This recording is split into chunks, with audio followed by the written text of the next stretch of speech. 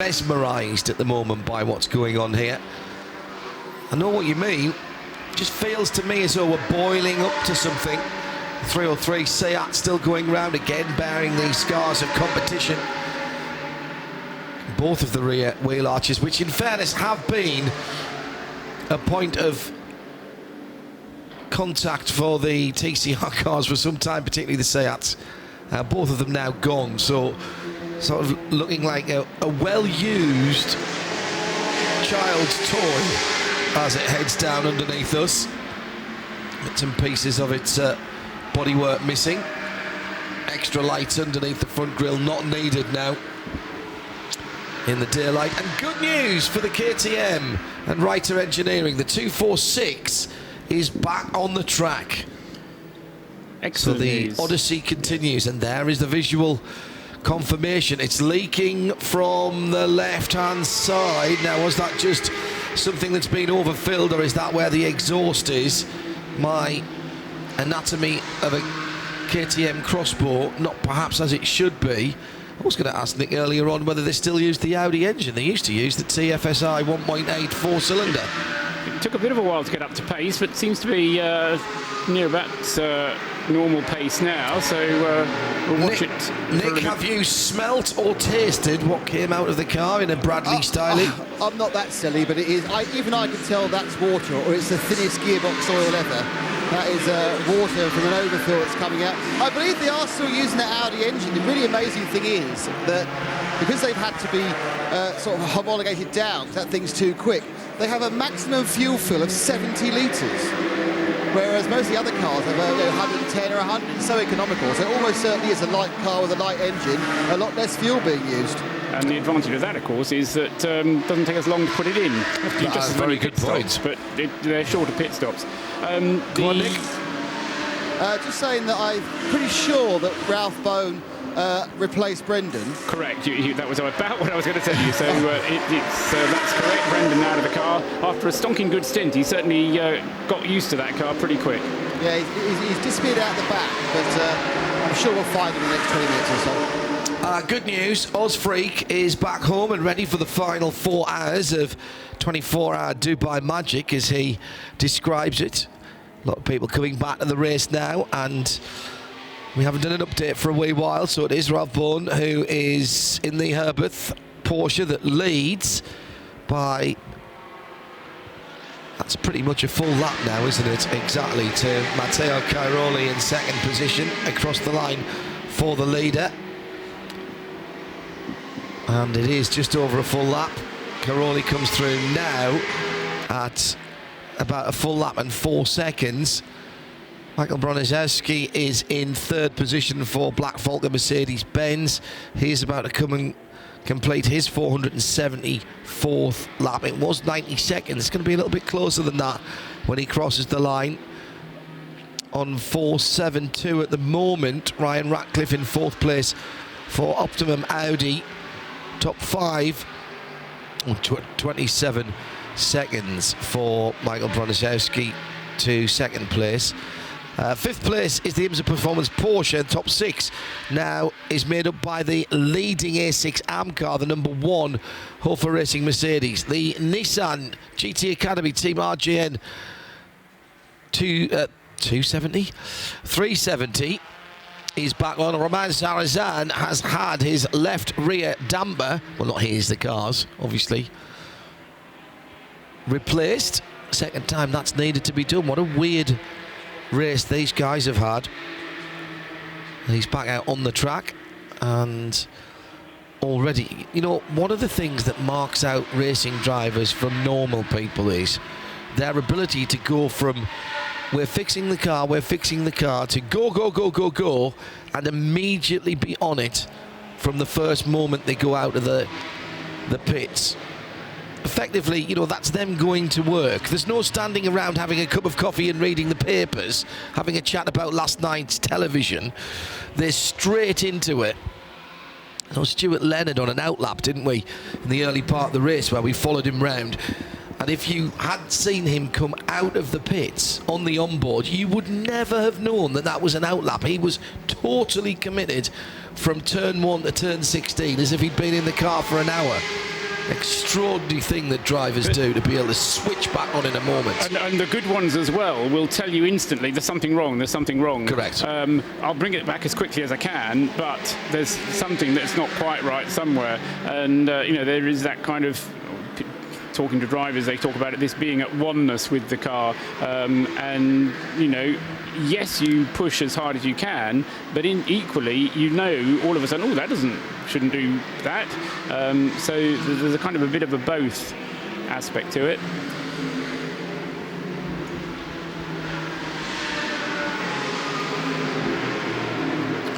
I still fancy. Can I say this? Careful. Well, that's Where are right. you going with this? It's over 4 hours to go, but I think we might get 3 different manufacturers on the podium. Oh. The oracle that is Paul Truswell in a world of variety. On the overall podium. On the overall podium, I'm talking, yes. Okay.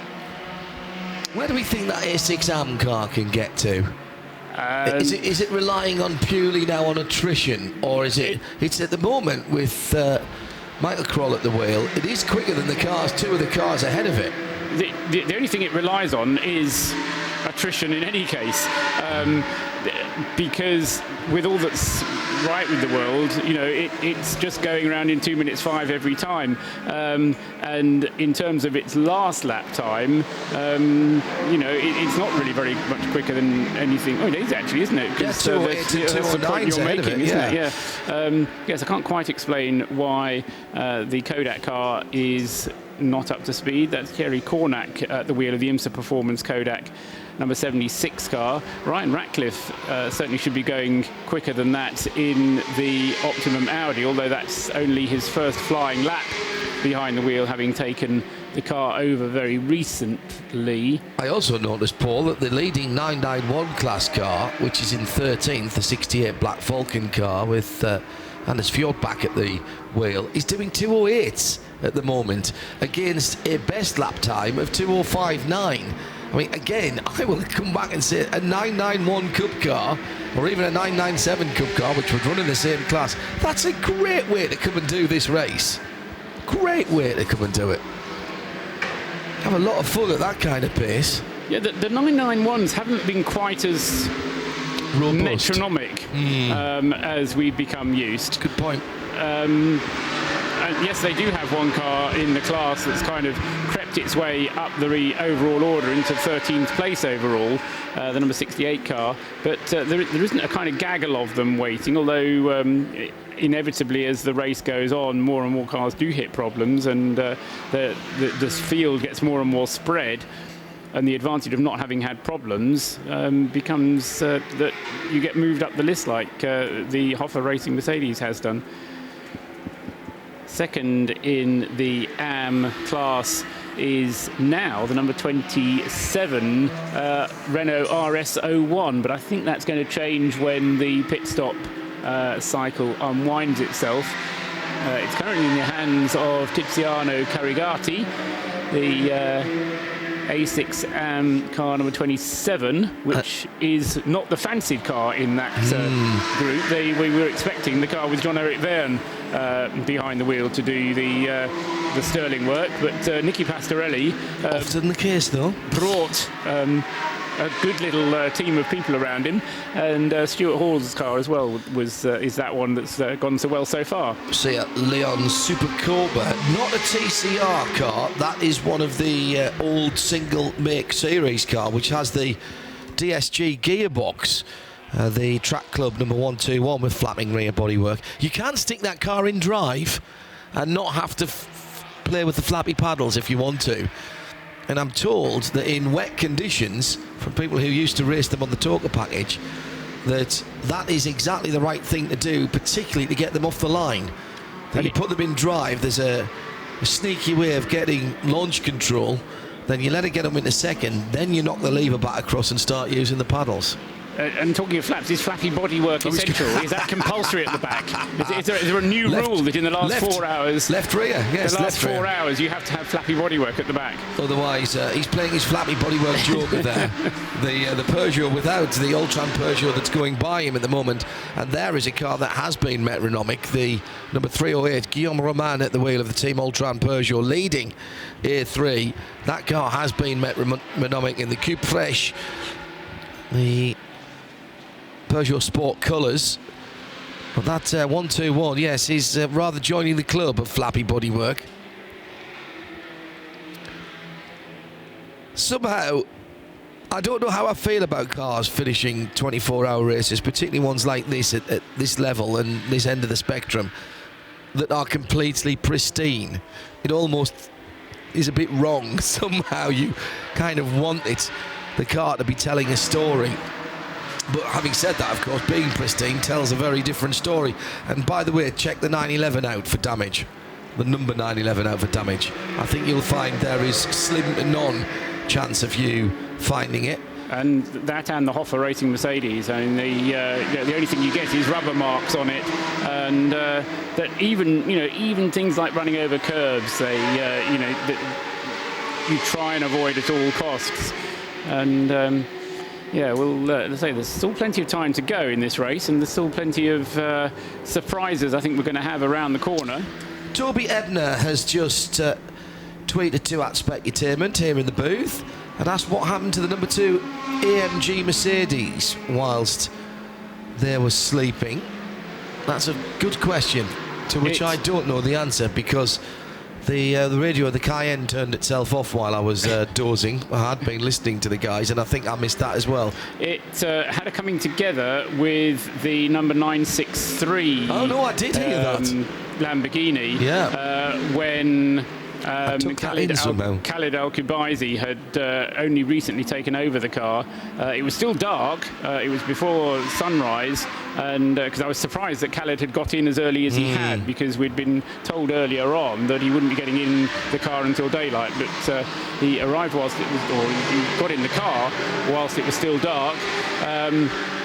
Did a few laps, then we had a code 60, which was nothing to do with that incident, and it was 4 laps after that incident that those two then had their coming together, and sufficient damage was done to various elements of suspension and links and whatnot that the Black Falcon team decided that they wouldn't bother to do all the repair work and transfer all of their attention across to the number 3 car. Gilles Gounon is behind the wheel of the 9th place A6 Pro Lamborghini. That's the Conrad car. And Franz Conrad, or at least the team manager of that car, has been asked to go and have a chat with the race director. In the meantime, Tracy Walter says, so good morning. 20 degrees Celsius would be most welcome back in the UK right now. And by the way, I'm going to have a word with Olaf Manthey when I see him at Daytona. Oh, he can't get here because he's busy being at Daytona, and it would have been too hard to get there and get back. Come on, there's another 2 weekends before, or another 1 weekend in the middle before Daytona. I've got Race of Champions next weekend, then Daytona, then Bathurst, and consecutive weekends. I don't think he's committed. I don't think he's committed. He'll never have a future in the sport, that Manthey bloke. He probably has men who does. Yes, good point. And sometimes the secret of good team management is to be a good manager. Hands off. And delegate and surround yourself with good people.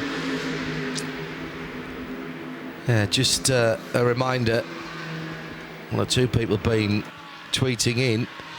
We fire up IMSA Radio again in a couple of weekends' time.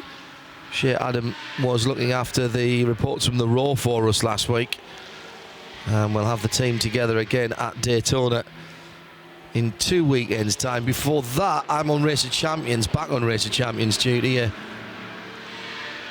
event I've enjoyed being a part of for many years now.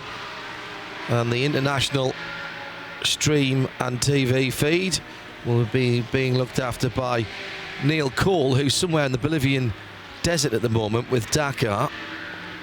Jenny Gao Formula One voice for the BBC, and none other than the broadcast giant that is Bob Varsha,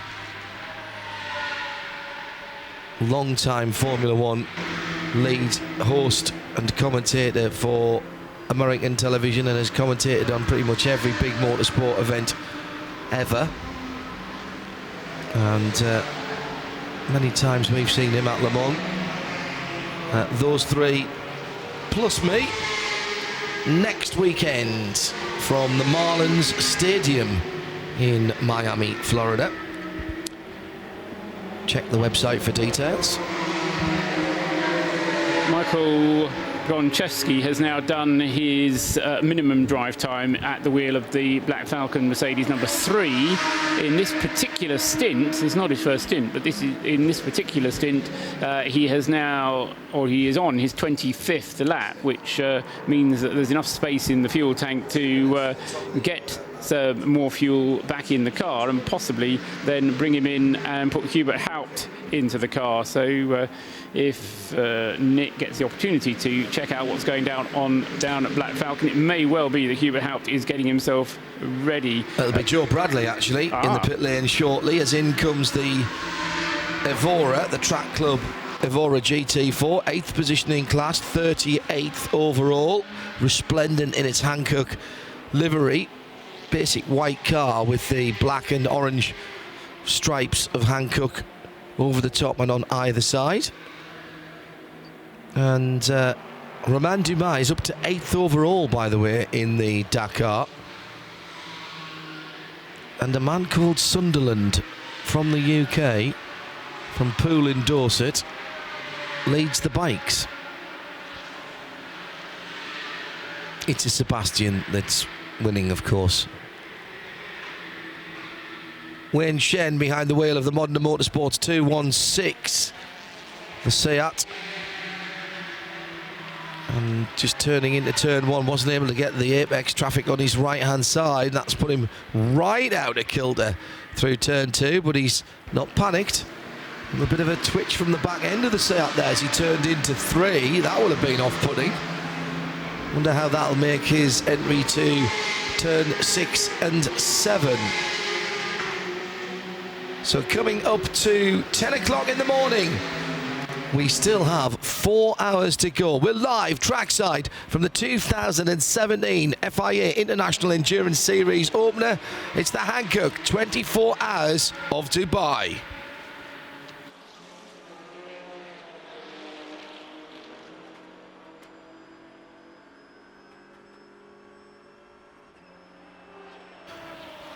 So the 20 hours, merely 20 hours have gone by, and it's Herbeth Motorsport, the number 911 Porsche 991 GT3R from the similar car of Montai Racing by pretty much a whole lap. In fact, just over a whole lap. Black Falcon Mercedes-Benz in 3rd position. Michael Broniszewski down to 47 seconds. And the A6 ARM leader in the top 6 now, the Hofer Racing car, proudly wearing the number 1, and Paul at the bottom of that. The second and third battle in A6 ARM closing up. Excuse me. It's very close indeed, those two. Although it says 1 lap apart, that's just because of the moment when the caption was frozen, as it were. In fact, there's less than 30 seconds between them, and the Gravity International Mercedes has just burnt a joker in its chase. That's Vincent Rademacher, number 10 car, the number 22 car in 10th place overall, trying to close the gap on the GP Extreme Renault RS01.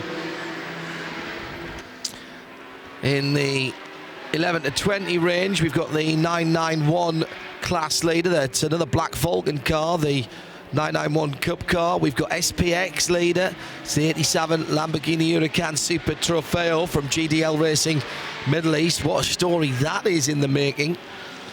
And as we go through the other classes, GT4 Optimum Motorsport in 25th position. That's the leader there. That's the SP3 category. TCR Card Speed Racing with A-Tech, 108 Audi RS3. That's a brand new car. First time it's raced is here this weekend.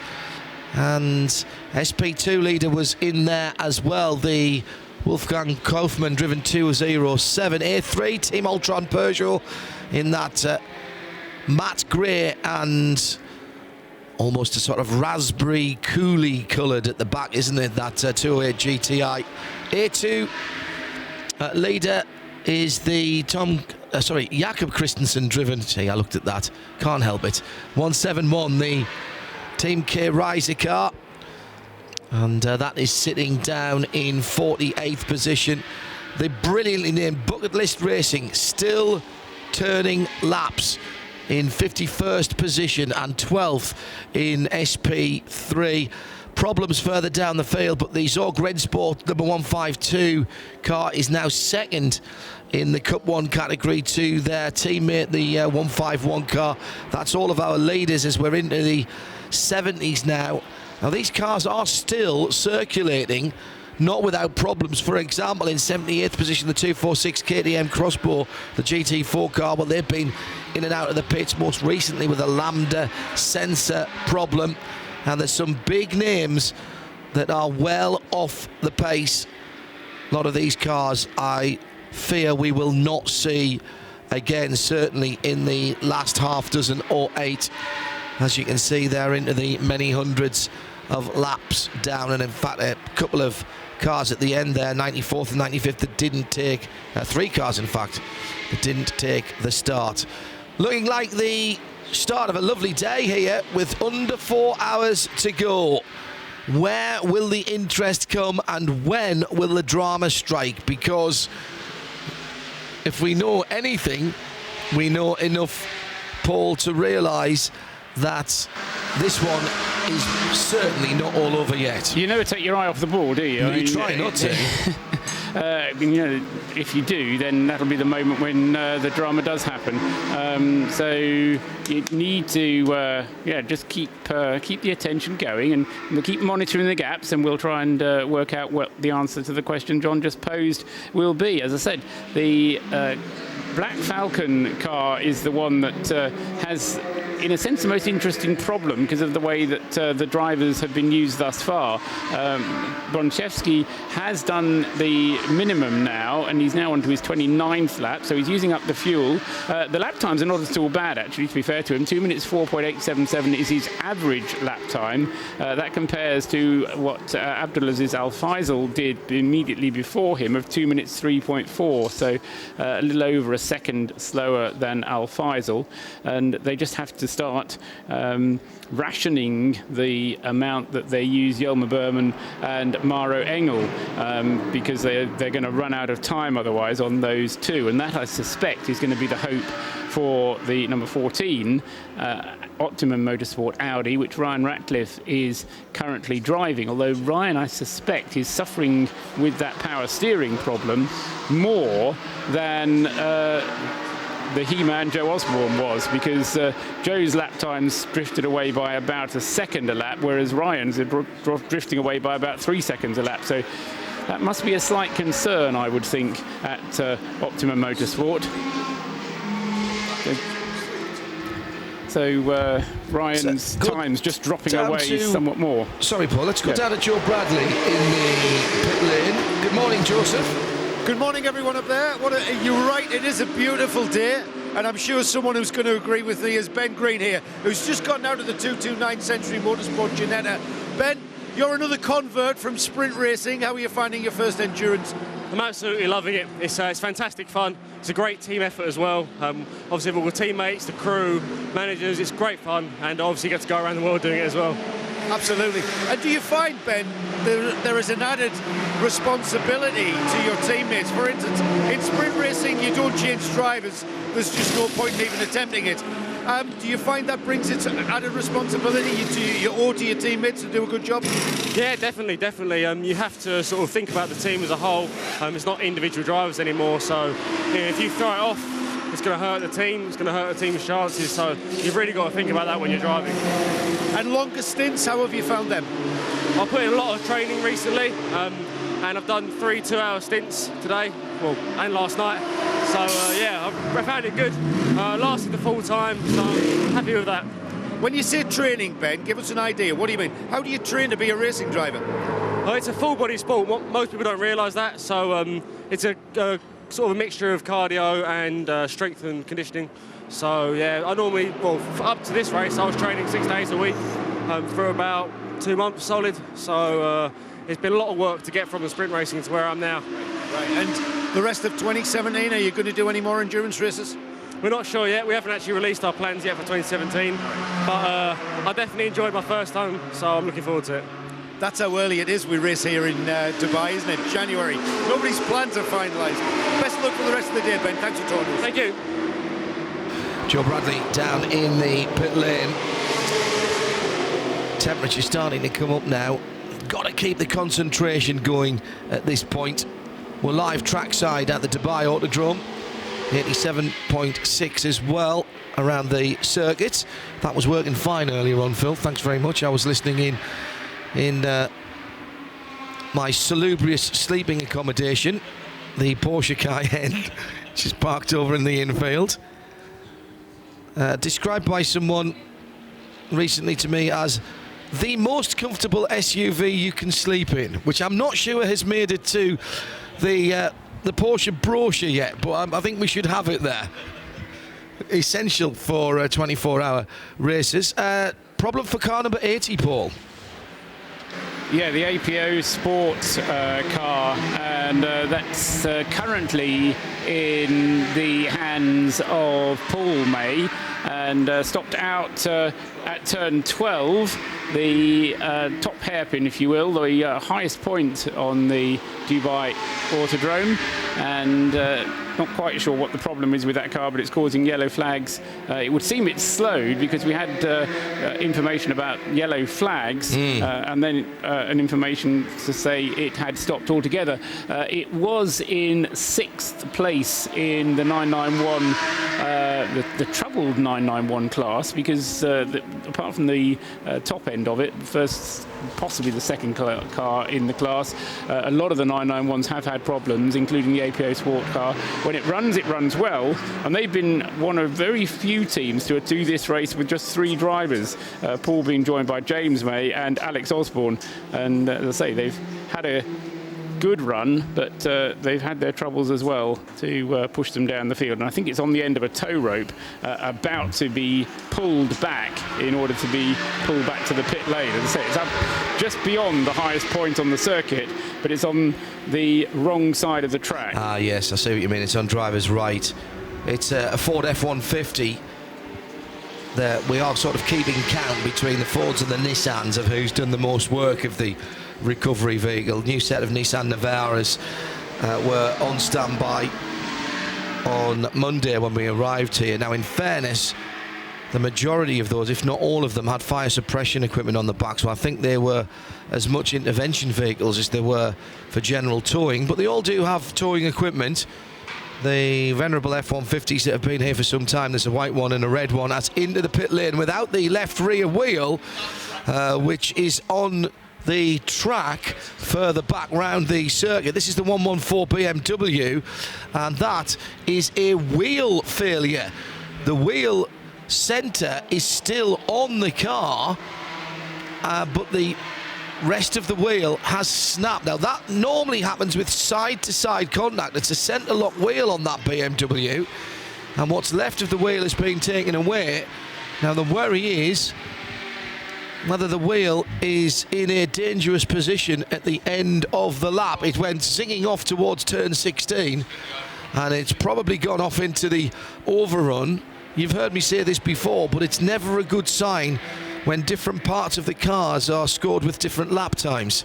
I always think that that's not really the optimum situation there, Paul, is it? No, the idea is to keep it all together. Yeah, in every sense of the word. In every sense of the word. So still that lap lead for the number 911 Porsche, the Herbert racing car, which has been quite dominant in the International Endurance Series last season. The BMW wheel has comprehensively broken, and that is very unusual to see with these cast racing wheels that are subject to such stresses. Confusingly being driven by Bob Herber as opposed to Herbert, you just He's in the wrong team, isn't he? Quite. Can we move him, please? I don't think we could manage with Bob We'll Herber. have Bob Herbert, Johnny Herbert, Yes. all in the Herbert team. Well, Herber's one of his teammates is Harry Hilders, which keeps the alliteration going. It was Bob Herber who was driving the car at the time when that wheel failure of whatever caused it, we don't know, but and I think we would have heard by now if the wheel was in a dangerous position on the track. And now the Pat Val car is on its way back, the Patisserie Valerie car, heading back to the pit lane, sort of a flat grey colour, which is reminiscent to me of the limited edition 997 that ended the run of the car with a ducktail on the back, which I envy anyone who has one of those. Into the pits has come the number 3 Black Falcon Mercedes from third place, and that's Michael Bronchevsky's stint completed. And as I say, I think probably the cue for Hubert Haupt to take over. Hubert Haupt hasn't been in that car for what seems like simply ages.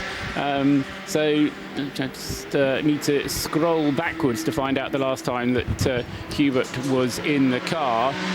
It was at midnight, or just past midnight last night, that Hubert Haupt got out of the car for the last time, and so never mind about 50% of his drive time is rest time. He's been back to the hotel, had a good night's sleep, had a good breakfast, come into the circuit, discovered the race still going on, and I'm guessing we'll find out it's Hubert Haupt who's got in the car, but we need that confirmed. Conrad Racing car came in the pit with a door hanging off there as we go on board with the...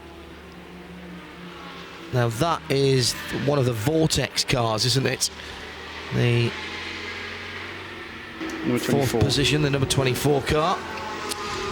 And a little bit of a higher view that we normally see, but a nice view of the rear view camera, which I'm not sure the driver can see very much of, as it's pointing straight back to the camera and not in his field of vision, as he works his way through traffic at the moment and gets into the back of towards the back, I should say. Oh, and there goes the number 12 of Matteo Cairoli round the outside of turn number 9, which is where they are at the moment, heading down the back straight. Now that Vortex is a quick car, but that Porsche went round the outside like it was chained to a post. And they head down to the heavy braking area at turn 10. Let's keep an eye on this. Give everybody a look around this very challenging circuit. Paul keeping an eye on what's going on the rest of the track through turn 11. Deceptive little corner there. Black Falcon on his way again up the pit lane. The Conrad Motorsport car, just to mention, back into the pits again. That had contact with the HTP car in the middle of the night, and that's the reason why both of those cars lost an awful lot of time. Neither of them looked like they were going to be restarters, to be honest, but they both got back in the race, never say die. Which is all... this race is all about that mentality. That Vortex going very well now. The Cool Racing by GPC Motorsport led the SP X Class for a little while, in fact more than a little while, before it had its woes. Now the class being led by the Lamborghini. I think we have a new race fan in the booth here. Evelyn is making her... she's enjoying it. It's all right, don't worry. The cars are making a noise, why can't I? Yes, exactly right. She's got a future in broadcasting. Clearly she was pointing out that I'd missed something down in the pit lane there. Yes, I mean the Vortex is a bit like the girl with the little curl, isn't it? Because when it's good, it's okay. Yes, but when it isn't... it's horrid. Yes. Hello. It's all right. These strange men are making noise. I'm sure I can as well. So, 10:15, Paul. Is this too... No, it's never too early, is it? I was going to say it's too early to be back timing to the end of the race. We tend to get fewer code 60s as the race goes on. Paul puts his hands on his head in a massive facepalm moment, even as I've said that. But you've got to assume at this point, you've always got to assume that it's going to go green all the way to the end. The issue for anybody who isn't in the top classes, you don't actually know how many laps you're going to do, but you do know how much time you've got to do. Not even. Yes, very nearly. The reason I say not even is because the race doesn't end when you cross the line after 24 hours is up. The race ends when the leader, the winner, crosses the line after 24 hours is up. So what can happen is 24 hours comes up, you cross the line, then the leader crosses the line, oh dear, I've run out of fuel. So you have to be a little bit clever and know where the leader is, or just slow down. And sometimes you can afford to slow down, sometimes you can't afford to slow down. It depends how close your nearest competitors are.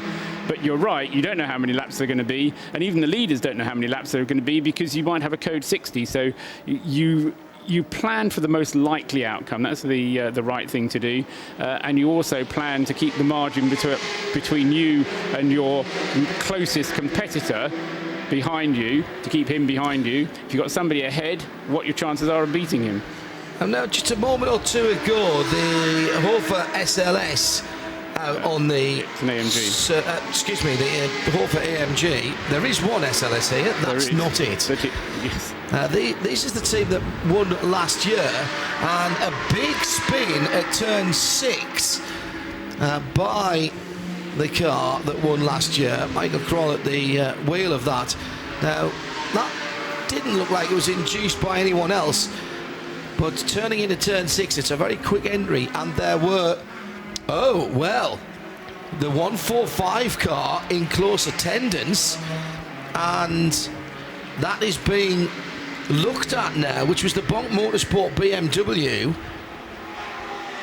in the 235 Cup 1 class, and now we see the number 1 car coming into pit lane.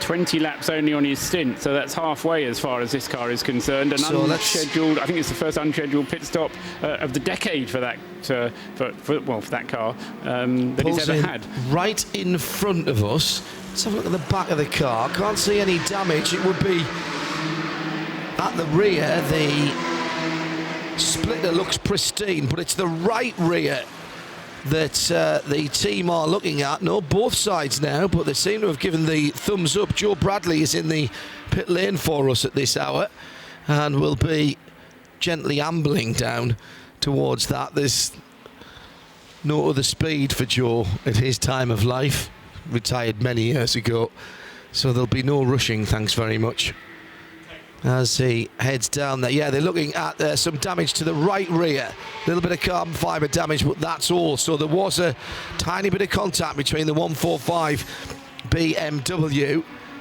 and that car. Now, what the stewards are looking at is whether that car, the 145, needs to be penalised for that. Joe Bradley on the scene? No, you're not hurt. Sorry, I thought it might have been... that was you. Been me, sorry. Yeah, no, that's no worries. Yes, I mean, the unfortunate thing is we always get a message saying when incidents are under investigation, but we never actually get to see the result of the investigation until we see a car sitting in the penalty box, and then we can kind of draw our own conclusions. But that may have been, did he jump or was he pushed?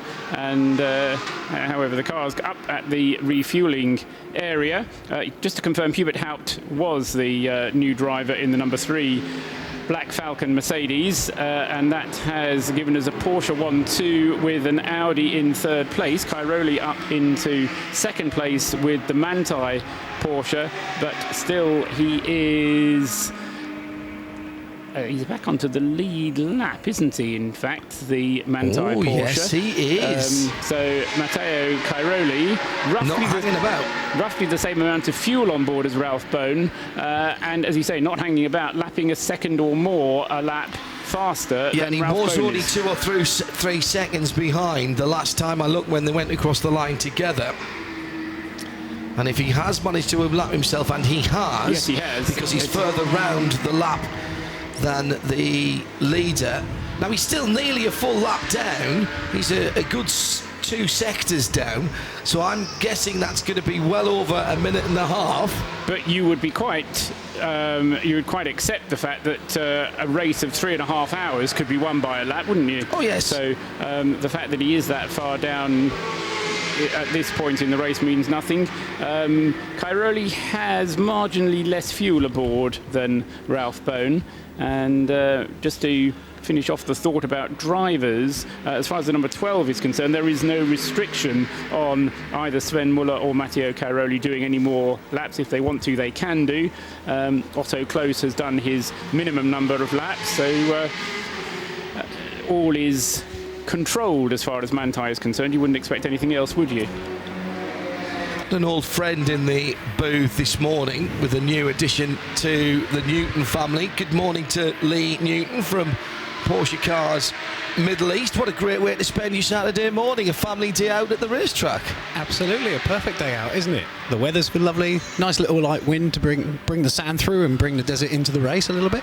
But yeah, beautiful, beautiful day. And yeah, for my daughter's first 24-hour race. Yes. How old is Newton? 11 months. 11 months. She couldn't quite get to Le Mans with me, sadly. But yeah, being on our doorstep, it's a short hop round the corner. And yeah, brought her for her first 24-hour race. And what a grid and what a race so far. We were talking off mic, and one of the reasons I wanted to bring you on was to talk about how this race has developed. It's been running since 2006. I think this is our 6th year of broadcasting from here as the leading TCR car, and there's a new addition to the ranks this year, an Audi RS3, and the TCRs in their own class, as well as having a TCR Middle East race as well, a couple of races earlier this week. You've seen this race develop from an enthusiast point of view as well as from a manufacturer's point of view, and how do you see that with both hats on, if you will? Yeah, absolutely. I mean, from an attendee, this is one of the races I can enjoy because I'm here as a spectator, and for 4 years now I've been coming to this race since living in the region. And from my first one, which was as you say, enthusiasts turned up, we had a good race, it was ever so nice, up to this point now where we have as of yesterday a huge crowd turning up. The organisers have done a fantastic job on advertising it in the region and making people aware of what this race is. Let's be honest, we're not talking about 100,000 people here, we're probably not talking 10,000 people. 10,000 people, yeah. Look at about 10,000 yesterday, but people have come and stayed and spent some time here. With their family as well. They've come along, they've enjoyed the race, they've enjoyed the activities that are going on around, and it's credit to everybody. To be fair, on top of that as well, what a grid, a huge grid of cars. Where else are you going to see close to 100 cars on the same grid starting their race and having a whole 24 hours out there? So from a family perspective as well as from enthusiast perspective, there's something for everyone. It's been really good. From a Porsche perspective, you guys are here to sell cars. That's what you do in the Middle East, that's what you do around the world. Porsche and endurance racing, inseparable. Porsche and racing, inseparable. It comes from the very, very first car that Dr. Ferry Porsche ever made. Couldn't afford to advertise it, so he went racing instead. Now, Porsche in the pits getting regular service. Porsche Cup, Carrera Cup Middle East is the flagship of what you do here, and that's going from strength to strength. And what I see in that, Lee, in the years that I've been involved with it, is the increase of local teams and local drivers getting involved. Yeah, fully. I mean, motorsport, we've had motorsport in our homelands, obviously, for a number of years. It's been coming into the Middle East now over the period of time. And we've had a fantastic championship, the GT3 Cup Middle East, for the past 8 seasons. We just started because we run during the winter season. So for some you start at the end of 16 and it runs through into the early part of 17. Yeah, so we run the opposite to everyone else due to the temperatures and the climate in the region. When you get all the new cars first as well. And we get the new cars first ahead of everyone else. But yeah, we got a very healthy grid of 18 cars, and the idea with the programme is absolutely to just to code 60 for a moment as the second place car comes past the line and will not be able to dive into the pits. Now I'll have a quick look at around the circuit and see why that is. Haven't heard anything from race control. That Lee Newton from Porsche Middle East is with us. Porsche Cup Middle East. I saw the opening round of course, at Bahrain, and there's the answer. That was the Vortex that was part, or was that one of the KTMs parked by the side of the road? Both doors open, and I think that was the early part of the lap, possibly from 2 to 3. looked like it might have been nosed into the wall. We've seen cars off in weird places. If it's got doors, it can't be the KTM, says Graham, quite rightly, because the whole canopy lifts up. They were both tilted up. I'm confused. Now, there we go. And that is running down, yeah, that's running down towards the S's at 3, 4 and 5, and it is the Vortex, and that was 7th in class, the Cool Racing by GPC Motorsport. Already we have the incident team on site with, it appears, one of the marshals taking a small dead animal off the track as well by its tail as he came through there. I'm pretty certain that's what he was doing as he walked through. Driver is out of the car, so that's something that is good news for everybody. Standing by the car, still helmeted in that number 24, or outside of that number 24 car. Lee Newton from Porsche cars from Porsche Middle East is with us. The GT3 Cup then here in the Middle East, giving people a chance to get involved in a great endurance brand, obviously in sprint format. How important is that to keep that link directly in this region with motor racing? Yeah, you're absolutely right. It's very, very important to us. As I say, we've got the championship here. We've had it for a number of seasons. And the idea is both to give our heritage and our customers in the region to have a good racing opportunity, but also we want to find young upcoming drivers in the region. I mean, at least 60% of our grid are local drivers from Oman, from Bahrain, from Dubai, the UAE, and so it's to find local talent. Look at Zaid Ashkanani from a few years ago, our series champion, went off to race GP2. Bandar Al-Azay's racing here. Bandar Al-Azay is racing here, as are a number of others actually. Al Maheri is down in the grid today. So yeah, it's to bring guys through. And then of course from our international level, of course, who else have we got racing here today? Brendan Hartley. So bring the guys in. They can see a connection between the two. And yeah, we run throughout the region: Bahrain, Qatar, Saudi, Middle East, Abu Dhabi. So it's down at Lusail, do you? We go out to Lusail, yes. Ah, very nice. We're not there this season, unfortunately. We couldn't get a good date, but we operate on all the international tracks in the region and just give the guys the opportunity to go out there and have a try. And of course, it also gives Europeans the opportunity, those that are trying to extend their careers in the European series, come here for a bit of winter testing. Exactly what Tom Oliphant's done this year. Exactly. And done it with impressive results. It's never, everybody we talk about with what we call OEMs, original equipment manufacturers, it's never easy to sell cars. Cars are a big purchase. Premium brands, the same, very competitive out there. The difference that Porsche Racing makes to Porsche, because I actually can't imagine Porsche without Porsche Racing, can you? No, absolutely not. I mean, as you say, it's been in our blood, it's been in our vein. Every year we've had a racing championship somewhere since we started. Again, as a brand, you said earlier, it's in our veins, and we're about the only manufacturer that can take a standard road car off the production line in Zuffenhausen. 911 chassis comes off the production line. It was going to be a road car. Off it goes to Flacht, to the motorsport department, and becomes a GT3R, Cup car, R car, RSR, whatever it might be. And happening with the Cayman is now, now with the GT4 Club Sport car. And with the GT4 Club Sport, of course. So, yeah, I mean, it's so intrinsically linked into our DNA, it's just part of us. It's something you don't even think about. We're going to go racing this weekend and have some more fun. all good stuff. It's a time of change for all manufacturers. Porsche can't be immune from that. The search for higher efficiency when you produce so many sports cars in some ways is more difficult, more challenging, but that's a challenge that Porsche have accepted with hybrids, with smaller capacity engines, but without taking away, if I can say this, and it's a horrible phrase, the essential Porsche-ness of the cars that are being driven by the enthusiasts. Yeah, fully. I mean, you look at the 919 hybrid, of course. Yeah, you take all the technologies from that. We've got to look at our technology platform, see what we can do with battery technologies, smaller engines, fuel efficiency technologies, and even charging technologies.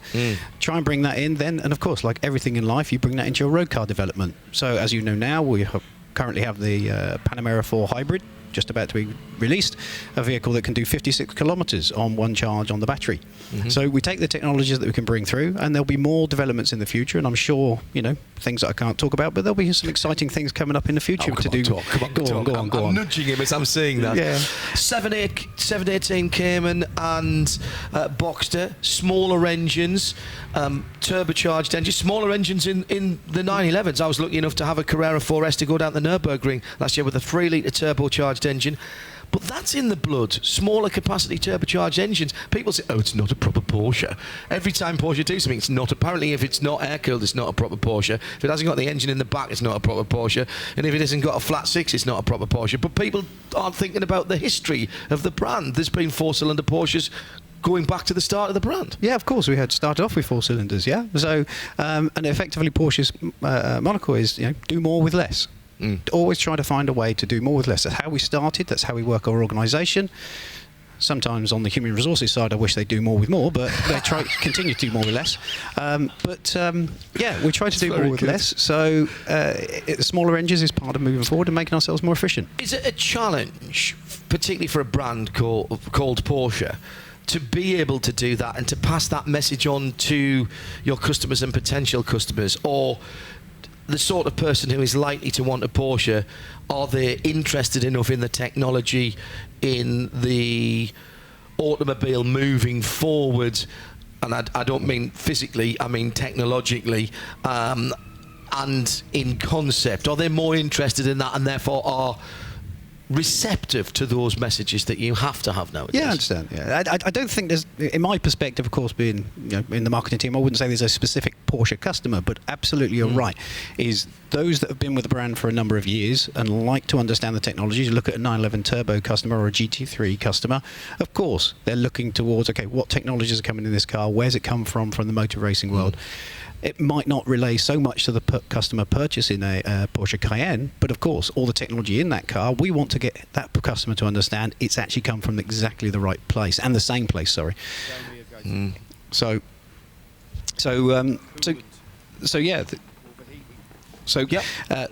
slight interruption, guys. That's part of our brand standing, to actually try and explain to the customers everything in our Porsche. It comes from the racetrack, it comes from our heritage, and they are receptive to the technology that's coming through because they want to be part of that. The Cayenne, I'm tremendously impressed with. Can you have it wrapped and sent back to the UK, please? You're not getting the key back. Yeah, I heard you earlier. I mean, we talk about everyday usability, but it sounds like it's every night usability now for a sleeping wagon as well. That's what I do in my spare time. It's nothing to do with you. I'm going to move on from that now and head down to Joe Bradley in the pit lane. Lee Newton from Porsche Middle East with us in the booth. We'll be back with him in a moment. Joe, what you got for us? Yeah, just pretty much everyone has taken advantage of the code 60 and come into the pits, but the most significant visitor was right here, just literally seconds ago. The leading car 911, the Herbert Motorsport Porsche, came in, and I was watching it from afar, and then it didn't sort of move off as swiftly as it normally does, so I made my way up here. It's having some coolant pressurized into the system, and they were removing grills from the rear of the car. Now, that's to allow the air out rather than stopping the air coming in. This is on the rear of the car. So I'm just wondering if, having the sun just come up, the temperature's risen, obviously. I wonder if the number 911, the leading car, is suffering or beginning to suffer some kind of overheating. I'll try and get a word from the team. I'm sure they're not going to tell us, though. Just on that, Joe, as you say, nearly everybody did come into the pits. The Optimum Motorsport Audi, the number 14 car, which we've been told is suffering from a power steering failure. Ryan Ratcliffe seemingly was suffering more than Joe Osborne in the sense that his lap times kind of deteriorated a little bit more than Joe's did during his same stint, or at least that was my impression. Ryan came into the pits, but he stayed behind the wheel. So if that car is physically demanding to drive, Ryan said, no, it's fine, I'm going off for another stint of it, please. So Ryan Ratcliffe staying behind the wheel of the Optimum Motorsport Audi, and for the moment at least, that holds on into third place, because Hubert Haupt, who is still at the wheel of the Black Falcon Mercedes, has not been able to get the place back over the pit stop. At least I don't think he's going to. No, he hasn't been able to get the place back over the pit stop. So the Black Falcon Mercedes are still in fourth place as we go back to Green Flag Racing, and we have just less than 3.5 hours to go now. 3 hours and 23 minutes of the race remaining. Thanks, Paul. Paul Trustwell. We've just gone through the bottom of the hour. I'll do the update for you in a moment. Final word with Lee before we let him get back to his family and actually enjoy the race, because he is here as an enthusiast and a spectator today. Do you realise how spoiled you are around here to have this track, Abu Dhabi, Lusail, Bahrain, all within, it seems sort of about 100 miles of each other? We're ever so privileged, aren't we? I mean, where else in the world could you have sort of 5 international tracks and bring Formula 1, bring GT3, GT racing, bring WEC, bring motorcycles, bring MotoGP, all within our doorstep? It's fantastic. I'm going to have a quick cuddle with your daughter before we let you go, as Joe Bradley tells us what's happening with the leading car in the race. Joe, what's happening? Listen, they've been nice enough to tell me their concern. Their concern is gearbox temperature. They've been concerned, let's say, about the gearbox temperature. They think the sensor's down and it's not giving them a correct readout, so they're just keeping an eye on it, let's say. But there's certainly looks of apprehension and tension building here in the Urbith Motorsport pit, so we'll keep an eye on that, just like they are. And that's, remember, is the leading car. It has got which of the Renaults in it at the moment? It's the A. Thank you, Paul. Yes, very good. This car and this team have really put the endurance in endurance racing this year, and they have had a brilliant run. Daniel Alleman, along with Robert Renard and Alfred Renard, have been the stalwarts of that. Ralph Bowen and Brendan Hartley, the works Porsche driver here. And lovely to hear from him. We spoke to him a couple of times, but one or two people rather cynically suggesting perhaps that he'd been told he had to be here by Porsche for his contract. Not at all.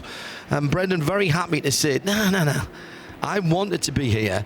He felt it was wrong that he'd never raced a 911, and he wanted to put that right. And he admitted to me a little while ago, and has said this on air, so I'm not telling any of his secrets. He wants to do the Nordschleife. He wants to do the Nürburgring 24 hours. Lee Newton is still standing next to me with a headset on, nodding sagely there. But isn't that great that one of your big superstars, a guy at the very top of his game, a world endurance champion, wants to come and drive effectively the essence of the Porsche sporting range, the 911, and go and take on these very different challenges? Yeah, I mean, Brendan epitomises the whole thing of Porsche at the end of the day. The guy is a motorsport enthusiast. Grew up in New Zealand messing around on dirt tracks as much as karting. Came out, managed to get an LMP1 drive as a factory driver, obviously proved himself phenomenally in the championship. As you say, world champion at the moment, and then we met up the other day when he arrived, just to have a quick chat. And the guy's sitting there going, yeah, exactly as he said to you, John. I've not driven a 911 in anger on the track in a race.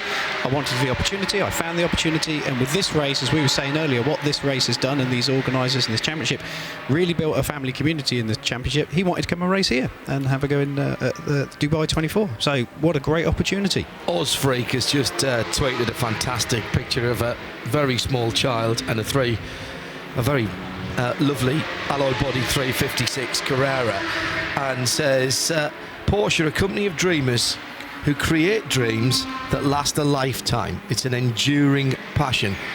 I like that, Ozfreak. I'm going to have to use that in my marketing campaign at some point. Ozfreak, you're in, mate. That's it. Keep writing them. Keep writing those one-liners. You're either going to get a job in marketing or for a greeting card company. I'm not sure which at the moment.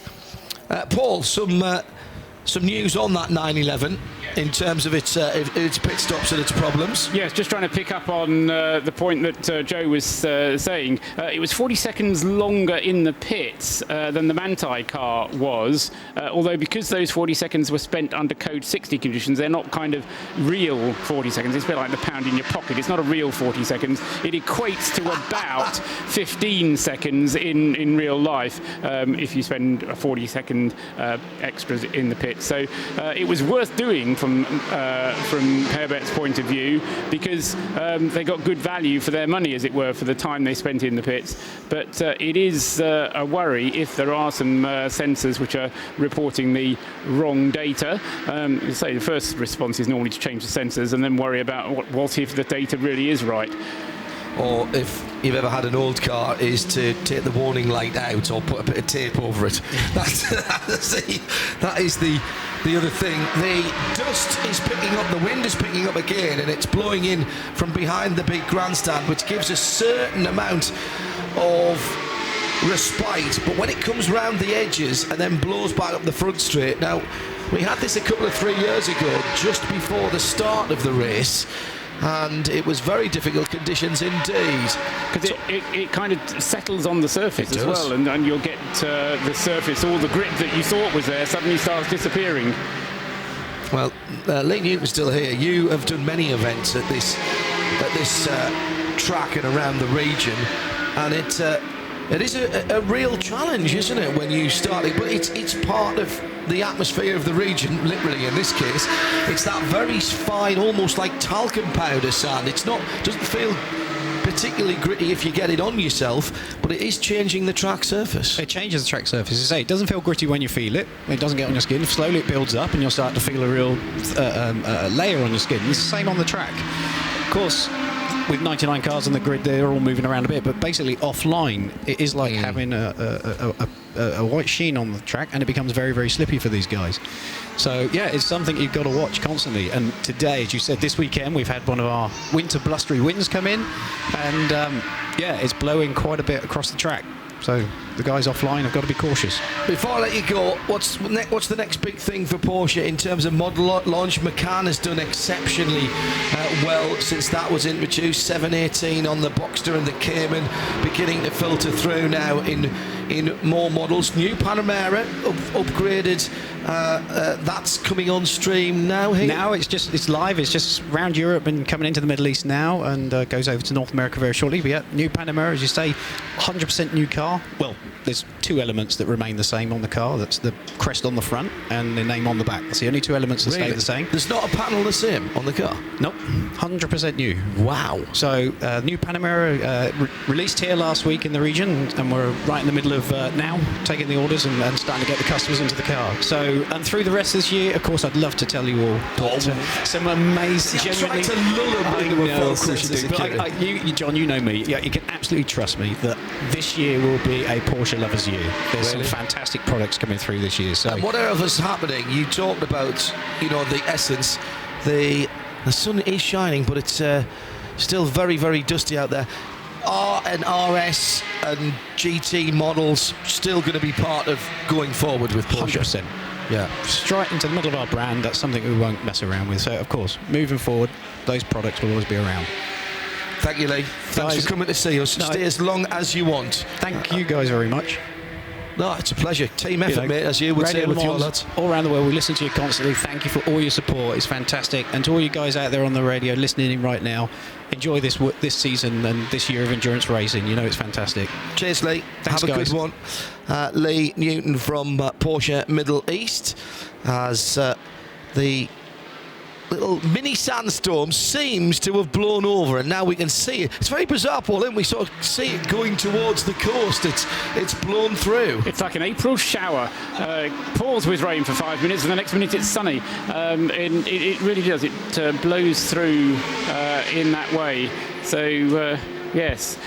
Now, whilst we were talking to Lee, that was great because it gave me the opportunity to do some sums, and you know how I like these sort of quiet times to check. So the gap is first to second between 911 and 12, the Herbert Motorsport Porsche and the Manthey Racing Porsche, is 1 minute and 21 seconds. And at the moment, Alfred Renauer is pitted against Sven Muller. And to be fair, that's not quite as fair as it might be because Alfred Renauer isn't quite as quick as Sven Muller is. Sven Muller is closing in on the Porsche. On the last lap, he was 2 seconds a lap quicker. Now, if the car, that's the number 12 car, whatever it does, can lap 1 second a lap quicker between now and the end of the race, according to the projection, he will be able to catch up with the Herbert Motorsport Porsche. Whether he'll be able to get past or not, I don't know, but around 1 second a lap is the rate of progress that the number 12 needs to make.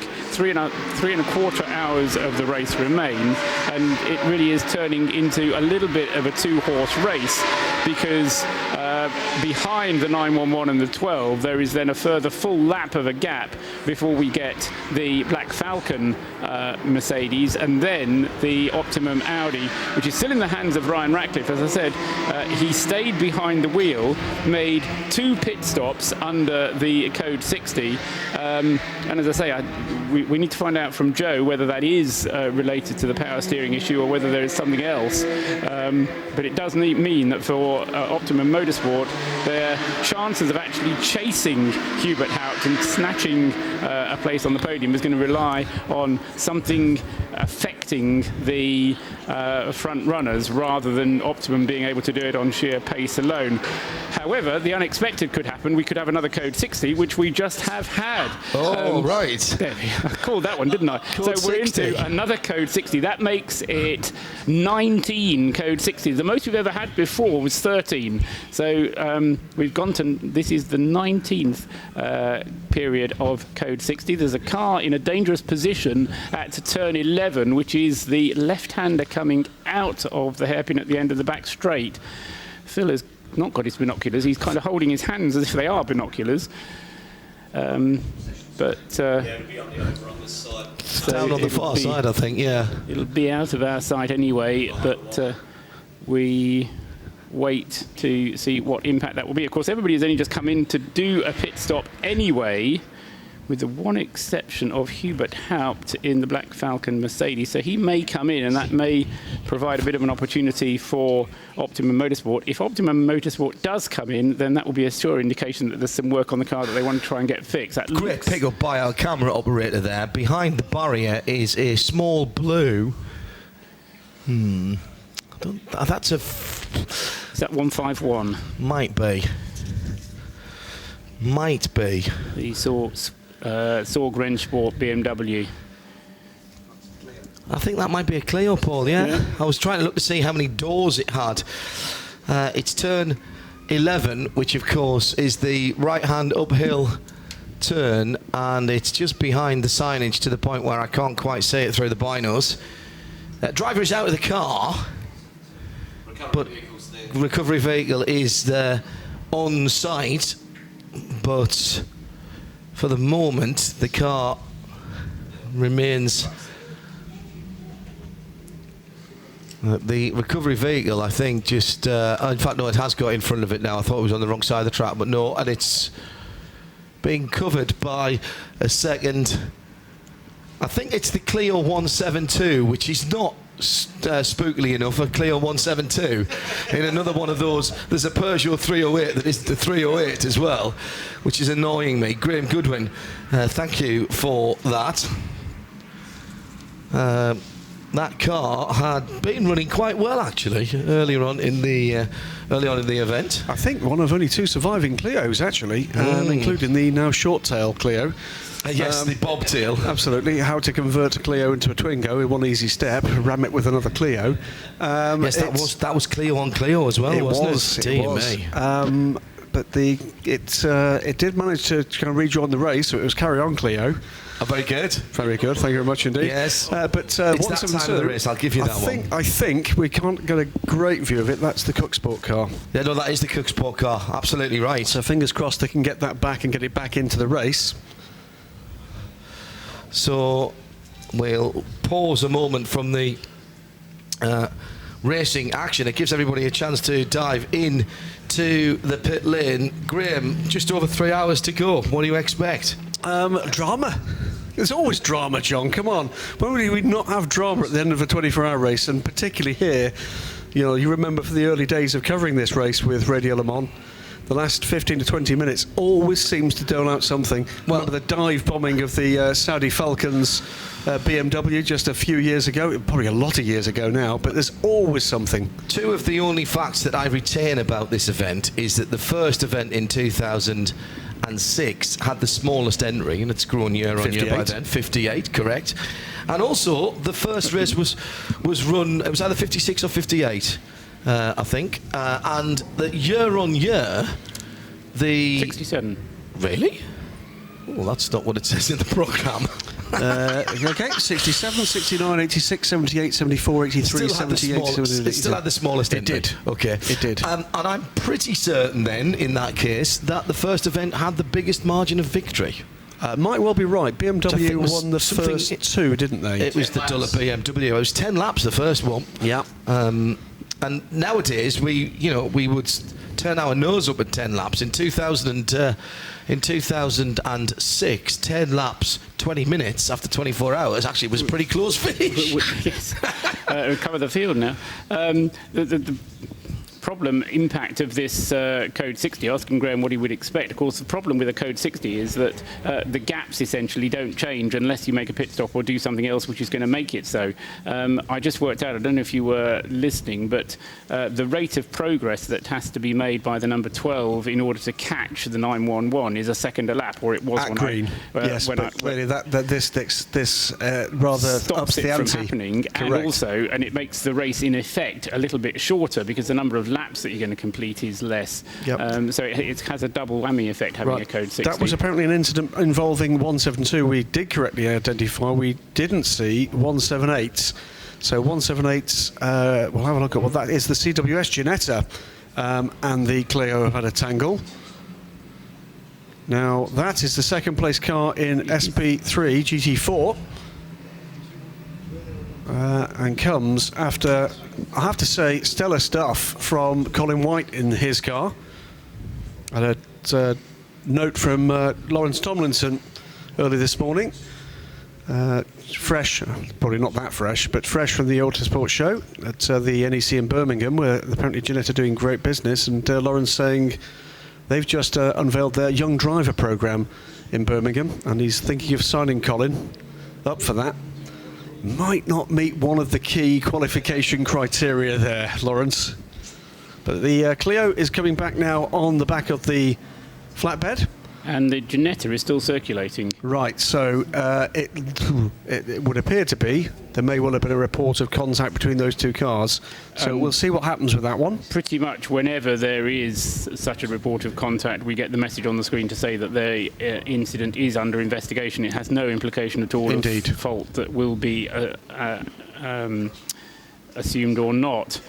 The race leader, I expected to stay out on the track, but everybody chose to make an additional pit stop, despite the fact that we had but very few minutes of green in between those two Code 60s, just 11 minutes of green flag running in between those two Code 60s, but still teams electing to make the pit stop.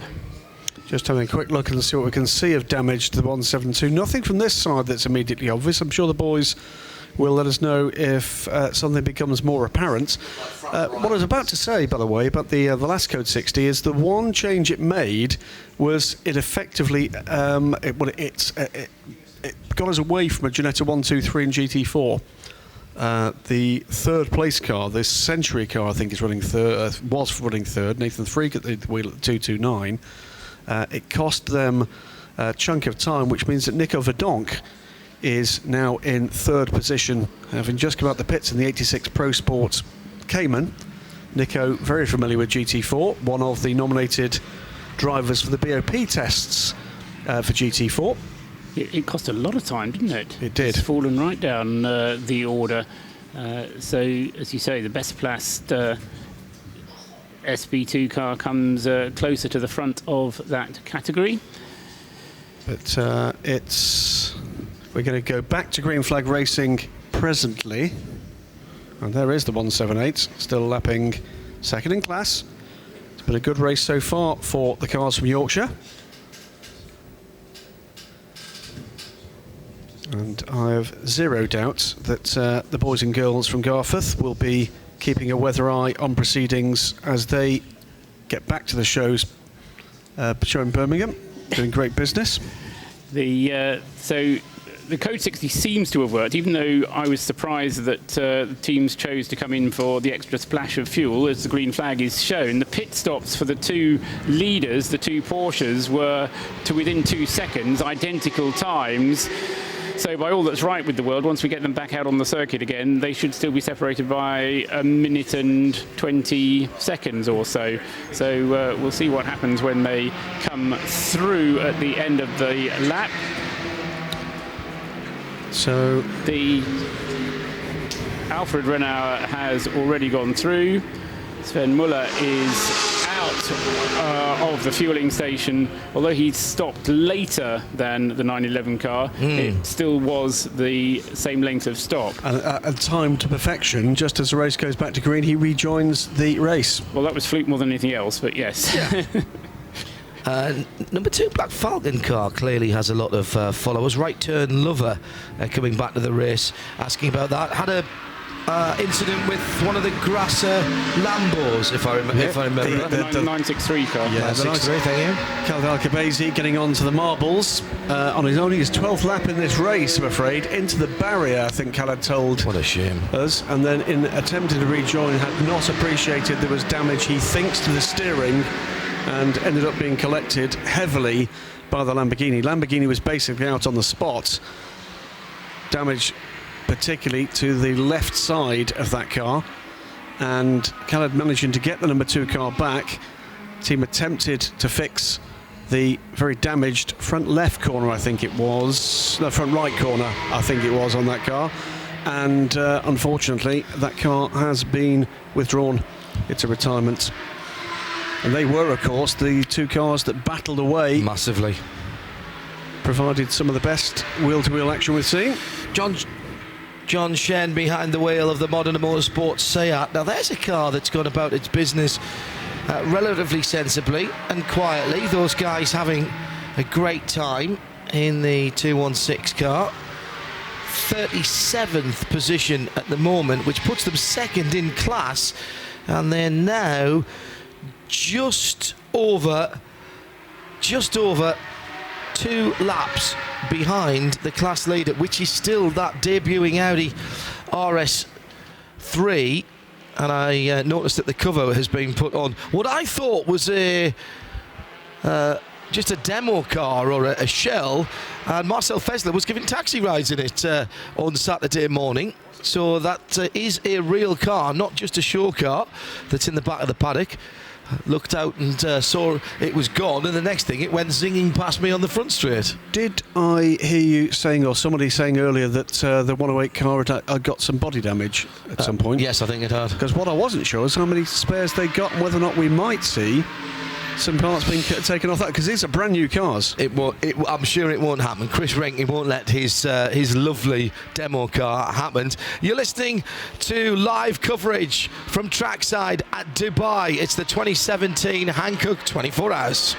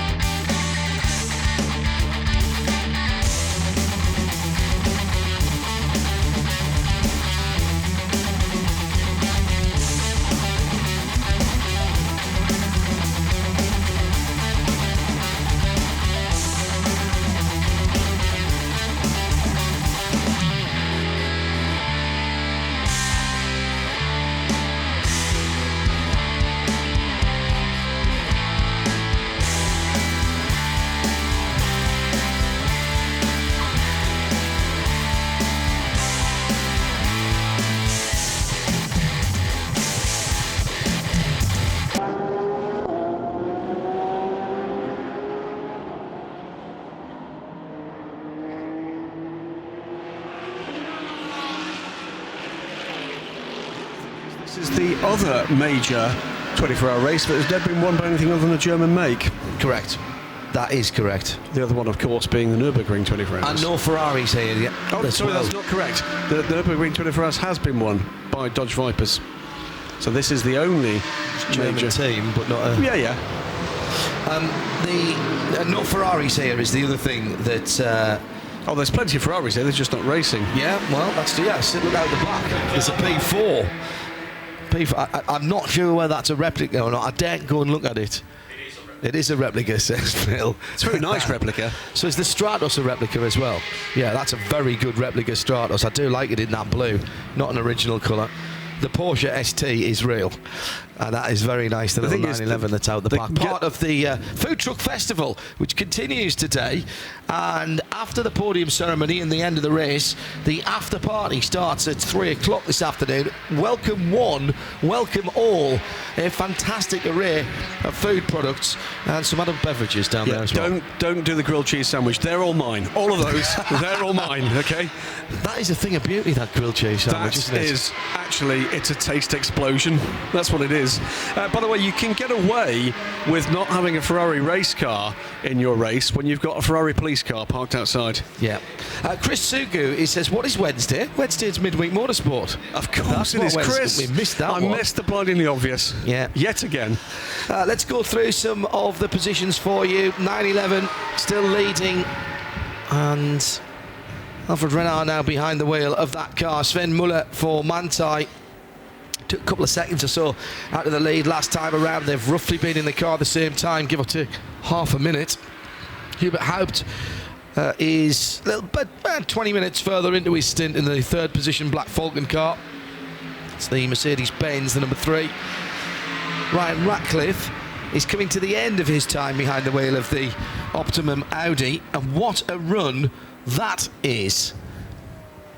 Optimum... But yeah, go ahead. But it is going slower. It's because they've got a power steering problem. We did talk about that, but Joe Osborne seemed, how can I put it, better able to cope with it than Ryan Radcliffe has been able to. Ryan came in during the Code 60, and I thought they would maybe change the driver or give him some more spinach. They must have given him some more spinach because Radcliffe took the car back out again. Well, there you go. The gap that's coming down is the gap between 10th, the car collection 34, and 11th, which is Nicky Pastorelli in the Renault RS01, the 27 car, and that gap is now 5 seconds and coming down by 2 or 3 seconds a lap at the moment, so not going to be long before the car we're looking at on screen on the live stream at the moment, the RS01 Renault, running in its GT3 spec, and you can tell it's GT3 spec by looking at the rear wing supports, and you'll see there's effectively an air dam. There's a little gate between the two rear wing supports. There you can see it, and that is to slow the car down. Yeah, it's not a barn door, but a saloon door. It doesn't help. No. Because without that, the cars would be just too quick. We do have a one in full RS bonkers 500 and lots horsepower, carbon brakes sitting on the ground and skinny aero, or at least we did earlier in the week, but it didn't come out and play in the Proto Championship. It didn't come out and play in the Proto Championship. Hopefully we might get a chance to see that at some point in the season. I think you and I were badgering a couple of people involved in the Proto Challenge, Proto Cup rather, to Glickenhaus. Sorry, that's Glickenhaus. Yes, Glickenhaus versus RS01. What fun that would be!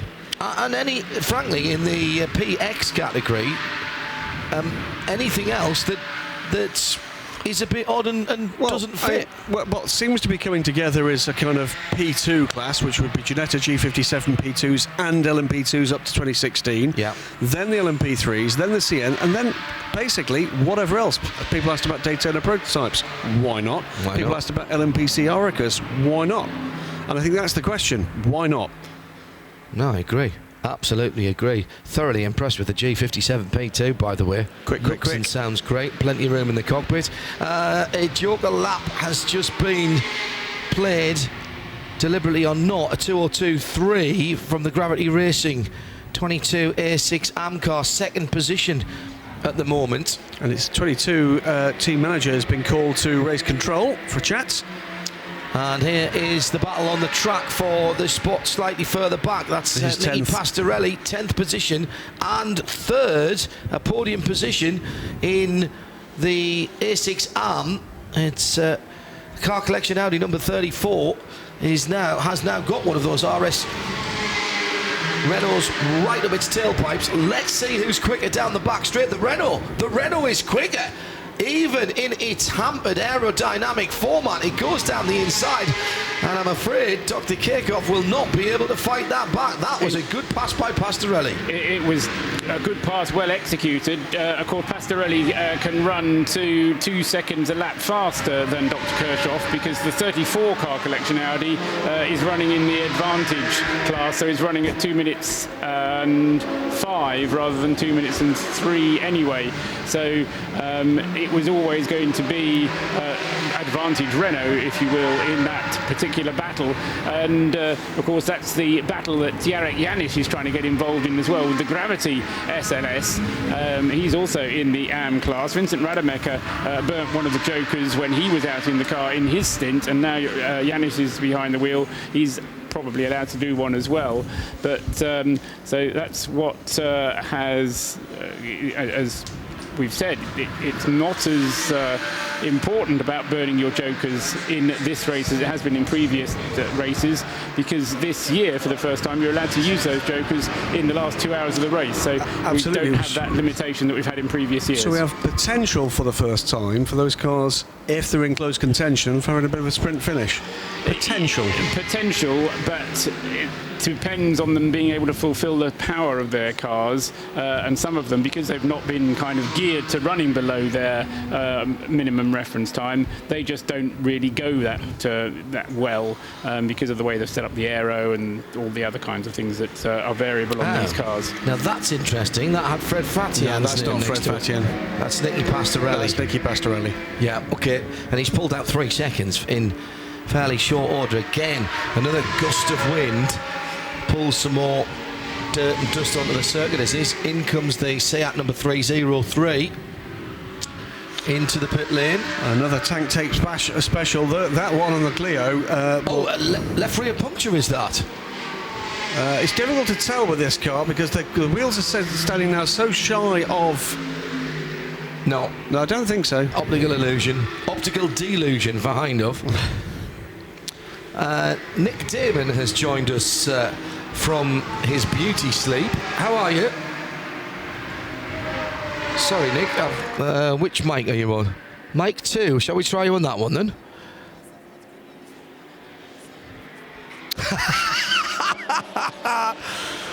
Did you see the change in the graphics that Jack Schalowski did?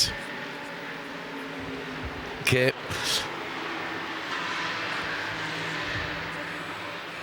The number 2 car is being pushed on Jolly Jacks into its garage.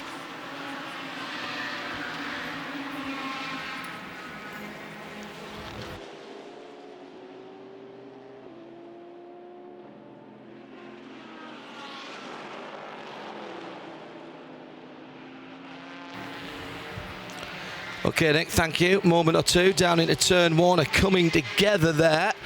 2 Porsche, Nissan and the 51 Porsche. So that was the 123 Nissan and the 51 Porsche, and that looks like damage to the rear under tray on the 51 Porsche. The 51 Porsche, by the way, by the Fark-Tech, the Swiss-centered MR, so the Manthey Racing version of that car. Now that will be built of solid unobtainium if it's an MR car, because that's been built to tackle the vagaries of the Nordschleifer.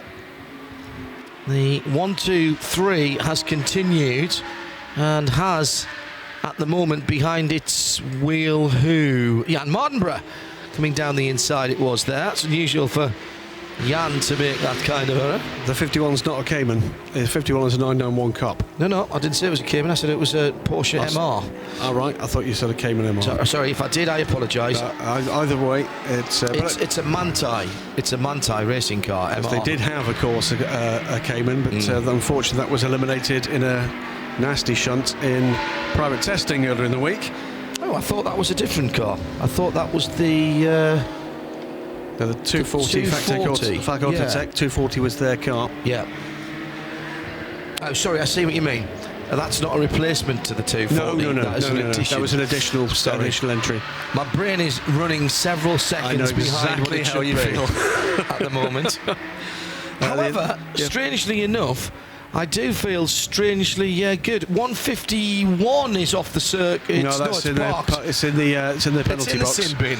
And the 231, which is the GT4 leading car, is in its latest pit stop right now. And I can see camera crew at the ready for that. Ed Barwick behind the wheel. He brought it in. Yep, long-time Ginetta racer and Ginetta's commercial director now. Good for him. I do like it when racers get those type of jobs because they understand the marketplace. Absolutely. Smart move by a smart man, Lawrence Tomlinson. And he has had big news this week with the LMP1 privateer project being officially announced, although that was a story that was broken a wee while ago. And 3 potential customers for that car in 18. ARC Bratislava, who we've seen racing in this series. And indeed, I've got a couple of Ginettas running round 1-2 last weekend in the latest round of the Age of Le Mans series in Thailand. PRT Racing, another LMP3 customer, and the Mana team, WEC. Front runners in LMP2 races this year. They've not had the best of luck, but have they got some intent moving forward, and they're looking for that to provide a ladder through their sports car programs. Not to be confused in any way, by the way, with the Mana Formula 1 team that's been in the headlines for the wrong reasons in the last few days. So they are the 3 customers that have made their intent clear. And very happy, Graham Loudon, to speak to us about that. Now, talk about enthusiasm. There's a man that's brim full of it. Absolutely. He and John Booth. Exactly the kind of person you need in motorsport. No, great. Love having him in the paddock. The team had a very difficult first year of WEC racing, but he and John Booth deciding to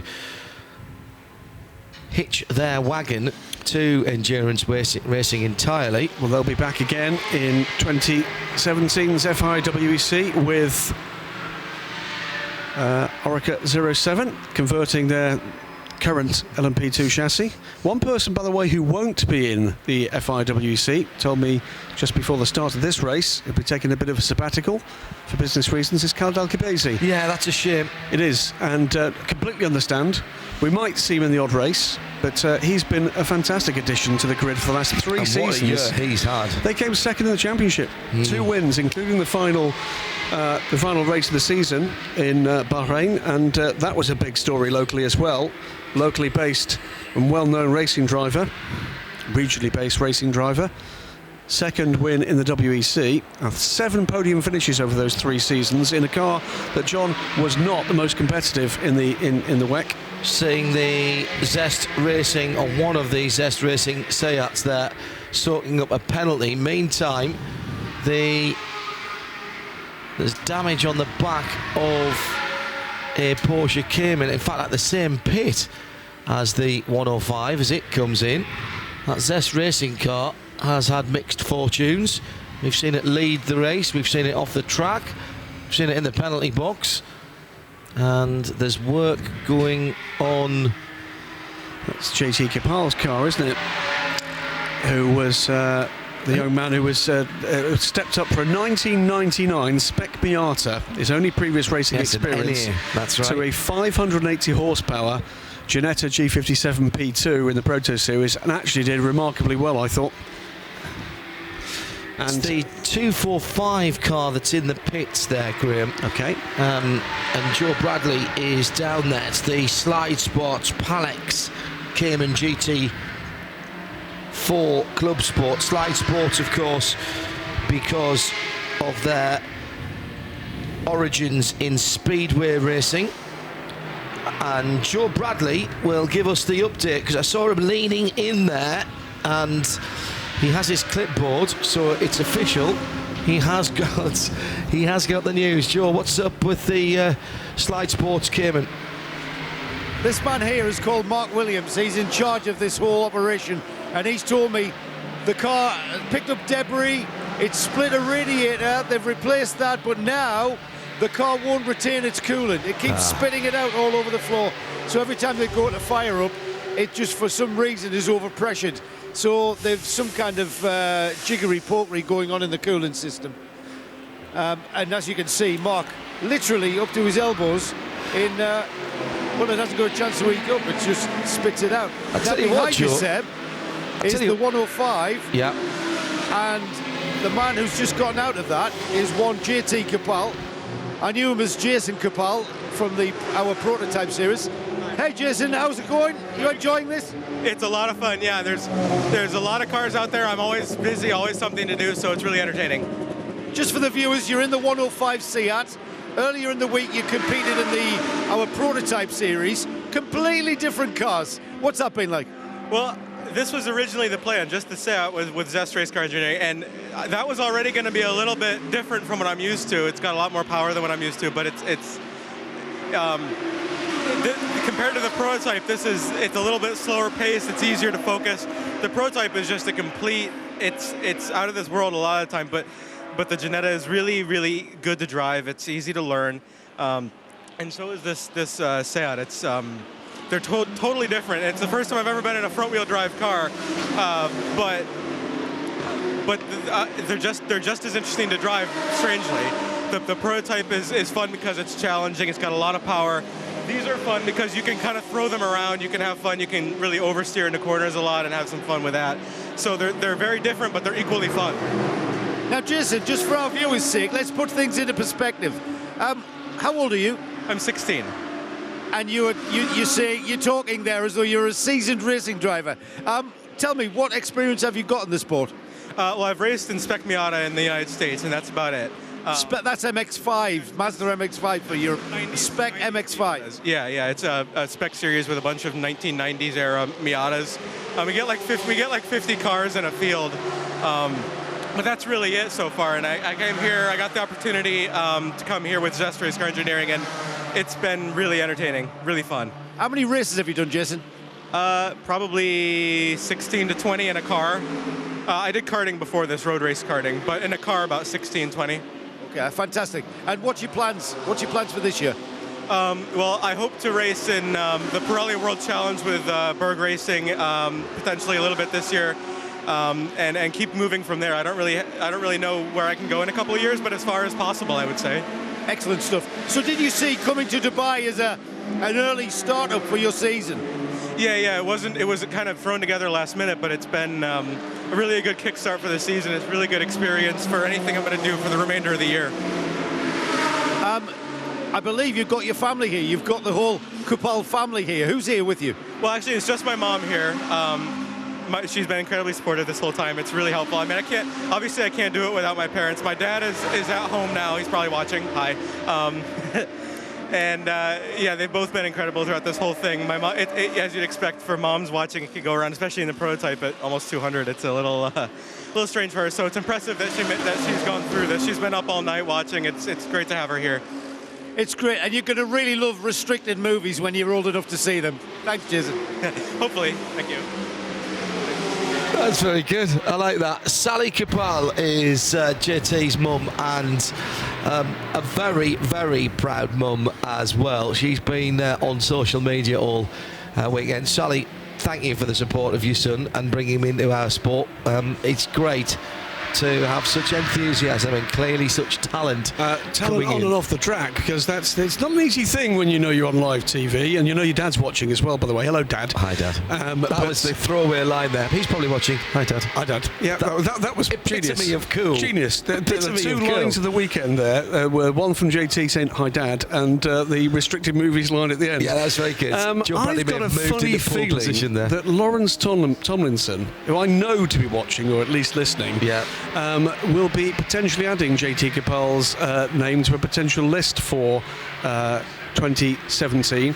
Their development driver at the moment in the USA, you would probably know, is a young man called Parker Chase, who is driving a Ginetta G55 GT4 in the Pirelli World Challenge GTS class at the age of 15. Yeah. Herbert Motorsport leads in... Now, look, this car has got rubber detritus all over it, but other than that, it's not going to be Nick's favourite. There's no tank tape on it at all. Yeah, I was saying, I think before you came back, the one bit of damage you can see on the car, you can't see it now.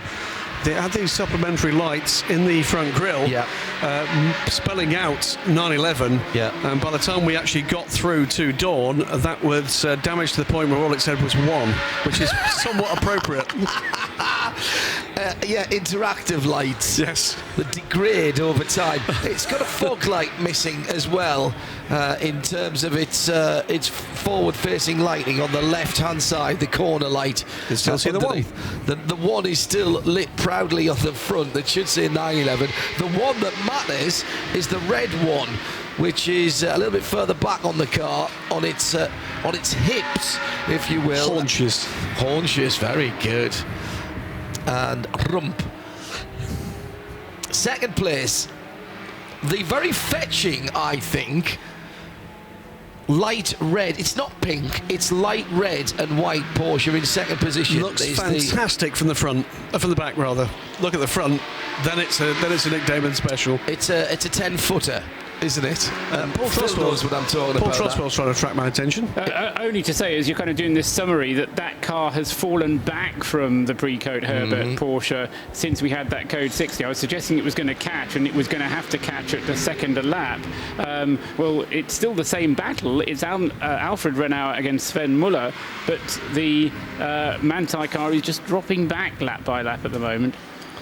246 is on the pit road. This is the car resurrected from that hefty shunt before we got into darkness that eliminated one of the Porsche Cup cars, plus the 131 BMW. That blue and white helmet is Anna getting out.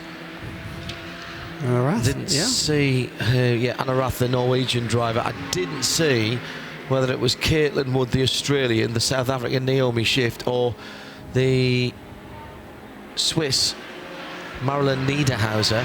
And Marilyn Niederhauser has been in the car a couple of times when it's had problems, and I should say not of her making necessarily, but she has been borne the brunt of the bad luck. Caitlin is on her way to a prize drive, I'm pretty certain, and clearly a talented Australian peddler.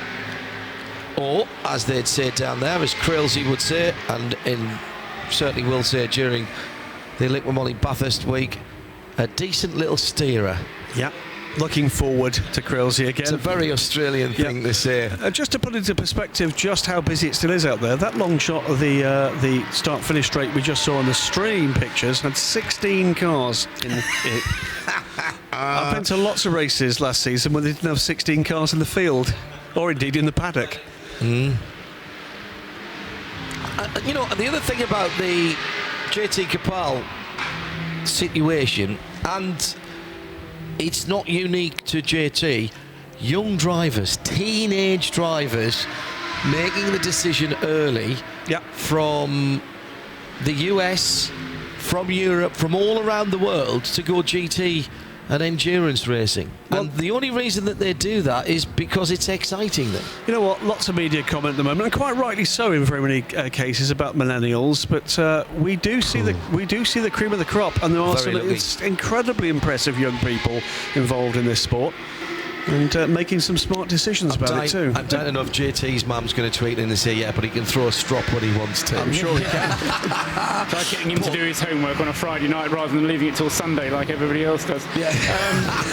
Said with pointed. Oh dear me. Paul. Hush your mouth. Sorry, what I want to say is one of the reasons that young drivers possibly are turning their attention to endurance driving is purely the number of laps that you get and the amount of practice that you get and the amount of, because a lot of racing is all about just getting familiar with the art of driving a fast car. And if you do single-seater racing, you get a 15-minute practice session, you get a 10-lap race, and then you pack up and go home. If you do endurance racing, you can spend what seems like a whole weekend driving round and round, and you've got to get better if you're doing that kind of thing. This is a great moment. This is AMG GT3 Generations with the number 1 car. This is the Hereford Motorsports, and that's in 7th position, having completed 503 laps, and it's Yanis in the older car. Who is coming up through the field, up to 9th now, and in 2nd place in A6 AM. So this is the 1-2 at A6 AM. And he's just taking the lap back. So, yep, same make. Different generations of car. The blue car ahead, the older gull-wing version of the SLS AMG, and the newer car behind is going to be coming past stage right in a moment, I feel, is the newer AMG GT3. There it goes. 4 laps between them, or 3 laps, and that much. Less that much. 4 laps, less that much, right. if you like, as they went through the first corner. I realised holding my hand up didn't really help there when I said 4 laps, less that much. Not many places you can now see an SLS AMG GT3. It's astonishingly remarkable conversion rate from the old car to the new car. It's not like all of those customers disappeared and went and did something else. They bought new cars. Was it 2 years ago we had 13 of them here? Yeah. So where are they now? My guess is they're sitting at the back of garages and with lovely fitted dust sheets over them while their owners enjoy their new AMG GT3, because it seems to me that very few of those customers have been converted to other makes. We have a leader in class in the pits, and that was the... Now, Joe, I think, said it was the 991 leader, but that's down in 4th position. Joe?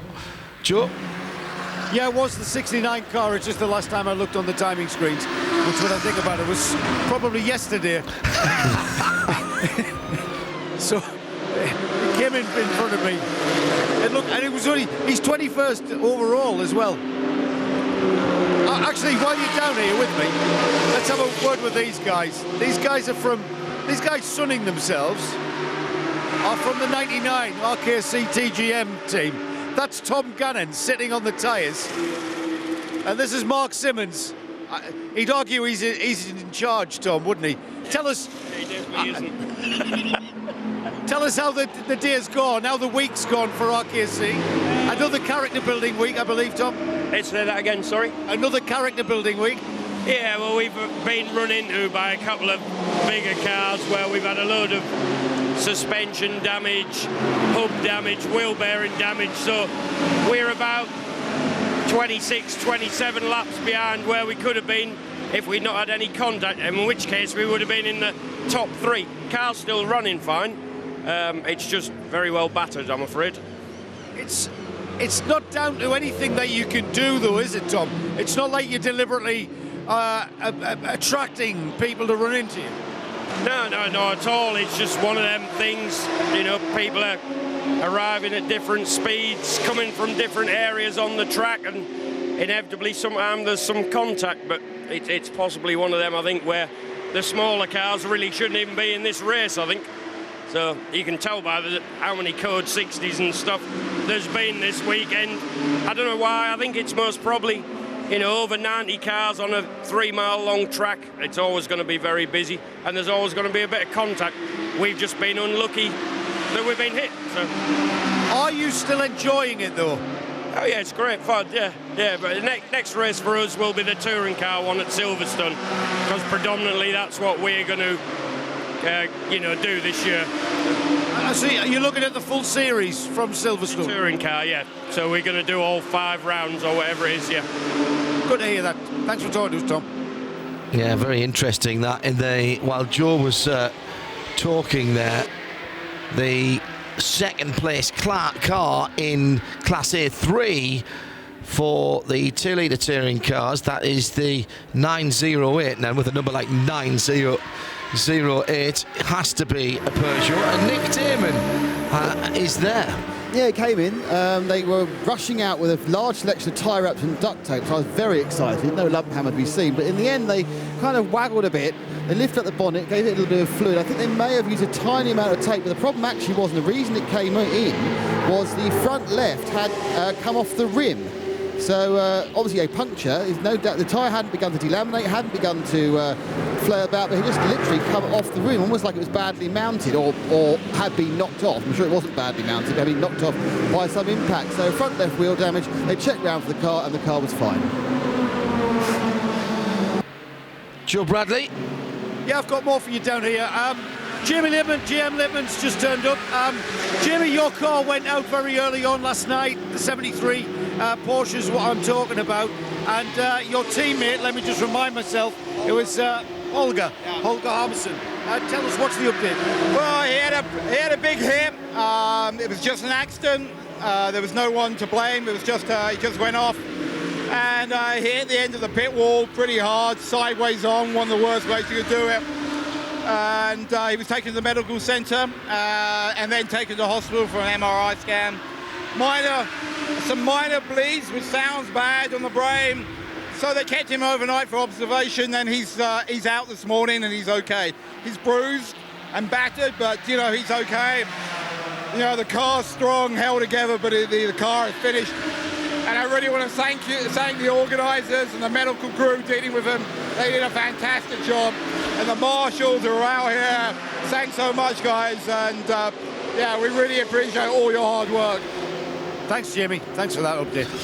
Thank you, Joe. Joe Bradley down in the pit lane. The 207 no, that's the, I was nearly said Vortex there. That is the Ride Like the Wind, Silverwing, Bovy, whatever it's one more time, the Brokenet Silver Sting. Nico Rosberg's first car. Yeah. The more I look at that side window with the two different classes in it, the more I see Subaru. Mosler at the front. And Mosler at the front, Subaru RVX in the middle. A very underrated supercar. That's the kind of car you'd have drawn in school if you'd been given 5 minutes with a pencil and your imagination. It's fabulous. What engine does it run then?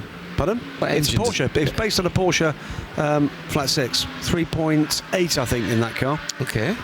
Designed in the early parts of the century. Prototype tested 2005 with Nico Rosberg, we're told, as one of the test drivers. Ring. Yeah, raced for the first time in 2006-ish. Has raced several times here, has won the class at least twice here, both times certainly with Wolfgang Kaufmann as part of that team, and last raced in the Dubai 24 Hours in 2011, so making its comeback. It's a little bit like the Mark Patterson of SP Racing. Well, I'm watching the Super Street Speed Silverwing Turbo, anyway, but I was previously watching number 10, the Leipert Lamborghini, currently running second SPX. Now, it's got a slight problem that's not going to affect it finishing, but means it can't be handling that very well, is that the diffuser has become unattached from the body.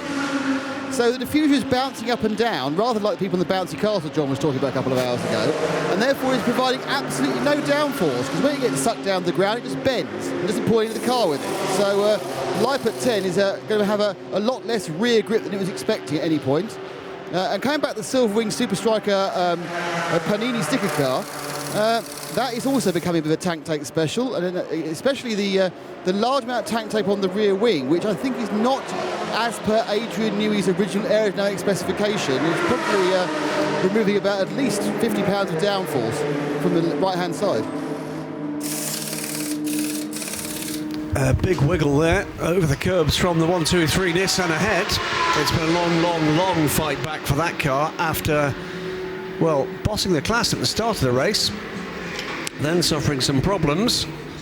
Fight back overnight. A little bit of body damage into the early morning. That's been now fixed. And the 1, 2, 3 over to the left-hand side there on the string pictures. Goes around turn 10 and off back towards us.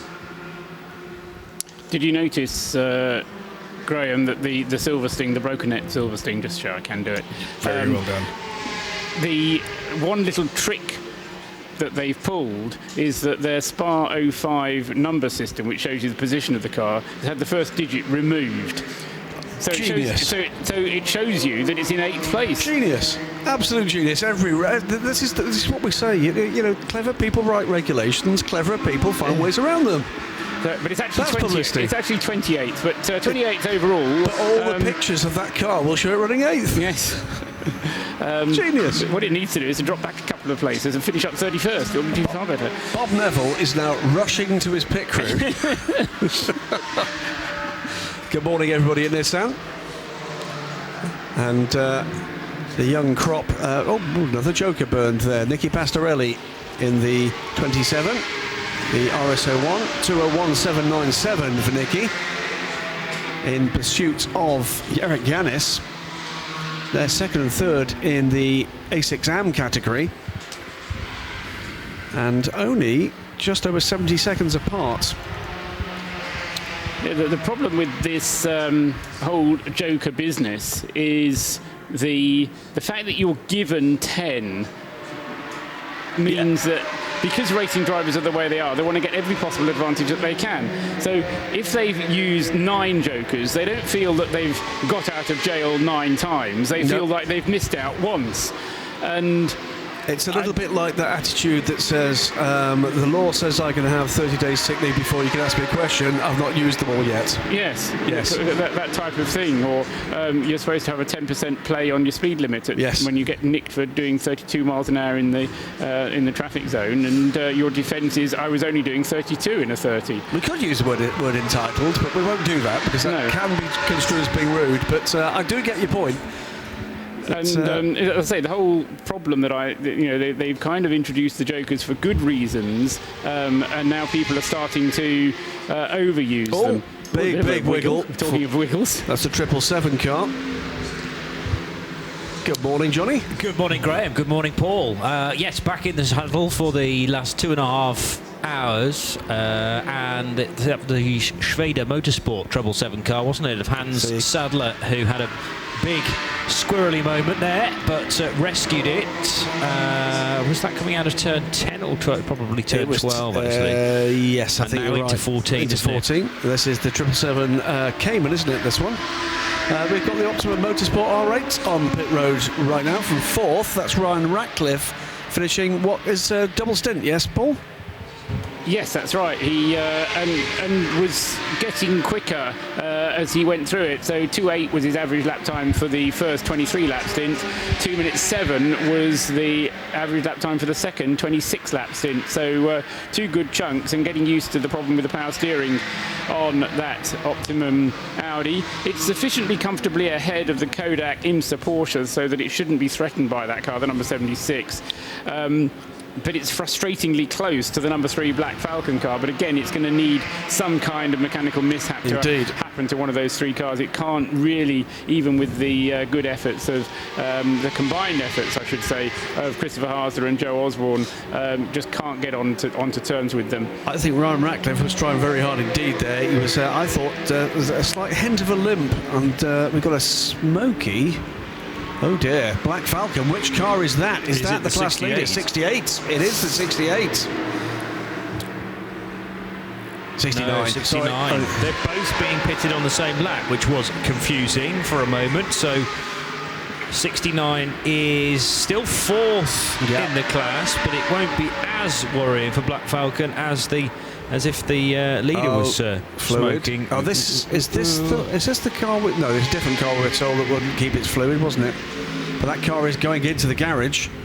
So where is Anders Fjordback in the 68 car? He's in 12th position overall. He's on the fuel point now. He's on the fuel point now. That's why. Okay. So he had literally just left as the camera picked up the 69. Yeah. But 12th overall, 503 laps, just 21 laps back from the lead for that leading 991 GT3 Cup. So Black Falcon set to work. They have obviously had a busy time with their number 2 Mercedes earlier on in the race. The 3 still running, and now they'll be hoping that they can turn that car around pretty quickly to at least finish in the top 5 for both of their cars. It is 68 that leads the class from the number 85 car. Charles Espenlaub currently at the wheel of the Pro Sport motorsport car, and then third in that class is the Race Pro car for number 63. Well, fourth will certainly go the way of the 92 as a result of that stop for the 69. That car, as they crossed the line last time, just under a minute and a half back from the 69, but that fourth place car in the garage, that will be enough for the time being at the very least to see the 92 car up into fourth position in the 991 class, 21st position overall. And just a little ahead of that, there's going to be a change for 17th position overall, because Frank Pell has just been taken as he's taking a fuel stop by that Race Pro third place in 991 Porsche that you just mentioned, Johnny. A car that we haven't mentioned very much of, that's not to say we've not mentioned it at all, but it's the number 5 Belgian Audi WRT car, the car with the local royal families, the Mohammed bin Saud Al Saud and Mohammed bin Faisal Al Saud, joined with Marcel Fessler and Michael Vergers.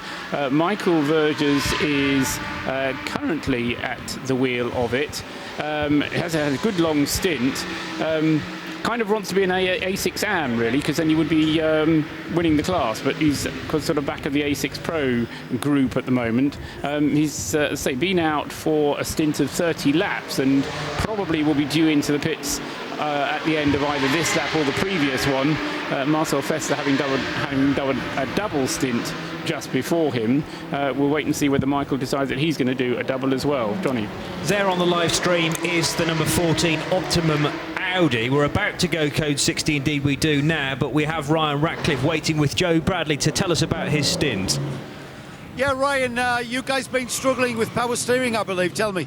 Yeah, about halfway through Joe's last stint, the power steering failed. And to fix it, we'd have to remove the gearbox, so that's just not an option. We'd lose too much time and probably wouldn't get the car back out before the end of the race. So we're just having to push on and make the best of what we've got. It's really hard work, but you know the team deserve a good result, and we're just going to push as hard as we can now to get the result everyone deserves. So you were actually driving the car without any power steering now? Yeah, no power steering at all. I had 2 code 60s during my stint, and it was probably the happiest I've ever been during a stint, because I think that's the hardest I've ever had to work in a car, with the heat as well. And I know it sounds mad, but one of the hardest parts was the fuel station, because you're going so slow, you just can't turn the wheels, and it's so tight in there. But I think we're managing to do all right. Chris is out in the car now, so we'll see how he gets on. Are you now reducing your driver stints? You know, you're not thinking about keeping anyone in that car for like 2 hours or something? Well, I think I've just done 2 hours in it. But we'll see how Chris feels. If Joe has to get in the end, or if I have to get in at the end again, we'll just do whatever it takes to bring the car home in a good position. So tell me exactly, where exactly is it aching now? Everywhere. My knee is in agony because I'm so tall. My legs are constantly bent in the car. My shoulders are killing me. My arms are killing me. It's like wrestling a bear when you're driving out there with no power steering. It's it's hard. Go and get a massage. That's what you guys do, isn't it? Yeah. No, that's where I'm going to go now. I wish I had a bath here. Yeah. Thanks for talking to us, Ryan. Good stint, mate. Yeah, back to the gym. Thank you very much. Back to the gym. That's the last thing he wants to do. Feels like he's probably been doing 2 hours of full-on workout. Now, the 570 car, Graham Goodwin, has brought out this latest Code 60. Yeah. Tell me more, and also look to the live stream as well. Yeah, that looks to have had a big hit to the. It certainly had damage to the front right. Looking through the limited view I got from the binoculars here before the recovery truck turned up, it looked like it might have been hit from the rear as well. So that 570 car, after running pretty strongly, looks now to be in a lot of trouble. I think that was a class leader, wasn't it, gentlemen? It's been up there, certainly, and recovery vehicles very quickly around it. As we find out where the 570 car was running, let's hear a little bit from Nick Damon, who's also in the pits. I'm also in the pits. I'm also in the inconvenient thing of just watching everyone troll past me. And the first one to go past was the 911, the leading car, the Pre-Gate Herberth, doing the thing they always do, which is take fuel, which is interesting because actually I'd just seen Robert Renau begin to suit up. So they were thinking about bringing him in to bring the car in to replace Alfred. The other interesting thing about the Pre-Coat Herberth car, regular listeners to the show will know that Joe was doing his investigative work and was under the impression they might have a temperature problem somewhere, either gearbox or possibly engine. Well, the last 2 times I walked in there, one of the lights on their telemetry was red. Well, the most recent time that one had gone to green as well. So I get the feeling that they've actually not got an issue at the moment. The second place car, the third place car, the Black Fork number 3, that's also gone through, but that did stop for at the pit box. Couldn't see what was done. Obviously, it was told. I think probably a driver change as well. But yet to see the 12, unless it's sneaked past me. 570, third in class, I reckon. You're right, to the RCZ is the leader. I'd be interested to know if you can check on that change of driver for Hubert Haupt, because that's the car that's got a kind of half-hour gap in its driver lineup, because it may be Abdulaziz Al Faisal that's got back in it. In fact, that would be my suggestion. If actually, no, I won't say that. I'll let Nick find out for us, but it may be a driver change, or it may be that they've decided to leave Hubert Haupt in the car. What they may do instead, because they have Mauro Engel still in the driver lineup and Jelmer Berman, but they're only allowed between them to do 2 hours of this final 2 hours and 12 minutes. So what they may do is to put Mauro and Jelmer in the car for the final 2 hours of the race, and then put Abdulaziz Al Faisal in for the last 12 minutes to bring the car home to the finish, because that would then fit very nicely with the time remaining.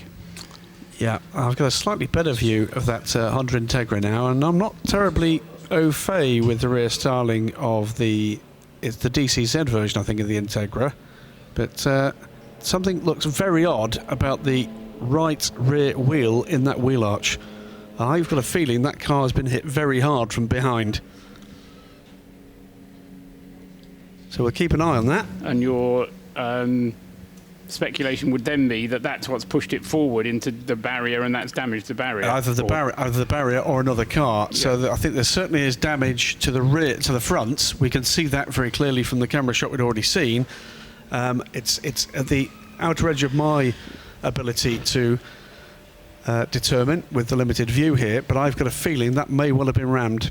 It looked like there was an area of contact with the Armco barrier though as well. You've talked about that, have you? Unless he's actually gone rearwards into the barrier, that's another possibility. Yeah. Because you can't see from this angle. You can see the front It's front not wing. Armco, but there's some debris there as if there's contact. That was that was last night's shunt with the Oh, you're good. The Porsche, the two Porsches, it was the Cayman and a 911 were involved there in another heavy accident. Only because, as we first had a view on the live stream of the 570 car, the close-up from our camera there was that impact mark, you see, so I was drawn to it being very recent, but you could well be right that contact area was made overnight. There it is. No, maybe it did. It's an odd... Good grief, I'll tell you what, he's rebounded a long way if that's the case. Yes. And in an odd angle as well. And that wouldn't tally with the front right damage. What we can't see, of course, is the rear of that Honda Integra to find out whether there have been 2 areas and indeed whether he was delivered into that area almost in a snooker-type fashion, cannoned into the wall. In any event, race control advises the obvious, but we're grateful that this will be a longer Code 60 period than most of them, and indeed ideal, at least another 5 minutes under code 60, and I think that could turn into another 5 minutes after that as well, depending what they have to do or choose to do to the barrier. It is Teruhiko Hamano as the driver at the wheel of the 570. We wait for what we're going to be told about this. They've pushed the car forward a little. In fact, the car's moving.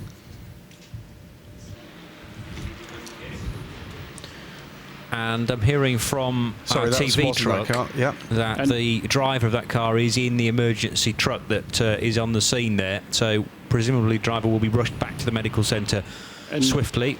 And a problem on the track for a car under the code 60, the 111 going past the start-finish line, grinding to a halt, having to allow cars past it because it just wasn't even doing 20 miles an hour, let alone 60, but now it's not going again. Straight down to Nick Damon. With a very happy, it seems, Nicky Pastorelli out of the RS Extreme car. Nicky, quick question first of all. Did you see anything of the accident that's caused this latest code 60? Didn't really see it, but it looks that it will take a while because there was an ambulance and everything. I hope everybody is okay, but it looks like it will take a while. Now, you weren't even expected to be driving this car until about an hour before the race started. I mean, how has it gone as well, over the first 22 hours or so? Well, it's until now, I have to say, perfect. The car is running extremely well. Everybody's doing well. The gentlemen and also the other pro steward. It's still more than 2 hours to go, so that's a long time, even though it seems short compared to the 24 hours. But let's come to the finish and see where we end up. How frustrating is it sticking that 2 minutes and 3 second reference time? Well, it's very frustrating, especially because if you know it before the weekend, you adapt to it and you have it in your mindset. They told me like half an hour before the race. I mean, I did the first part of the weekend in the pro car, then it wasn't allowed, and that whole story. It's frustrating, but on the other hand, it's going very well now, so I'm happy anyway. Nicky, best of luck next 2 hours. Thank you very much.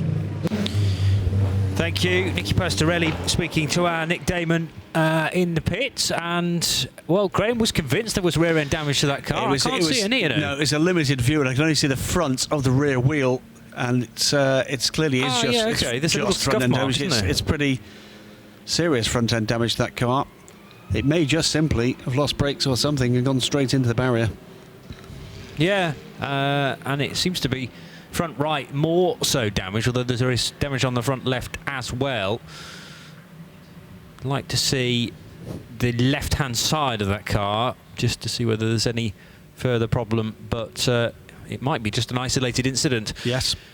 Yep. The evidence there looks rather more like that than what just one car involved. So a real shame for the 570 car that was well in contention in Class A3 then, and led it for a good while. Sorry, actually, A2 rather, third place in A2. Yep, mixing my numbers around. Did indeed lead the class for a good while before I think had a problem going into the night, and the lead was taken by the Team AVAT Solo, K-Racer Peugeot RCZ. Car is on the flatbed and on the way back now. We'll come round to the back of the pits, as has been the norm for all the cars recovered on the flatbed. Teruhiko Hamano, as I say, though, heading back to the medical centre. No damage to the back that's been caused in that incident. Or the left side either. So it's all front end.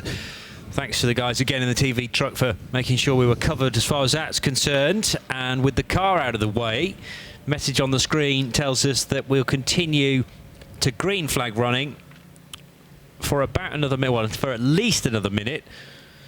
I doubt we'll go back to green whilst that flatbed is still coming round to the paddock, unless it can use one of those little shortcuts into the paddock from a less than traditional angle. There are various shortcut routes coming through the different shorter configurations of this Dubai Autodrome circuit. Going to get a little bit more news from Joe Bradley just before we do go back to green. Joe? I found James Kay sitting with his race suit on. So, James, are you about to go in the car next time? Yeah, I think Finley will be out in about 35 minutes, so then we'll run to the end. Tell our viewers who've just tuned in, we talked to you earlier in the week. This Audi Year 3 that you're in, you've had a very busy week with it. You've been doing the support race in the same car and the 24-hour endurance race. Correct, yeah. Give our viewers a bit of an idea of the logistical nightmare of that. Well, I don't know if the car's a brand spanking new car. It's the first one that they've ever sold to a customer. We picked it up from the factory in Munich, took it to the airport, flew it here, and then on Thursday morning it ran for the first time ever, and then it never stopped. In fact, it ain't got cold yet. It's actually done about a 72-hour race, hasn't it? I think we did in the TCR event with the practices and everything else, the 2 races, we did about 1,000 kilometres before we started the main race today. And everything has gone so far very, very well. We've had a few niggling things, but we're still in the lead of the class. Yeah, and I mean, fingers crossed, the car seems to be very robust. The only thing I've seen on the car is kind of bodywork damage from maybe contact. Yeah, there's been a lot of contact actually, particularly in the middle of the night last night. There was lots of cars all over the place. I think every year we get contact. We try and stamp it out and hope the drivers raise the game a bit, but it's everybody's race. It's not just an A6 race, And James, tell me, you're a bit of a touring car stalwart. Is this car a typical touring car, front-wheel drive touring car? It's a very difficult question. It's not as directly focused as, say, a British touring car. So, but it's a customer car, The new TCR formula, which this car's been built for, is the future. There's no doubt about it. The costs are capped. The cars look good. There's lots of manufacturers getting involved and more on the way. And I think it is the future. I think so far there's been about 300 TCR cars built worldwide, and there's probably about 20 British touring cars. And driving-wise, they're not a nasty car to drive. They're a good car to drive. Not at all. They've been made so as that a semi-professional professional can drive the cars. Yeah, good stuff. James, I'll let you get out in the sun and cool off before you get in the car. Thanks for talking to us, James Keir. Thank you. Yeah, and back to green flag racing. As you may well have been able to hear during that interview, the rev started to rise, and once again we are racing here at Dubai. We're very close to the top of the hour, which will mean there'll be 2 hours to go. We're reaching midday here in the Middle East with a very bright sunshine now, and it's not particularly warm walking into the commentary box back from my snoozing position. I don't know, I'm not normally in bed till about 11:30 in the morning, but I did have quite a long night.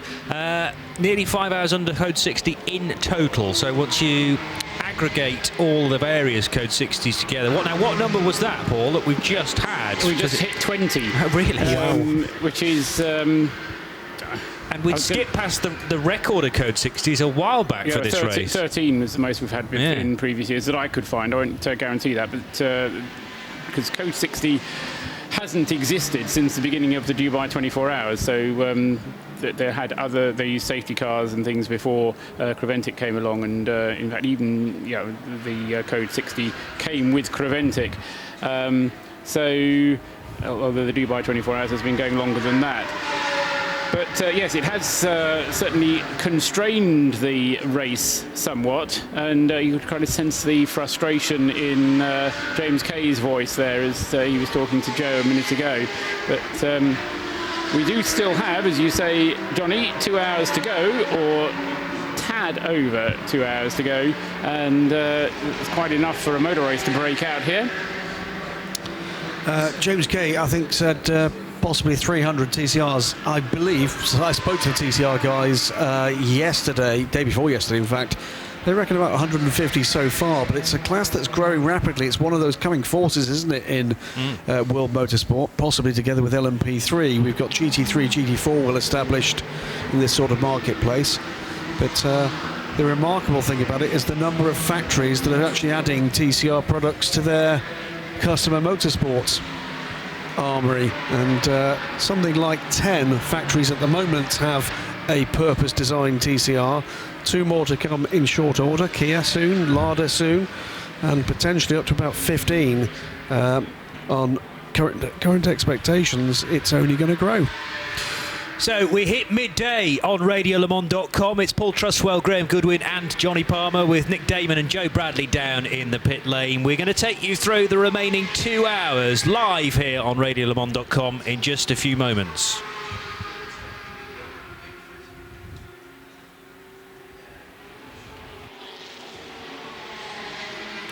And with 2 hours to go of this year's Dubai 24 Hours, powered by Hankook, a perfect opportunity to have a look at the current standings after those 22 hours. The Herbert Motorsport Porsche, the 911 numbered car, continues to lead with Alfred Renauer now at the wheel. 529 laps completed and still on the lead lap. Sven Muller in the number 12 Manthey Racing Porsche. So that car running in second position, the red and white machine, heavily repaired, loads of tank tape on the front left corner. Looks like it's been in a motor race, which is great to see, and it's running well. 1 minute and 13 seconds behind Alfred Renauer. Third position is the number 3 Black Falcon green and black AMG, and Abdelaziz Al Faisal currently drives that. Christopher Haase is 4th for Optimum Motorsport with their Audi number 14.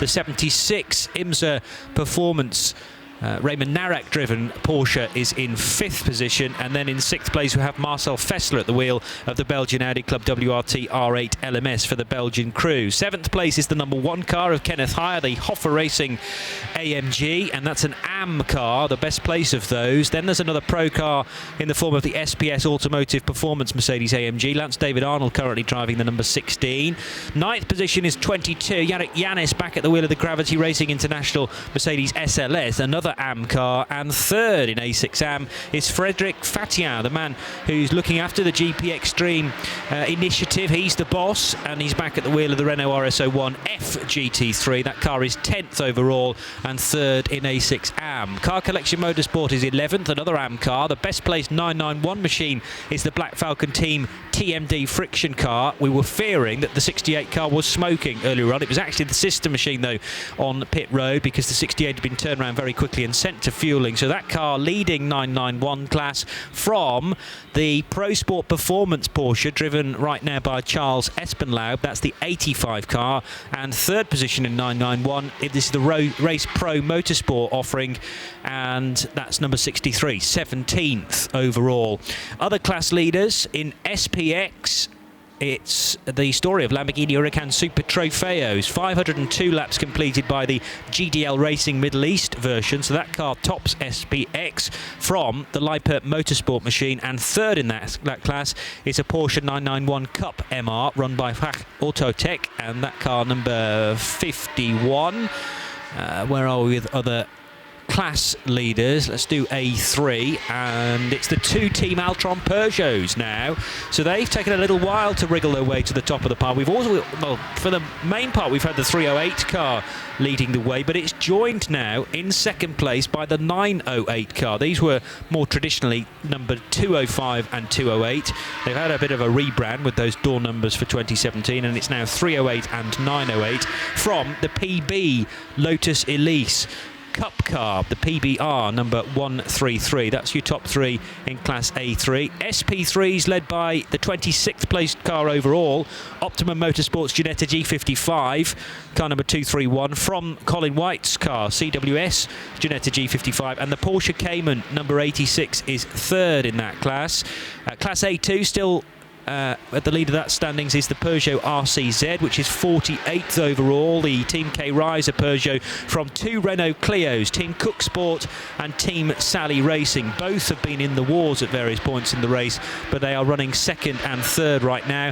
TCR class led by the Audi RS3. We heard from James Kay just a short while ago with Joe Bradley. The CAD Speed Racing with ATEC car might be brand new, but it has shown to be truly on the pace. It's leading by 2 laps now. Finlay Hutchison is at the wheel of that. Cup 1 is still topped by the 2 Sorg Rennsport M235i Racing Cup cars. So 151 leading 152 to be very neat. And that just about completes the rundown as we reach the bottom page of the standings. We're now, I'm afraid to say, into the area of standings where these cars are no longer running. And total number of cars that are still out there, Paul Truswell. I hate flinging you that question because you don't necessarily have the data straight to your hands. Last time I looked was 57. Ooh, okay. So it is beginning to go down. Yes.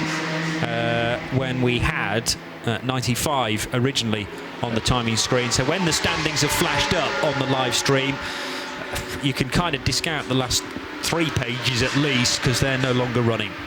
Should say that one car that is back in the running is the 69 car. We saw that car smoking a little, being put in the garage by Black Falcon, back out on track now, and indeed for the moment is back into 4th in 991 after the very recent stop by the MSG Motorsport 92 with Christopher Zerkling at the wheel.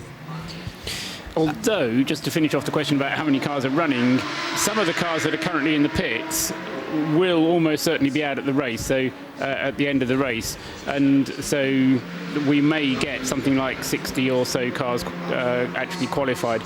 To take a classified place, you don't have to finish the race, but you do have to complete 60% of the laps that are completed by the leader of your class.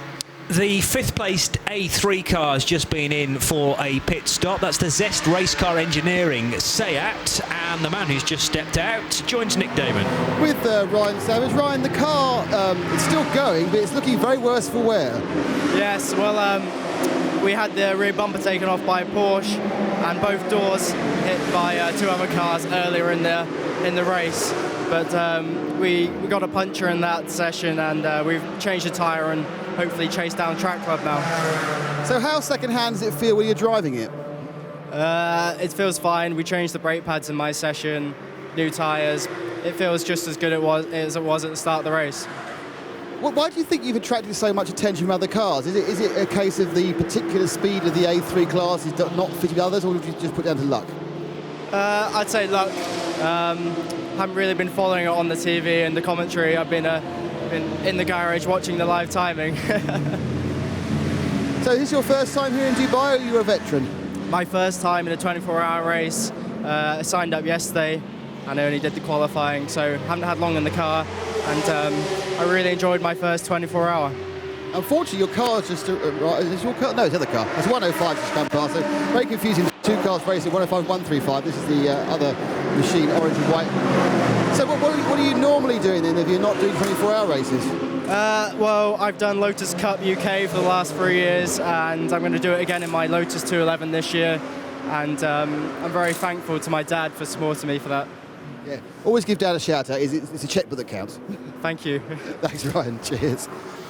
And we need to work on Ryan, so that he's making sure he is listening to the radio commentary, not winning himself many fans at RadioLeMans.com. But there's a chance to convert him. I missed that completely. I was actually concentrating on something else, which might well be exactly what he said. Yes. He's only 19. He hasn't yet been introduced to the wonders of RadioLeMans.com. I think he needs to be introduced to JT Kapal. He knows which way he's supposed to put it. But he did say thanks to Dad.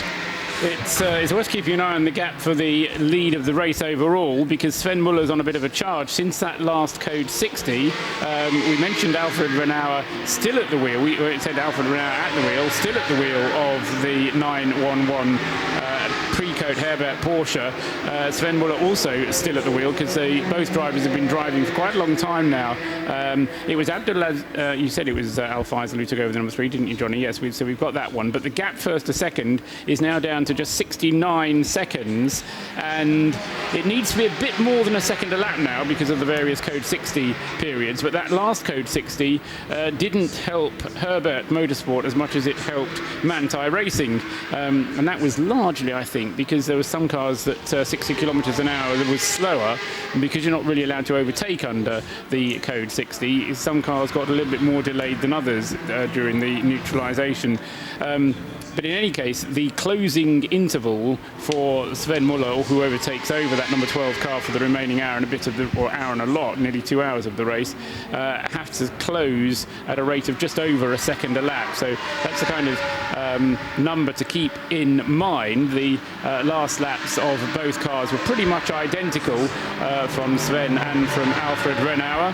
And in terms of when we can expect the next set of pit stops, that's going to be controlled more or less by the clock rather than the amount of fuel on board. So we'll be seeing both Sven and Alfred Renauer, I guess, coming in round about the 12:30 mark, or just before, which means that they won't exceed their 2-hour driving limit, and nor will the incoming driver, because they'll be able to get to the checkered flag. The trick with putting Al Faisal into the Black Falcon car means that when that car next comes into the pits, it can go to either Mauro Engel or to, mine's gone blank, Jelmer Berman, and either of those can then take it to the flag after the pit stop. So we may see a shortish stint from Al Faisal, and then a charge right at the end from, I would guess, Jelmer Berman for not quite 2 hours, but an hour and a half or an hour and 40 minutes, something like that. Well, hour and 49 or just under an hour and 50 minutes remain in the 2017 Hankook Dubai 24 Hours. Back on board, we went on the live stream there briefly with the treble 7 Schwede Motorsport car with Bertram Hornung currently driving that Porsche Cayman GT4. There it is from the outside, and the camels are being prepared. Now this will be all to do with the victory ceremony as the victors are led towards the podium. They've already got the Mercedes badges on there. So they did, yes. Well, I think I'll have to change those the way we're going. It's Porsche, Mercedes, but that was another good spot.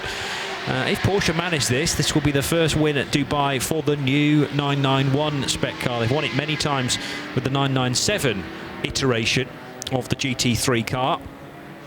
It's not really a Mercedes badge. I was only kidding. Yes. I see what you were saying, though. There was something. I just feel the kind of Porsche PR fingers hovering above telephones. No. It's all right, guys. It did look all very Silver Arrows there for a moment, but then as the camel turned, I realised... they can very easily get the people like that, you know. That needs to be left right there.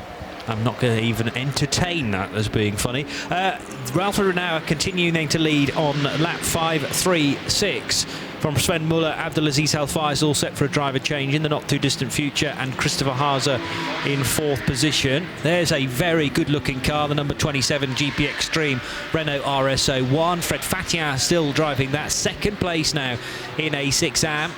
And I have to say, when we spoke to Stuart Hall in the middle of the night, he wasn't too happy because I think they'd just come out of a spell of 2 hours where that car was not going sweetly at all. But it's looking much improved now, and the 27 car is just working its way through into turn number 9 and heading onto the long straight, Paul. So off they go, and the gap first to second is down a little bit more on that lap. The second lost by Alfred Renauer. The issue is going to be when they come into the pits, who they're going to hand it over to. I would think Matteo Cairoli will take over the number 12, and the logical conclusion will be to put, I suppose, either Brendan or Robert Renauer. I think, seeing as the way that Robert has, or that Brendan Hartley has fitted into the team very much as a team player, I would expect it will go to Robert Renauer to take it through to the flag. Not to disregard anything that Brendan has done, but the efforts that have been put in by the rest of the team throughout the whole of last season, and the fact that it is their car, Brendan very much playing the role of guest, and I think really will have enjoyed his time here, and potentially looking at his first ever 24-hour race win, but we've got that slight matter of an hour and 3/4 to get through before we get to that point. Just bring Nick Damon very quickly into the mix to add your thoughts on this subject. Absolutely don't disagree with Paul, but I think what happened was that last Code 60 changed their ideas. I think they were going to pull Alfred in probably before now and replace him with Robert and then move to Brendan, but obviously kind of lost one change now, and it is Robert who is suited and ready to go, not with helmet, but with his bracelet on. As everyone knows, the Renauers know whenever they can, they get themselves into their shorts and t-shirts. So my guess is it's going to be Robert to take it to the end. As our second place car comes down towards me, I can see the 12 Manthey Racing Porsche, and that will be a full service. So I shall carry on walking. There's a driver change as you expected. I think I can see the Italian flag on the driver's waistband, which would mean it would be Matteo. So they are doing a full service change, tyres, and of course they can get to the end on this. Probably not with one set of fuel, but with these set of tyres on this driver. So yes, this is the last roll of the dice for the 12 guys. Yeah, the surprise is that they didn't leave it out for another 10 or 15 minutes. But yeah, you're absolutely right. They're setting it up now to send him to the checkered flag as soon as they can. Thank you, Paul. Thank you, Nick, down in the pits. I'm delighted to say, by the way, that we've been joined by Ed Jones in the commentary box, who you were born in Dubai, so this is very much your home track. Although you are a UK driver and registered on the United Kingdom licence, this is home for you. Just make sure that we can hear you. Yeah, exactly. I was born in Dubai, raised here, and started off my racing career in Dubai, Jebel Ali kart track, and then Dubai Autodrome right behind us, so this is very much home for me. And I actually competed in the Dubai 24 Hours last year, which was my first ever GT race, and actually first time in a GT car, so all at once, yeah. Very much not doing GTs though into the new year. We'll talk about that in a little while. But are you here then just to meet and greet a few people and just enjoy the event without the pressures of driving? Yeah, exactly. I was back here for the off season because my family still lives here. And I'm actually going back to the States on Sunday, but I thought I might as well come down, and there's a lot of people I know from when I used to race here, so it's nice to see them all, and this is always a great spectacle, the 24-hour race of Dubai, and I'm hoping that I'll be racing here even more in the future. That would be fantastic, yeah. I mean, looking back through your career, you've done a lot of single-seater racing. I certainly remember you in British Formula 3. Yeah. I can't believe that's 4 years ago now, 2013. But a champion in European Formula 3 Open, which is the F3 Open kind of came out of the Spanish Championship, didn't it? Exactly. And then it developed into a more European-wide series. But I mean, this is thoroughly exciting for you heading into 2017, an IndyCar drive with Dale Coyne Racing. Yeah, exactly. We moved over to the States in 2015 to race in Indy Lights, with the English team as well, Carlin Motorsport, who I was racing with in 2014 in Europe. And first season we finished third, and then last year, 2016, we won the championship. And the way it works over there with a scholarship system, it puts you straight into IndyCar. And going into my first year with Dale Coyne and Sebastian Bourdais is my teammate. I think it's the perfect place to be in. For a rookie as well, I have the perfect goalpost as Sebastian there to help me and to learn from. So I'm really looking forward to it. It's going to be very tough, but something I've always aimed for, and to finally be there is great. A really good season for you in 2016, though, as well as Indy Lights champion. It feels like your career is really on the rise. You're 21 now. Yeah. Obviously, plenty of years we hope of racing to come, but it's looking quite good at the moment. Yeah, exactly. Especially moving into IndyCar this time. I think there's a lot of drivers, a lot of very experienced guys there that are almost coming towards the end of their careers, and so for me to get in there with a strong teammate, as I said, I can build a great platform for myself and hopefully take over from these guys that have been there a while, and try and present myself as having a long career in IndyCar. Stay there, don't go away. We're going to just cross to Nick Damon in the pit lane, who's now joined by Sven Muller, fresh from the number 12 Manthey Racing Porsche. Sven, you tipped off to get a cup of water. Hot work in the car then? Yeah, really. I did now a double stint in the car. We also tried to do double stint with the tires because of the code 60, but unfortunately I got a puncture on the rear left, so we had to pit in. So how much longer would you have stayed out without that puncture? Yeah, I mean, till out no fuel. That's a great way. So you've got this chase, you're trying to chase down the other Porsche 911 of the Herbert team. Can you catch them, or do you need them to have a problem? No, I don't think that we can catch them. These guys did a really good job. No problems. We had only a little problem, and in these endurance races are almost sprint races, and if you have a little issue, this can cost you the win. Sven, thank you very much. Enjoy your drink. Sorry, Johnny, back to you. No, thank you, Nick. We need to get that interview in, certainly. So Mattia Cairoli is the new driver at the wheel of the Manthey Racing car, but as a result of that stop, the 12 machine has now fallen off the lead lap. Ed, it's interesting that clearly your focus is on single-seater racing at the moment, but you have an interest for GTs.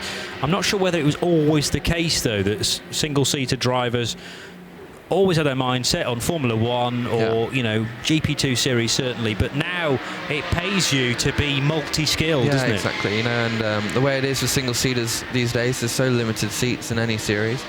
They really got to open up, broaden your horizons, and be able to drive in GT cars, because that's, all the manufacturers are there as well, and there's some great drives available, and some of these races are great to watch, and ones I've always wanted to be part of. You know, Dubai 24 Hours, I got to tick that off the list last year, and you know, there's always Le Mans and WEC Championship, so and this championship as well. So no, in the future I'm going to try and do some more GTs. We almost did Daytona this year as well. So you know, I'm open to racing anything really, and I look forward to seeing what the future brings. Yeah, living in Miami now, so only down the road to Daytona Motor Speedway. Yeah. I mean, would you think about prototypes as well? I guess so, because it seems like you don't need to adapt your brain too much to get out of a single-seater into a prototype, which is so reliant on downforce. Yeah, exactly. The prototypes are very close to single-seaters now, with the downforce and the style of driving, that I think it's a lot easier with the transition. Especially when I drove it, jumped into the Porsche Cup car last year here.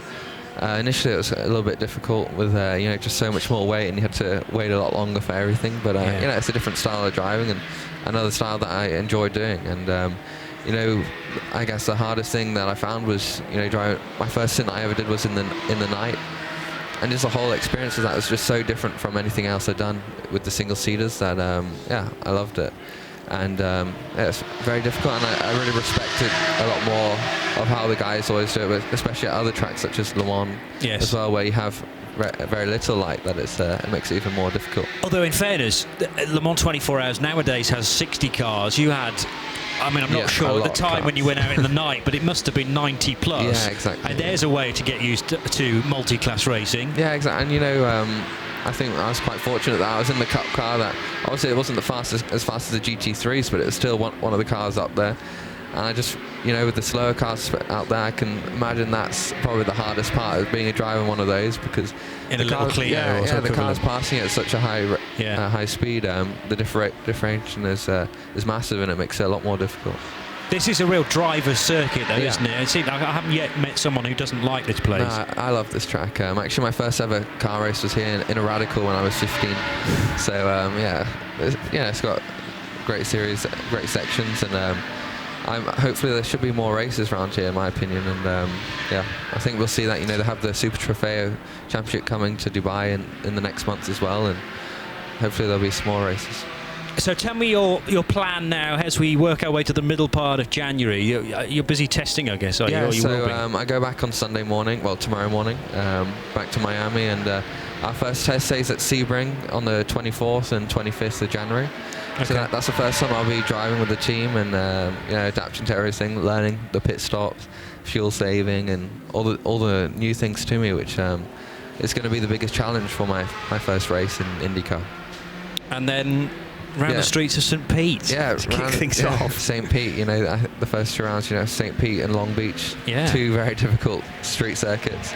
So no, I'm looking forward to that. I won at St. Pete twice in Indy Lights and once at Long Beach. So those are two good circuits for me. Yeah, and you know, Long Beach is for me one of the best races in America. Such an amazing atmosphere, and you know, yeah, a lot of history there. And also they have the GT races as well in America. That's another thing I've also been looking at. So yeah. The WeatherTech Sports Car Championship. Yeah, exactly.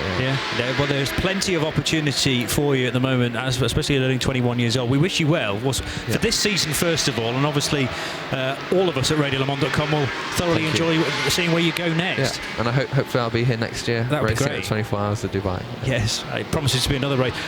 What I can never understand is you come to the first event of the year, and on the back of the programme for this event it says we've got a date sorted for 2018 already, so you can fit that into your diary. Yeah, exactly. Yeah. Ed Jones, thank you very, very much indeed. Congratulations on such a great season in 16. We wish you well for this year. Thank you. Thank you.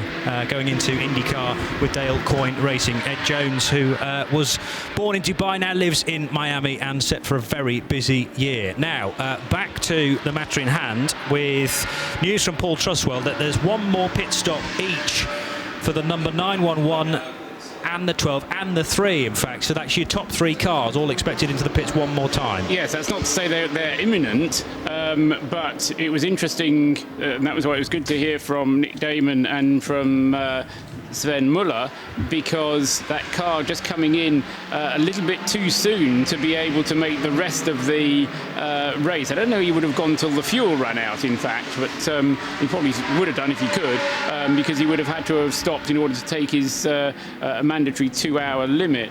But having got Matteo Cairoli at the wheel of the car now, I don't think Matteo has got enough fuel aboard to get the car to the finish without a further stop. So it'll be one more stop for that car and one more stop for Alfred Renault in the leading car. But I mean, that will be 2 evenly spaced stops, whereas for the Manthey car, it'll very much be a splash and then dash. For the Black Falcon Mercedes in 3rd place, they have one more stop to take, and we'll wait and see whether Abdul Aziz Al Faisal gets out of the car. He won't be able to get to the finish, so yes, he will have to get out at the final stop and hand it over to probably Jelmer Berman. And then just to round off, the Audi, which is in 4th place, also has one further stop to make, and that just rounds through the driver rotation quite nicely for Joe Osborne to manhandle that wrestling with a bear Audi, which doesn't have any power steering, as Ryan Ratcliffe told us, so Joe will be able to have the pleasure of taking it to the checkered flag.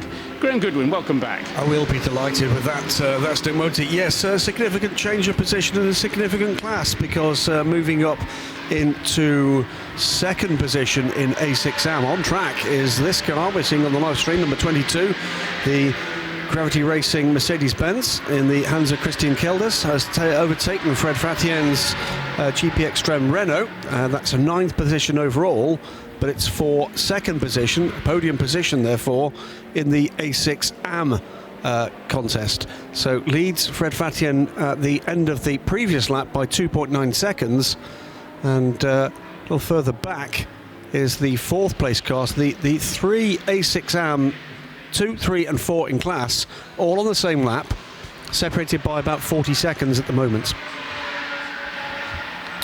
Yeah, and that was a good little battle actually with the SLS car getting through. Hope you enjoyed that on the live stream whilst we had Ed Jones live in the booth. Now, Renault, Cairoli, Al Faisal are your top 3, and 26.5 seconds is the gap between the number 3 Black Falcon Mercedes and that Manthey Porsche, but the gap is growing at this stage of the race. Christopher Haase for Optimum Motorsport, really hoping something happens to one of those 3 cars up ahead. Optimum's opportunity of a podium slowly slipping away. They are 3 laps behind Cairoli and Al Faisal right now. The IMSA Performance Porsche number 76, driven by Raymond Narak. Really impressed with the IMSA Performance outfit. Not regulars here in Dubai, I think it's fair to say, but nevertheless showing that the Porsche 991 GT3 is the chassis to have. Never won here, although Porsche are the team that, or the car maker that have won more times than anybody else. We're yet to have a non-German car, by the way, win this race. It's always either been BMW, Mercedes, Audi or Porsche. 108 TCR leading car, I think it still is it not? It is indeed. Is soaking up a penalty. It's looks like a quite substantial one at that. 36th position overall. Those of you watching the live stream can see the Cat Speed A-Tech car. And just to reiterate, this could be a accumulation of penalties, all taken in one. The car will be able to roll down to its pit box. It does so now, fairly clearly front-wheel drive from the spin out of the box. So as it has to be a TCR car, of course. Heading in the direction of Bruce Jones, but getting there first is Joe Osborne out of the number 14 car, Bruce. Yeah, Joe Osborne is out of the number 14 car, but he's about to get in. Well, sometime soon, you're going to take the final stint, but I gather it's a car that's a little harder to drive than it was at the start. Yeah, man, power steering went on my last stint. So yeah, rather surprisingly into turn 6, turned in, it was all happy, and suddenly I thought the whole world had ended, and suddenly I had to kind of summon some muscles that I'd never used before, so yeah, not very pleasurable. So, right, into the closing stages of the race, you talk about muscles that you don't have, but how tired are you at this point? particularly knowing the challenge you've got coming up?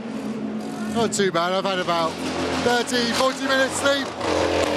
Stuff like that keeps you awake anyway. I feel all right. Physically good. We got John here from Boomerang Fitness doing a mega job, keeping us going. Ryan's done a mega stint without the power steering as well. He absolutely shone to it, did 2 hours, and he was quicker than me, so really, really impressive, the little Welsh wizard. Well, you're very close to the podium, but it's agonisingly just sitting there in 4th place, but clearly top Audi, so that's a big feather in your hat. Yeah, last year we finished 4th overall as well. It's the worst position to finish on the whole grid, so I'm quite happy to wish him bad luck on the top 3. I don't mind if it's unsportsmanlike. Well, in the final hour or thereabouts, I think that's fair. Off you go. Thanks very much, Joe. Cool. Cheers. So Joe Osborne about to get into the 14 car, as Bruce quite rightly corrects me. Christopher Haase nearing the, not quite the end of his stint necessarily, but we do need to fit one more stop in for the 14 car. Likewise, the 3, the 12 and the 911 that are 3rd, 2nd and 1st respectively. Just mentioned the fact that the IMSA performance car and team hadn't been at Dubai. I don't think had been at Dubai in recent years, but they have had success not that long ago. 2010, Graham Goodwin. 2010, they won the race. They won the race. Now, I'm actually just trying to look back and see whether or not there's been many more appearances, but they did win the race back in 2010 in their pomp. Raymond Narak, part of that squad, in fact, that year. Very different looking livery, very different looking squad, and you sort of see signs of something emerging here again, don't you? They've been reasonably quiet on the international front of the last season or so, but good to see Raymond Narak back in a paddock. Always a man very focused on his racing, but taking a great deal of pleasure in it, and nice as well to see a couple of different names. Jaminet has impressed me very much. We've seen Maxime Jus in various endurance races, and for that matter the Carrera Cup Middle East as well, but good to see him coming back in a 24-hour race. Let's wait and see what emerges from that squad. Could be interesting. I'm told, by the way, that the penalty for the number 108 Audi was actually the penalty was picked up for speeding in the fueling area. That won't have gone down well. No, obviously the pit lane speed limit continues into the fueling loop, because there are people mingling around there, making sure that cars are in their correct boxes before they get filled, and you've got a mechanic on the actual pump as well. So it's important that that speed limit is adhered to. They then feed their way back out into pit lane proper, cross another white line, and that indicates to the driver and to the officials that you can go as fast as you like after that point, back to racing speed. Over the line there going Abdelaziz Al Faisal in the 3rd placed Black Falcon car, just putting another lap on a Honda Integra and one of the many little Clios. That might be the battered and bruised one actually, that has all the tank tape on the rear of it, the number 112. I think just 2 remaining in the running at the moment. The 172, by the way, has rejoined after the incident that stopped the car out, I think, turn 11, wasn't it? After a clash with the 178, what we believe, certainly from the message on screen. But and there's trouble again, and it's another car with heavy frontal damage, I'm afraid. And that is the sequence of corners going through 3, 4 and 5. So it's, what number do you think it is, Graham? 340. 340. That's the bucket list car, isn't it? The bucket list BMW F30 340i, yes. We go straight to code 60, unsurprisingly. That'll be the 21st code 60, if I've not missed one since Paul's last update. No, you haven't, correct. You can just see, just in the shot, if you're on the stream, just how much there is in terms of marbles around that circuit. Yeah, that's the main straight, to give you an indication. Look to driver's right, to the left of the screen as well, away from the racing line, with all those large balls of rubber that work their way to the edge of the circuit. So the 340 car is 52nd overall, or at least it was before this incident, and currently Theo van Vuren, the South African, at the wheel of that car. Flatbed is rolling.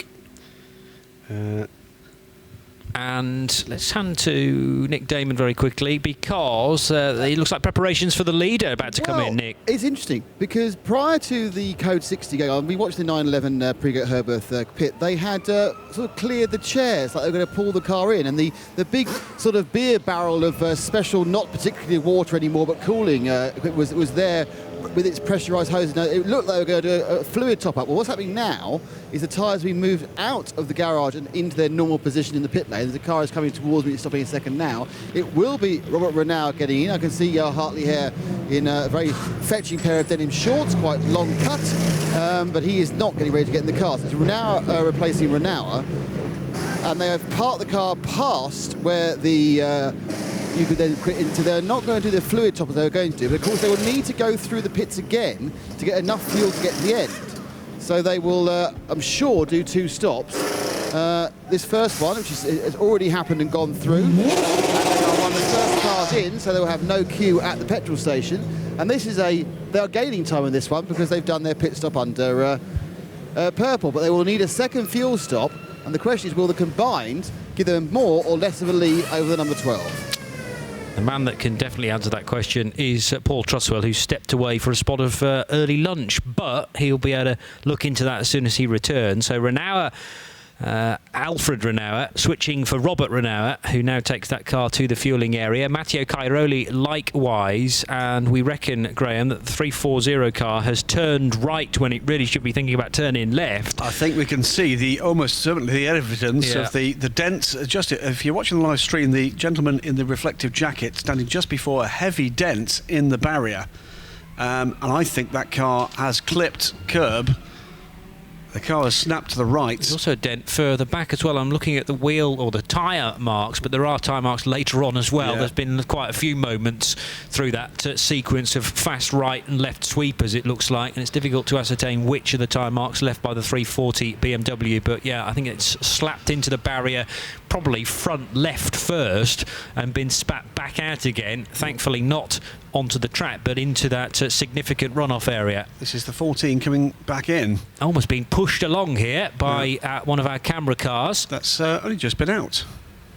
So this is the WRT Audi, is it not? That's the 14, I think, isn't it? Yeah, the 14 there with the WRT behind it, which is the camera car number 4. So 2 R8s in together. And the 14 car, we reckon's only just been in. Well, no, Joe Osborne. It's going to be fuel only. For 14? Yes. Okay. They're just going to top the fuel up. Well, we know Joe Osborne was prepping for his stint, but maybe not this early on. And what about the number 4 car? Is that going to continue all the way down to the fuelling area as well? No, the 4's going to stop at its apron, and the 14 does carry on, as I think you quite rightly say. It's either soaking up a penalty, goes straight for fuel. There it goes, yeah. Disappeared for a little while out of my eyesight and then popped back into my sight, turning right. Bruce Jones has some news on the number 3 car. Well, yes, Johnny, yes and no. As Hubert Hout just started walking into the garage. In fact, I was about to try and catch Sean Breslin, the team boss at Black Falcon, say, it's all calm, you can talk me through what you're doing to the end of the race. And then suddenly you can see the tides are changing around, and Hubert came, got his helmet on, he's now taken it off. The number 3 went through to get fuelling under this Code 60. But this is how teams, even at this late stage in the race, have to keep thinking on their feet. They have to be ready for all eventualities. And now calm reigns in Black Falcon. There was a brief flurry of excitement, but Hubert's taken his helmet back off, so don't expect them in any time soon for that final pit stop. Abdulaziz Al Faisal will hand over, Hout will take over, but just not yet. Okay, and that number 3 car happily being fuelled then, just out of Bruce's sight. Likewise, the Optimum car. Marcel Fessler was in to stop at the team garage and then continue on into the fuelling area as well. And we saw the 4 car do likewise with Robin Freins at the wheel of that. Freins quite a bit further down than the sister car, 16th position and 8th in A6 Pro. The better placed Belgian Audi Club WRT machine is 6th in A6 Pro and 6th in the overall standings. We're going to continue under Code 60 until at least 12:44. That is another 5 minutes away. There's barrier damage that will need attention. So it's at least 12:44. And at the moment, no work underway on that barrier, so it may well be longer than that. We have an Yeah, hour and depending 21 on minutes left in the race. How badly damaged that Armco barrier is. If it's just a slight ding, then they may be able to hammer that out. Sometimes, though, as Armco barriers are designed to give, then the struts that keep up that panel of corrugated steel need to be replaced as well. I think if you have a look again at the shot, we saw the long shot of the car in the background, the rescue vehicles in the background, and have a look at the vertical supports, you're going to see that one is very considerably out of alignment. Right, okay.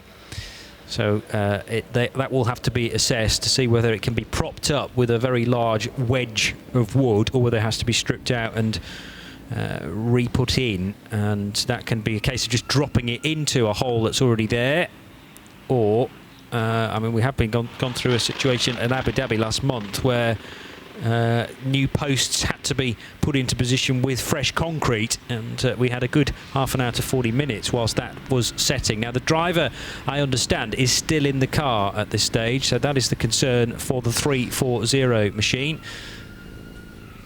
and it will have been a big incident for Theo van Vuren. Very little time to kind of prepare yourself for the impact, because the Armco barrier is very close to the track on driver's right side. These BMW F30s are built very strongly. It's an SP3 GT4 car, but far better from a precautionary standpoint to make sure that the driver is comfortable in there, not to get him out in a hurry. So we're under code 60 again, the 21st of the race. I think it's easily going to be another 10 minutes or so before we go racing again, and there is an hour and 19 and a half minutes to go. You're tracking back through IMSA Performance and their history at this race. Keen to see whether or not they did much more here, but they did win the race, as you say, in 2010.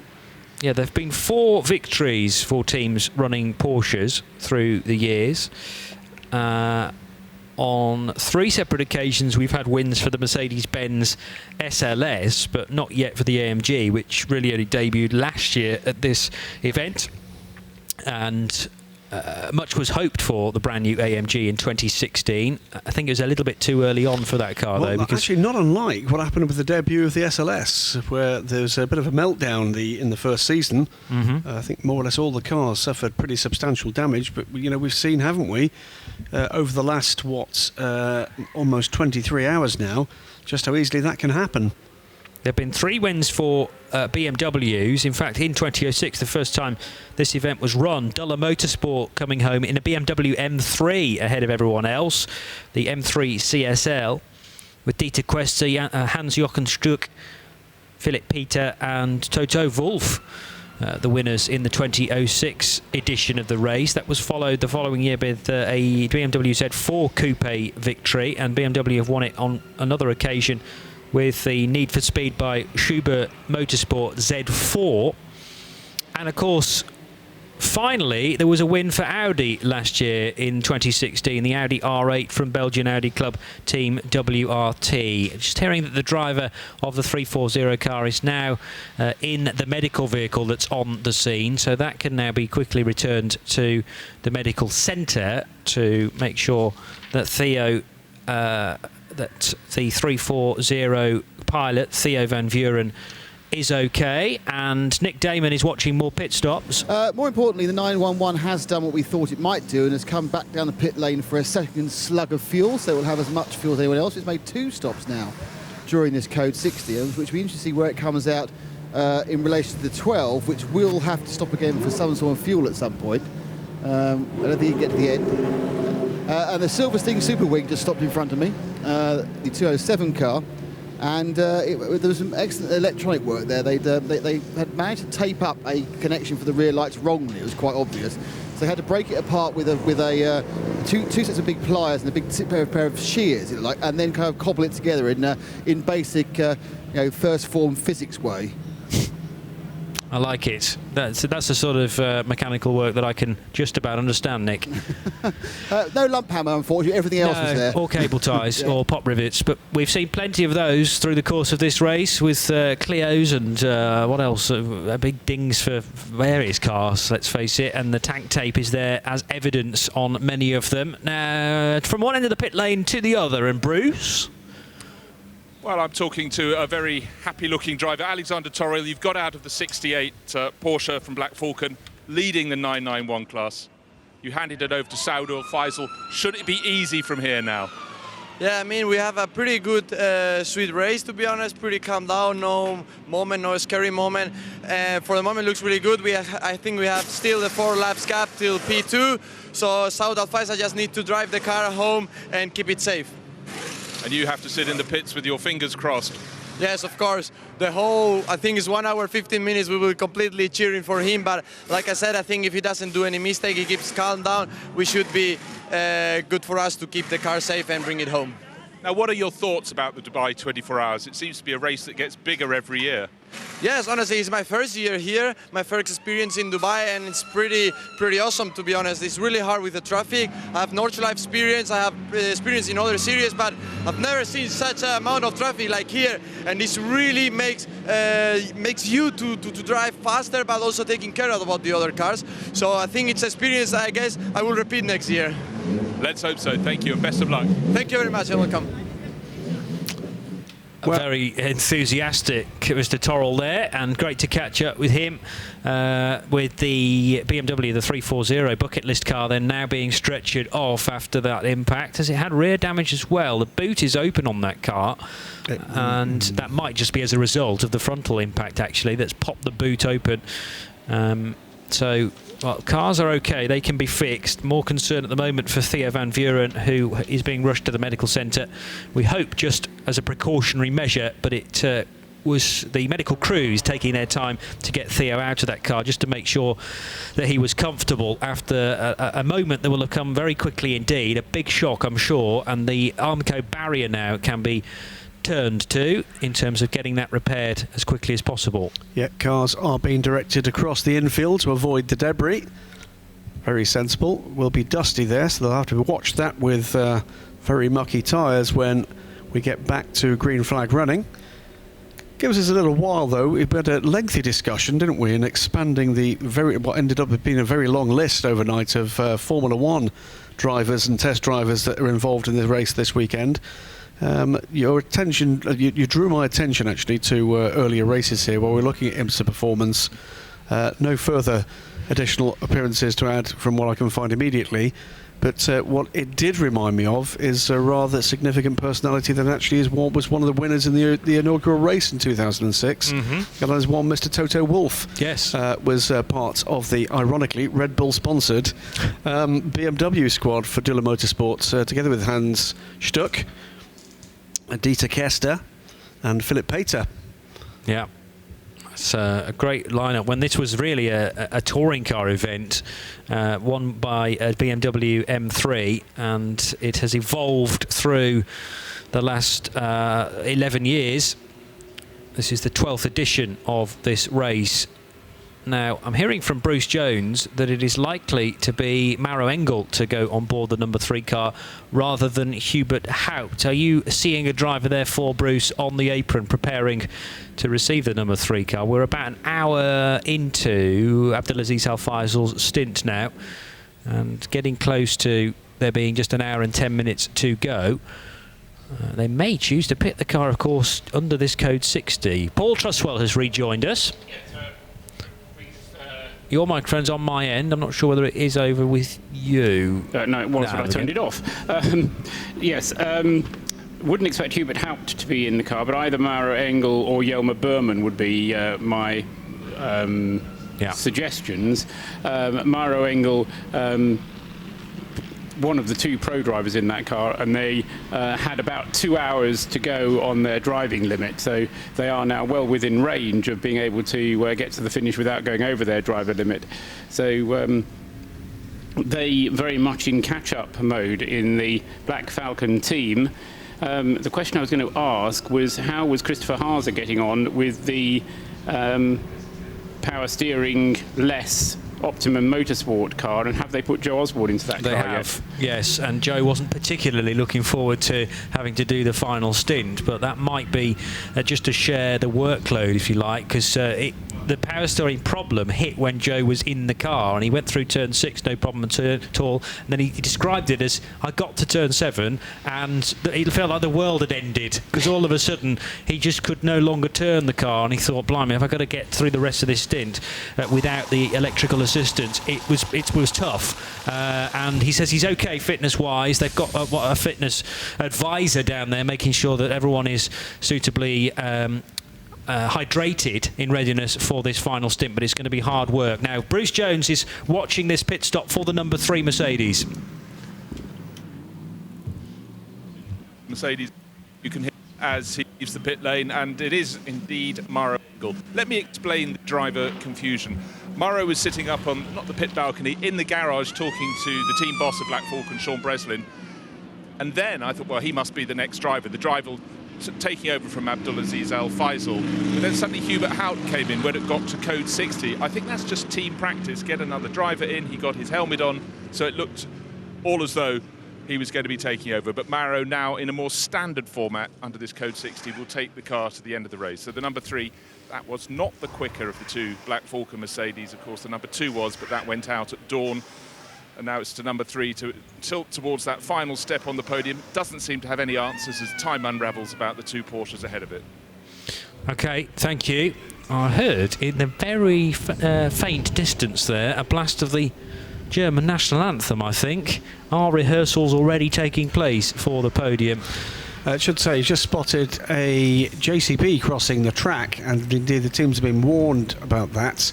It is approaching the scene of the incident with a new stack of tyres. So I think they're going to protect that damaged barrier with rows of banded tyres rather than actually go through and complete a full repair, which does tend to indicate that that would be rather a meaty job. In fact, I think those tyres are already there, aren't they?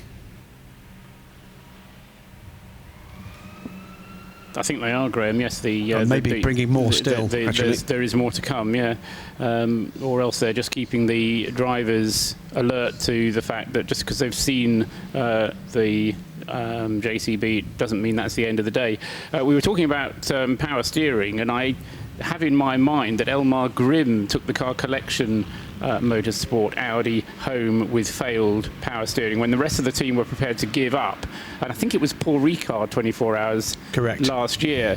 And he, as I say, the rest of the team were quite happy to just say, oh, the power steering's failed, not be able to get it to the flag. There was 2 hours to go. And Elmar said, well, I've got 2 hours driving time, I'll take it to the flag. And did. He did. And got a podium, A6 exactly. Otherwise, the car would have been a retirement, or at least not scored as many points. So another man you don't want to go and arm wrestle with together with all the flag marshals here. So his English may be limited when he was talking to Nick Damon earlier on, but he certainly has his passion and heart in the right place. And both of those things are true of Joe Osborne as well. I'm sorry, Joe. Good to see that car, and there's nothing I can do to help, but my thoughts are with you, Joe, as you take the car around in this final stint. The 12 car, Nick Damon, has just arrived on pit road. And surprisingly, because I thought it would just run down for fuel, it's not, it's taking tyres as well. Now, they did have a puncture, but I think that was just previously, I don't think it was affecting their tyres. They obviously decided with an hour and 7 minutes to go that they put a new set of boots for the chase, but more importantly, they brim it now. Trying to get to the end and put up all sorts of muck as it just slides slightly in front of the 401, the new non-homologated BMW M4 running in SPX class. But that's oh no, hang on, no fuel, fuel, just tyres. Was that release okay? Or looking at it from the long shot, and it was tricky to tell. No such thing as unsafe release as long as it hit each other, really.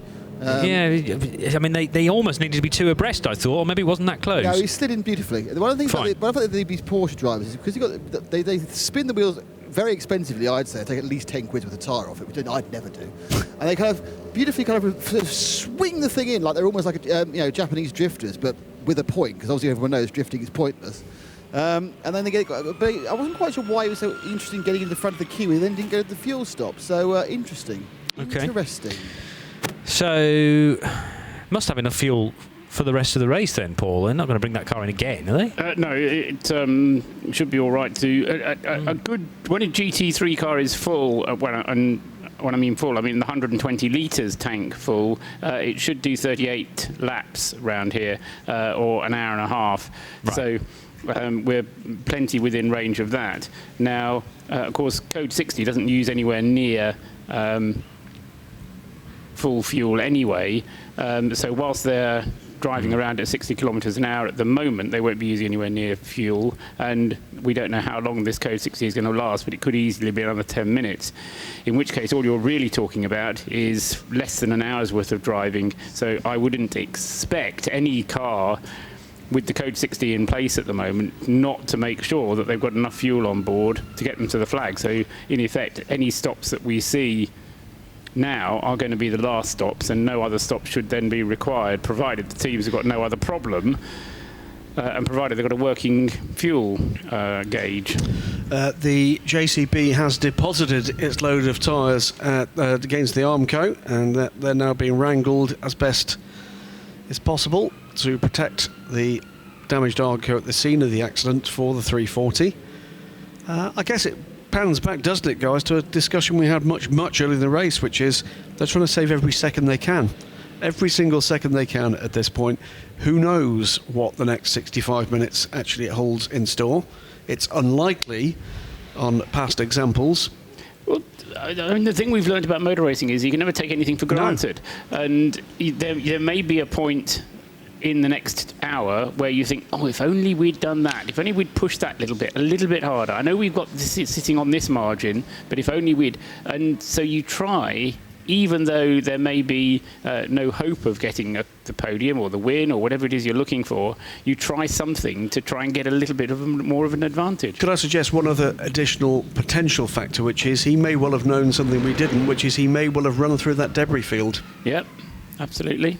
And even if he didn't, why take the risk at this stage? The gaps are sufficient that even if I don't know if they have tyre pressure sensors on the GT3 type car, but if he just felt the car run over what might have been a bit of debris, or it might have just been a bit of pickup, then you'll have said, oh no, I think I better bring it in. And because the margin is sufficient between the first three, there isn't any very much to lose. We had two very major 24-hour races last year, one on the very last lap, the Nürburgring 24 hours between two Mercedes-Benz, and infamously, historically almost, the Le Mans 24 hours, and the most incredible finish, one of the most incredible finishes in world motorsports.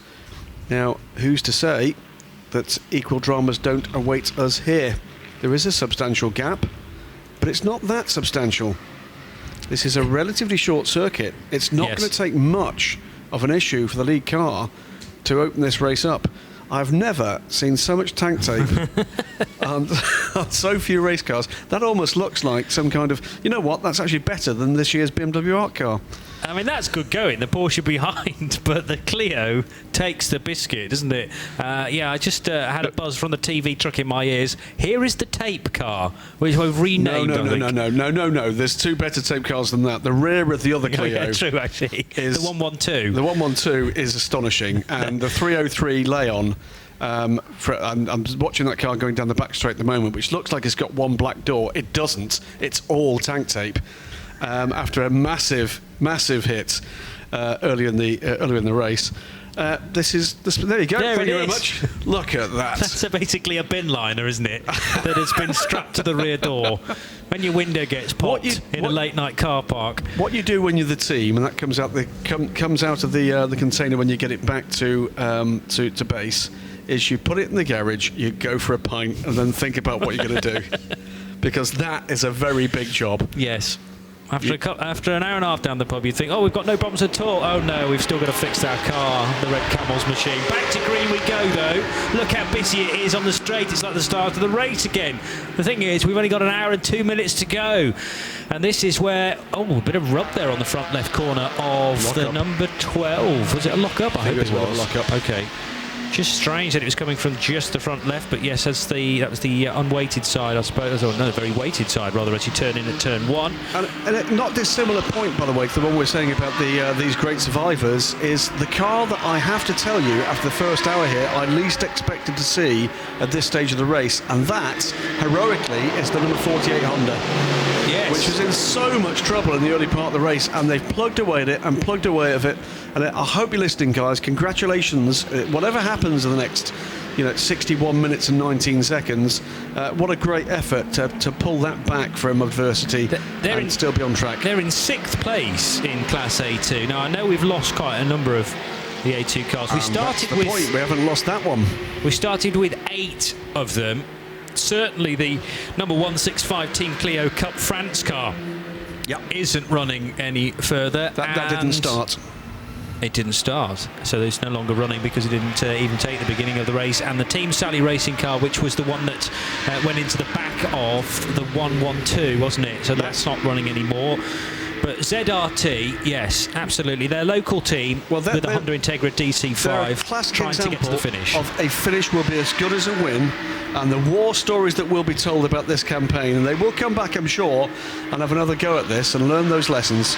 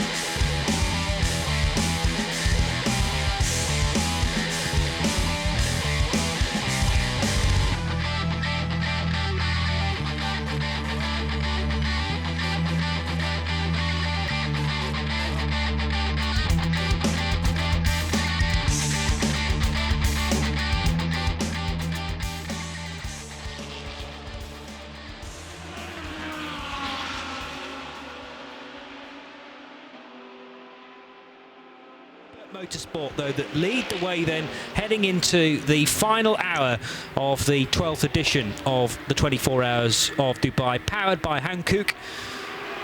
Bright and sunny weather here once again after that long night that many I'm sure thought would never end, but at 6 minutes past 7 the sun began to rise, and all that hard work through the night to try and keep the cars going seems all the more reason to do that. And one of those cars, the 48 machine, tremendous. We went through a spell of that DC5 getting fixed, going out again and breaking down on the very next lap. Get it back again, fix it, throw it out again, and it broke down again. But there it is, in fact, being passed by the overall leader, Robert Renauer. And here is a car that has had no problems whatsoever. The same can be said for over half of last year's 24-hour series events, because it had a sublime Zandvoort 12 hours, a brilliant Paul Ricard 24, and continued the form on into Barcelona as well. Really good in Brno. They retired the car after the 12-hour mark because they'd got the required number of points for the championship. But the 911 Herbert Motorsport car, by far the best showing here in Dubai. They moved to the 991 iteration of GT3 car partway through last year. It's a very, very good decision indeed from the German outfit. Yeah, the performance has been there throughout. The wily fox aspect of this, the stay out the fight if you don't need to be in it and keep their head. The addition of Brendan Hartley was a huge and pleasant surprise, and I think Brendan will be encouraged, but I think he'll know that he needs to do more if he's going to go and play at the Nürburgring. Do you know what? I reckon that Brendan Hartley has probably learned more from this event than Herbert Motorsport has. I absolutely completely agree. Completely agree. But that's partly a reflection on Brendan, a good reflection on Brendan, 100%. Because he will have come into this race saying, I need to learn, and this is the team to teach me. And you just get the feeling with Herbert Motorsport that they've been open and told him how you go about winning a 24-hour race. Absolutely. They haven't got Kyle on the pit wall, have they? Didn't look. The canopy's at normal kind of size, so it's not there for the tall man. So we'll wait and see.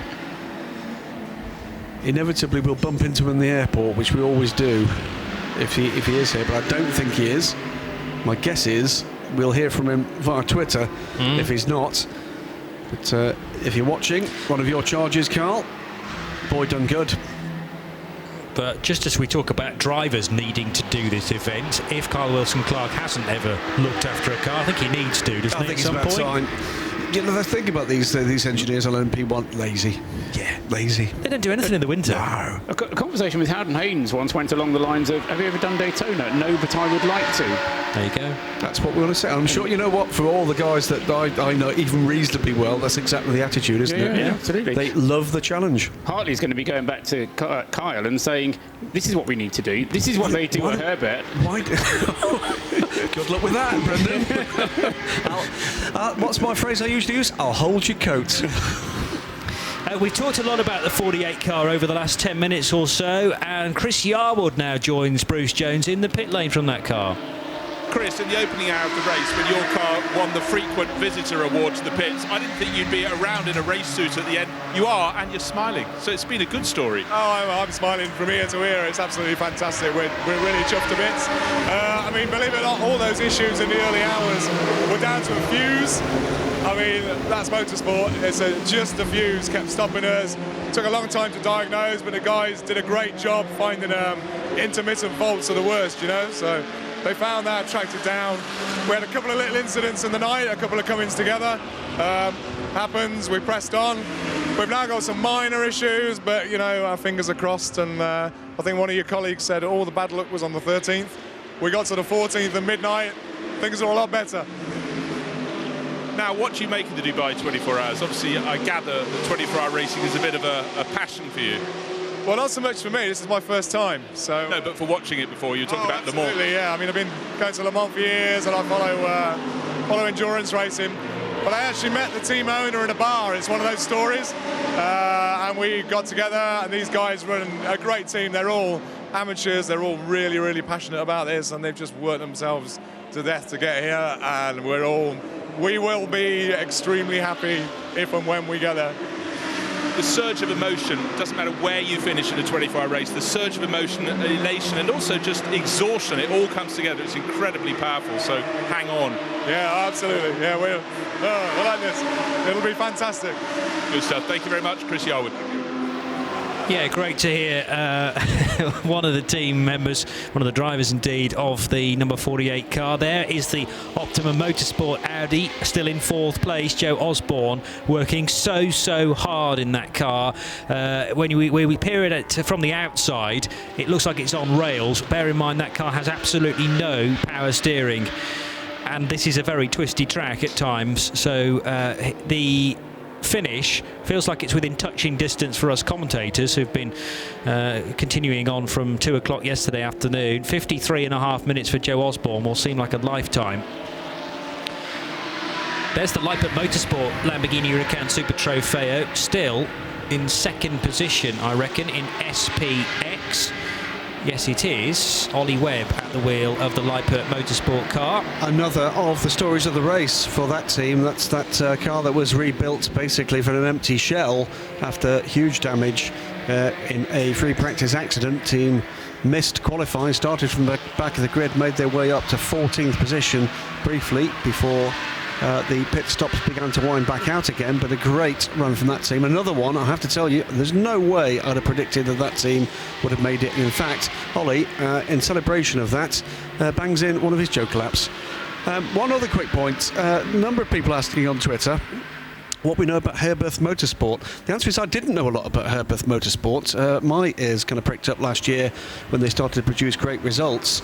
And the answer is they're one of the longest established Porsche Carrera Cup teams in Germany, with a long line of alumni, including from Uwe Altzen, the Renaults, All sorts of guys, title-winning form, go back to the middle of the last decade. So they know how to run Porsches. They're switching their dual allegiance, if you like, now to endurance racing as well, and the rest of them better look out. But struck by tragedy 3 years ago with the death of Alfred Herbert, who I can't quite remember, died in a car accident, possibly, the father of Alfred and Robert, and the team were left with, not unlike Rebellion in a way, with when Hugh Hayden died, the thought of what should we do? Should we close the team, or shall we keep it going? And the twins decided, no, we can't just be racing drivers, we'll keep the team going. You're absolutely right. As far as I know. 2012 it was, died at the very young age of 55 after a road accident in Italy. It was a road accident, yeah. It was, and his sons became the team managers the following year. That's when I think it's then started Friday GT Masters, and have had success there too. More power to them. We like to see teams stepping up, and boy, have they done that this time again. This will be their most major 24-hour race win if they can keep this form together for another 51 minutes.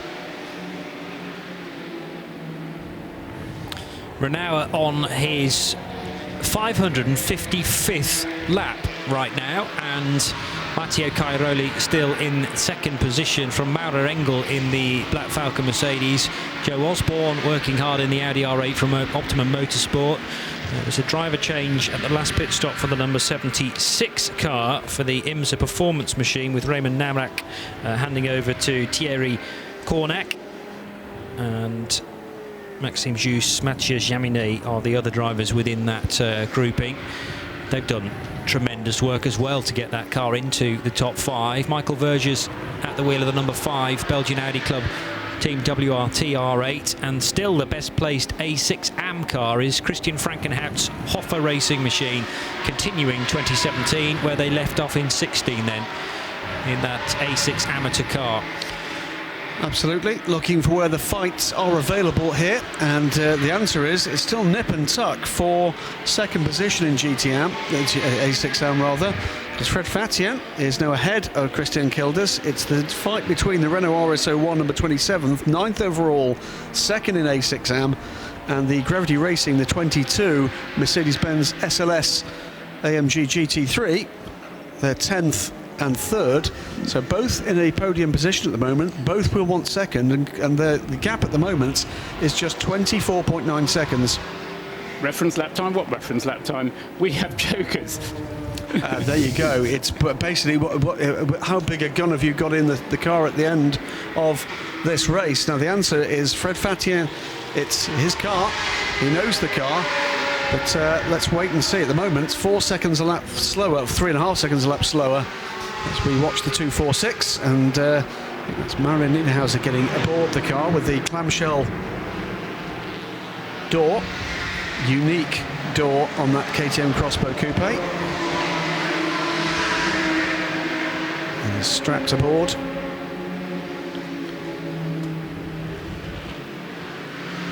Extraordinary looking piece of kit. Reiter Engineering and KTM combining to produce this GT4 version, Coupe GT4 version of the KTM. We have seen the open-top version of the Austrian builds, I think these cars are. Yeah, in Graz, I think. Yep, and that we in long time ago, in the early days of GT4, we had the open-top versions in GT4. Now, fairly popular, the Coupe version. The Reiter Young Stars concept went down very well, and some of these young drivers performed extremely well, and certainly eye-catching, I think, is a good word to use for the KTM Crossbow Coupe. Certainly some lessons learned, I think, by Hans Reiter and his team from their previous long history with the Lamborghini GT cars.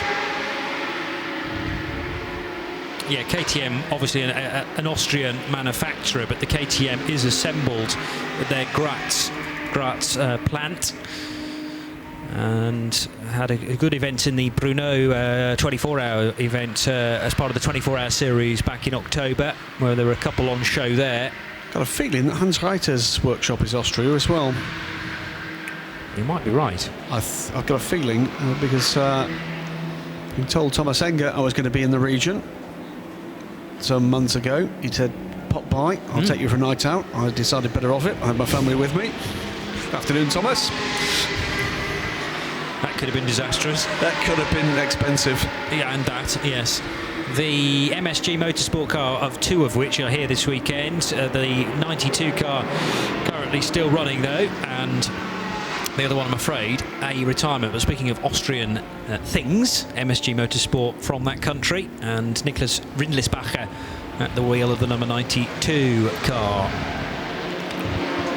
Warning for track limits to the number 12 car, indicating just how hard drivers are still trying. The fact that you have to issue a warning when presumably this is not the first time.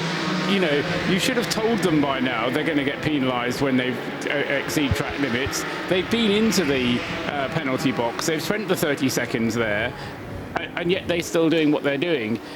I mean, yes, they could be trying to preserve the machinery to avoid accidents. On the other hand, it could just be that it's an indication of how hard everybody's trying. Get Graham Goodwin's thoughts on that in a moment. But first of all, Bruce Jones down in the pit lane. To the ZRT Honda crew, we didn't think we'd see them at the end of the race. And Caitlin Wood, we didn't think the 246 Crossbow would make it because a lot of damage through the night, but the team have worked like Trojan. Yeah, the night wasn't really our strong suit. My teammate had a few incidents on track which kept us in the box majority of the night, but the boys did an amazing job and got us back out on track. And yeah, we're just just simulating laps right now, getting experience. But the whole point about this is the fact that it's all new, isn't it? 24-hour racing, Dubai, very steep learning curve, but you're smiling, you've enjoyed it. Yeah, of course, it's been an amazing time. Yes, we've had downside to the race and everything, but you've always got to look at the positives. I did a really good start of the race. We kept on moving forward. I did some quick times, so we are there. Overall, in the end result, we aren't. But yeah, if things went our way, we got a bit of luck, then we would be. But it's always woulda, coulda, shoulda. But yeah, we're happy. Well, you should be happy because I gather you've got a fantastic racing programme ahead of us for 2017. Could you tell us what it is? Yeah, so I'm now officially racing in the Blancpain Sprint Series with my team Rider Engineering, and this was from doing the Rider Youngstar Series in 2016 and the European GT4 Championships. So yeah, it's really exciting, and this is a good learning curve for me to get some experience with all the really competitive guys and take it to that next level.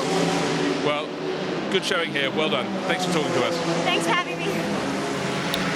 Thank you very much, Caitlin. Another young star, literally, in the offing there. There is the 246. I've been asked on Twitter whether or not there's a reason for that clamshell door, if you like, rather than traditional doors. Actually quite simple. The KTM Crossbow is based on a carbon fibre monocoque, weighs just 80 kilos, that monocoque, and it doesn't have any doors. So you would actually be compromising the rigidity of it if you cut doors into it. So why do that if you can actually come up with that fairly neat and quite clever solution? It's also, as is pointed out, rather cool. So that is a fairly unique piece of kit. And two of them in this race, but in different classes. The other one, the SP2 class car, is on, I think, yes it is. It's on course for an SP2 podium in second position in class. This is a class leader, or certainly was last time I looked. 48th position for the Team Eva K-Rise at Peugeot. Indeed does leave lead A2, and by some substantial margin. The all-Danish crew. They're another team that have been stalwarts in this competition down through recent years. Initially with Renault Clios and then with the Peugeot Coupe, little 1600cc powered coupe. 42 minutes. You asked me what, for a bit of reaction to Paul's point. I think the answer is this. The gap between Cairoli and Engel is under 1.5 minutes. And I think Cairoli is in the business at the moment of delivering a message, which is, I'm not going to be messed with. Yes. Best you go back into cruise mode, I think is what the message is, because I can respond. Yeah. Yeah, so Cairoli, an element of him driving within himself, perhaps. But that's a psychological thing as well, isn't it? Absolutely, completely. I mean, how did Jaguar win Le Mans in 1988? Was by a superb bit of sleight of hand, where the Porsche could have had it a push, but he thought that the Jaguar was running so smoothly. There's a story there which you need to look up somewhere. It's a great story. It's one of the great Le Mans stories. It's the video called The Lion Roars. You might be right, if yes. you can't catch it on, when I say video, we know what you mean. Whatever people do instead of video these days. Yes, we know what you mean. Ray Blues, isn't it? I need to know a guy I've called got Ray one on my Blue. radiogram. Really? My son found some old motoring magazines that I'd got stored away that weren't that old. They were only from the sort of 80s. And they had adverts for blank videotapes, the Scotch video, because that's what people wanted. They needed cassette tapes. Yep. And then there were radar detectors. He said, "Daddy, what's a radar detector?" There you go, you see. These items, which are no longer on the man's shopping list. But Paul, I put my hands up to my first day in the office and my very first job at the age of 18. There was the first time I saw a fax machine. I'm not kidding. It's as simple as that. Joe Collap's being burned, by the way, by the number 34 car collection Audi 203992. And just missed the one the other one was for, but I think it was the number 4 Audi with Chris Meese at the wheel. The gap, by the way, second to third came down a little bit of a chunk, down to 72 seconds, although has been a response from Mr. Cairoli. Can we just take a brief moment to talk about, I'm sure we've mentioned this earlier on in the race coverage, but all will become clear in about half an hour's time, the digital numbers on each of the cars and the system that generates that information as well. Paul, you know a lot about this, I know, but at the moment the numbers are all displaying the car's overall position in the race. Spa 05 is the name of the system. It might have some extra O's or zeros in there or something. It's a Belgian company, as far as I know, and they may be Dutch, and I apologise to them for that. And basically what they do is they hook into the timekeeping system, and they also hook into the units on the cars, and they simply transmit data out to the units on the cars to put the position of the car overall onto the side of the cars. There's quite a lot of other racing series that use the same system, or different variants of the same system. Obviously, some categories, some championships would rather have class positions. You just say, I want class positions. It'll change them to show you class positions. They can display different colours. They can change colour depending on whether or not you've used your allocated boost. So it's quite a clever bit of electronic trickery that enables the car to show information about its position. So instead of having a tall scoreboard in the middle of the circuit as you used to, your scoreboard is basically the cars driving around the circuit. There is a big debate amongst purists like myself about whether these things should change actually out on the track as cars pass one another. So as number 5 goes past number 4, the numbers actually change. Other people say, oh, well, no, you should only make it change when they go past the sector time. Other people say, well, they only change when they go past start-finish.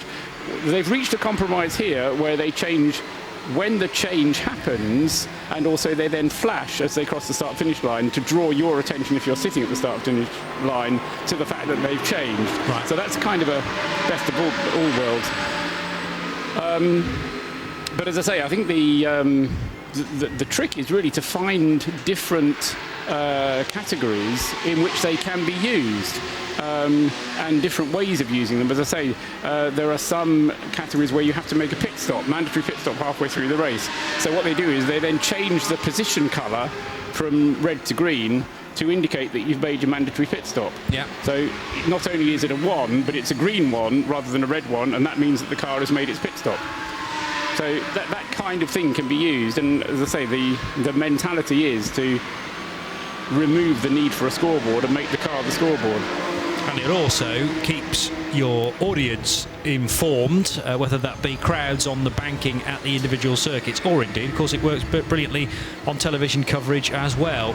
And they have different intensity settings as well, because if you would have them as bright as you have them now, overnight, you would have lit up downtown Dubai by now with 90-odd sets of LEDs.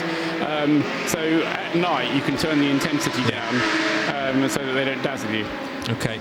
And a big hello to Hans, who is very much part of Spa 05, looking after that system this weekend. We have something a bit special planned for the final 3 or 4 laps as far as that system is concerned. We'll talk about that nearer the time, but there is the Brokenet Silverstein then, with damage on the rear. That's the floor. I think that's the floor dragging along. It is. It's the diffuser. Now, we heard from Nick Damon, I think it was, in pit lane quite a while ago with another horrendous mashing of the name of the Brokenet Silverstein, that there was a problem with the floor not being properly attached, the diffuser not being properly attached. It clearly isn't now, and that will be, I'm sure, a meatball flag for that car if it doesn't come astray, because that is a substantial piece of kit, and you don't want that flying around into oncoming traffic now, do you?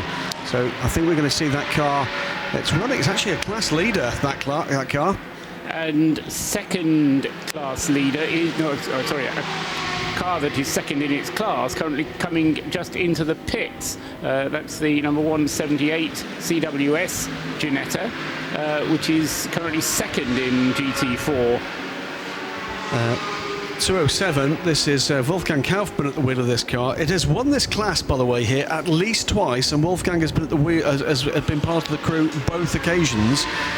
I apologise, I'm not aware. I'm sure there's at least one other member of the crew that has done similar.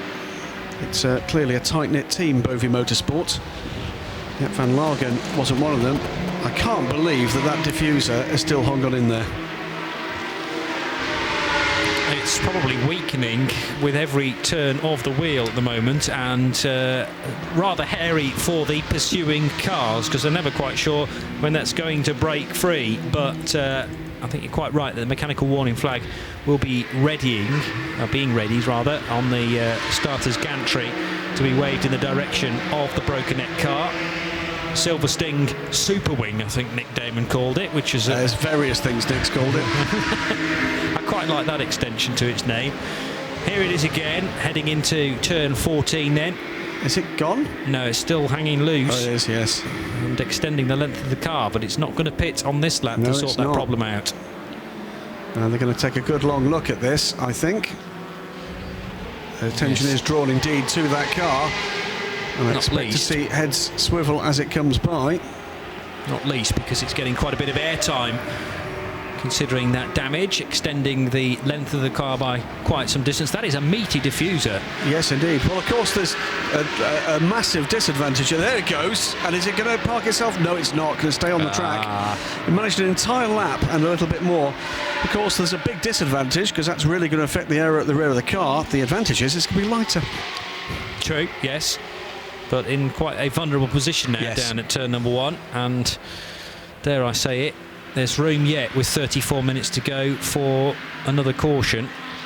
We'll see how that is dealt with by the by race control and by the marshals, brave old marshals around the circuit. They may have to be super brave down at turn number 1, because the problem is with a field of cars that is still in the 50s, waiting for a gap in the traffic might be a half-hour job. That was the same group of marshals that removed. There was a front bumper or a rear bumper that fell off on the track in exactly the same place. So possibly because the car goes a little bit light as it comes over that crest, going down towards turn 1, and changes the aerodynamic attitude of the car. And so they've done it before, and what they did was to wait until they worked out how the traffic flow was, timed it to what they thought would be a good time, put a rescue truck out, then the marshal ran out behind the rescue truck, picked up the debris and pulled it back. And to be fair, that was a larger piece of debris than the one we've got at the moment. Okay. So fingers crossed that can be dealt with a local yellow. Message already going out on the timing screens. That goes out to all the teams on the pit wall, and the drivers will then be able to communicate to the team engineers will be able to communicate to their drivers if they have team radio, which Charles, Espenlaub and Putnam don't have, do they? Because they've been describing to us their fun and games they've been having, trying to do everything by braille. Robert Taylor's just brought the Zest Race Car Engineering Seat Leon Super Copa in from 6th position in Class A3. Caught a glimpse of that in the pit lane. Now, I think we have a chance to run around the class leaders here. So, starting with the number 171 car, which is leading. That's the Peugeot RCZ. So this is the A2 class leader for Team Eva Solo stroke K Riser, and Jan Engelbrecht driving this 171 car. It's 48th overall and safely in the lead of that class because its nearest rival is 55th overall, the Shane Deegan driven Team Cook Sport Renault Clio, which had problems overnight and had to return to the pit lane via a tow rope. Now there are yellow flags at turn 1, so this is to deal with the brokenette rear diffuser. But it is only yellow flags at this point, and a warning on the screen of debris on the track approaching turn number 1, and we know all about that to drivers left. 15 laps is the gap first to second in Class A2, Johnny. Okay, thank you for that. I think that's fairly secure, and its position is Jan Engelbrecht with the Team Ava Solo K Riser. Now we're on board with the Sorg Rennsport BMW M235 Racing Cup car, on board as far as the live stream is concerned. This is a car that's completed 484 laps and leads the Cup 1 part of the race. There's the recovery vehicle parked at turn number 1 then, in readiness for the recovery of this rear diffuser. The next leader is the... where are we looking at now? Where have you got the to, Johnny? 151 car, yes, that's the car we were just on board with, wasn't it, a moment or two ago. So there's the Sorg Rennsport Cup 1 leader and Sorg Rennsport in the box seat here. They are running 1 and 2, although their 2 cars are separated by 6 laps. Some news from Joe Bradley down in the pit lane. Yeah, good news for the Colin White car, the Colin White Ginetta. We're talking about car 178. That car's just come out after a big job. Michael Simpson can tell us what was that all about, Michael? Oh, we had looks like a front right stub axle failure. But wow, and how long did it take you guys to put that round? Probably about 2 minutes. That's pretty... How long does it take them in the workshop to do it? How long does it take them in the workshop to do a job like that? Probably longer than that, so all hands on deck. Even I got my hands dirty. I didn't fall over this time. Oh, so very urgent job. All right, mate, fingers crossed. That has, though, dropped that car down to 3rd from 2nd, so now we've got Ginetta 1st and 3rd in GT4. The Pro Sport, the number 86 Cayman, up into 2nd position, so it's the Optimum Motorsport car, the 231 car, 26th position overall, the leading GT4. And then the 86, then now having been right up there for all the way through it, in fact it's dropped to 4th as a result of that. It's just dropped behind the GDL Racing 267 Cayman. The next class leader we're focusing on is the Team Altran Peugeot out front in Class A3, and it's Thierry Blaise currently driving that car. Then the 308 from the 908, so another team, as in Altran Peugeot, that are locking out the top 2 positions in their respective classes. Sorg Rennsport doing it in Cup 1 and Team Altran Peugeot doing it in the A3 division. 3rd in that part of the competition is the Italian squad, Lotus Elise Cup PBR, and their PB Racing Elise is running in 3rd place. Here is the TCR leader, and this is the brand new CAD Speed Racing with ATEC Audi RS3 LMS. The car's done 501 laps and has just less than a 2-lap lead over the Modena Motorsports Seat Leon TCR. But James Kay back at the wheel of the 108 car, as he was on 2 separate occasions in TCR sprint races on Friday morning. And the car's now done a further 24 hours, very nearly 24 hours of running. That's not bad for a car fresh from Audi Sports And the initial batch of these brand new cars have already been sold. So you're going to have to get your name on a very lengthy list if you fancy one of these booted TCR cars. Obviously front-wheel drive, as all TCR cars need to be. We've had a variety of different sorts of machines here for the TCR Middle East races. There were 5 Volkswagen Golfs. This Audi is powered by a Volkswagen engine, by the way. There was a Subaru STI, and there was Alfa Romeo Giulietta. We had a couple of Seats as well. In fact, the 303 Red Camels car turned out with Kane Aston at the wheel for the 2 TCR cars yesterday morning as well. By the way, third in the TCR class is the 105 Zest Race Car Engineering Seat Leon TCR. That car is 52nd overall. But the TCR leaders are separated by a couple of laps, and a look at turn 1 would tell us... Diffuser's gone, as Paul spotted by Paul then, back to green, full circuit green, with 27 minutes left on the race clock. Continuing our run through the class leaders, and so that's TCR dealt with. We're looking now at the class leading 207 machine.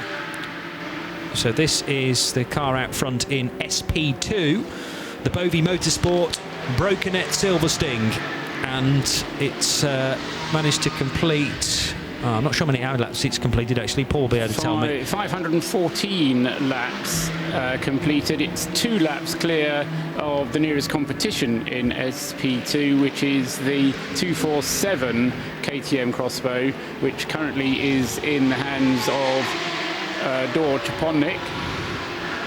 So this is the slightly lighter car compared to about 10 minutes or so ago when it lost its rear diffuser at turn 1. 28th overall, 32nd overall for the Reiter Engineering machine, and in 3rd position in that class, Paul, is the VDS Racing Adventures Mark Focus V8, car number 58, with Jose Close driving. Thank you for that. Just been after a further kind of detailed question. When was the last time that Porsche had a 1-2 in a GT race? A 24-hour race, rather. And I think the answer... Well, the offer, my initial offer is given the 2008 Nürburgring 24 hours. Okay. Beyond that, I got nothing. They would have been 997 spec cars, wouldn't they? Certainly one of these cars. It's been a while since we've been in this kind of position at this kind of level for Porsche. They've had some misfortune with some of their cars. This is the 231. That is the Optimum Motorsport car. The GT4 leading car has a 5-lap advantage over the Pro Sport Cayman. Yeah, Jörg Wiebahn at the Pro Sport Performance wheel of the Porsche Cayman Pro 04, but the car we're looking at on the live stream is Will Moore in the Optimum Motorsport Ginetta G55, and it is running in 26th position then,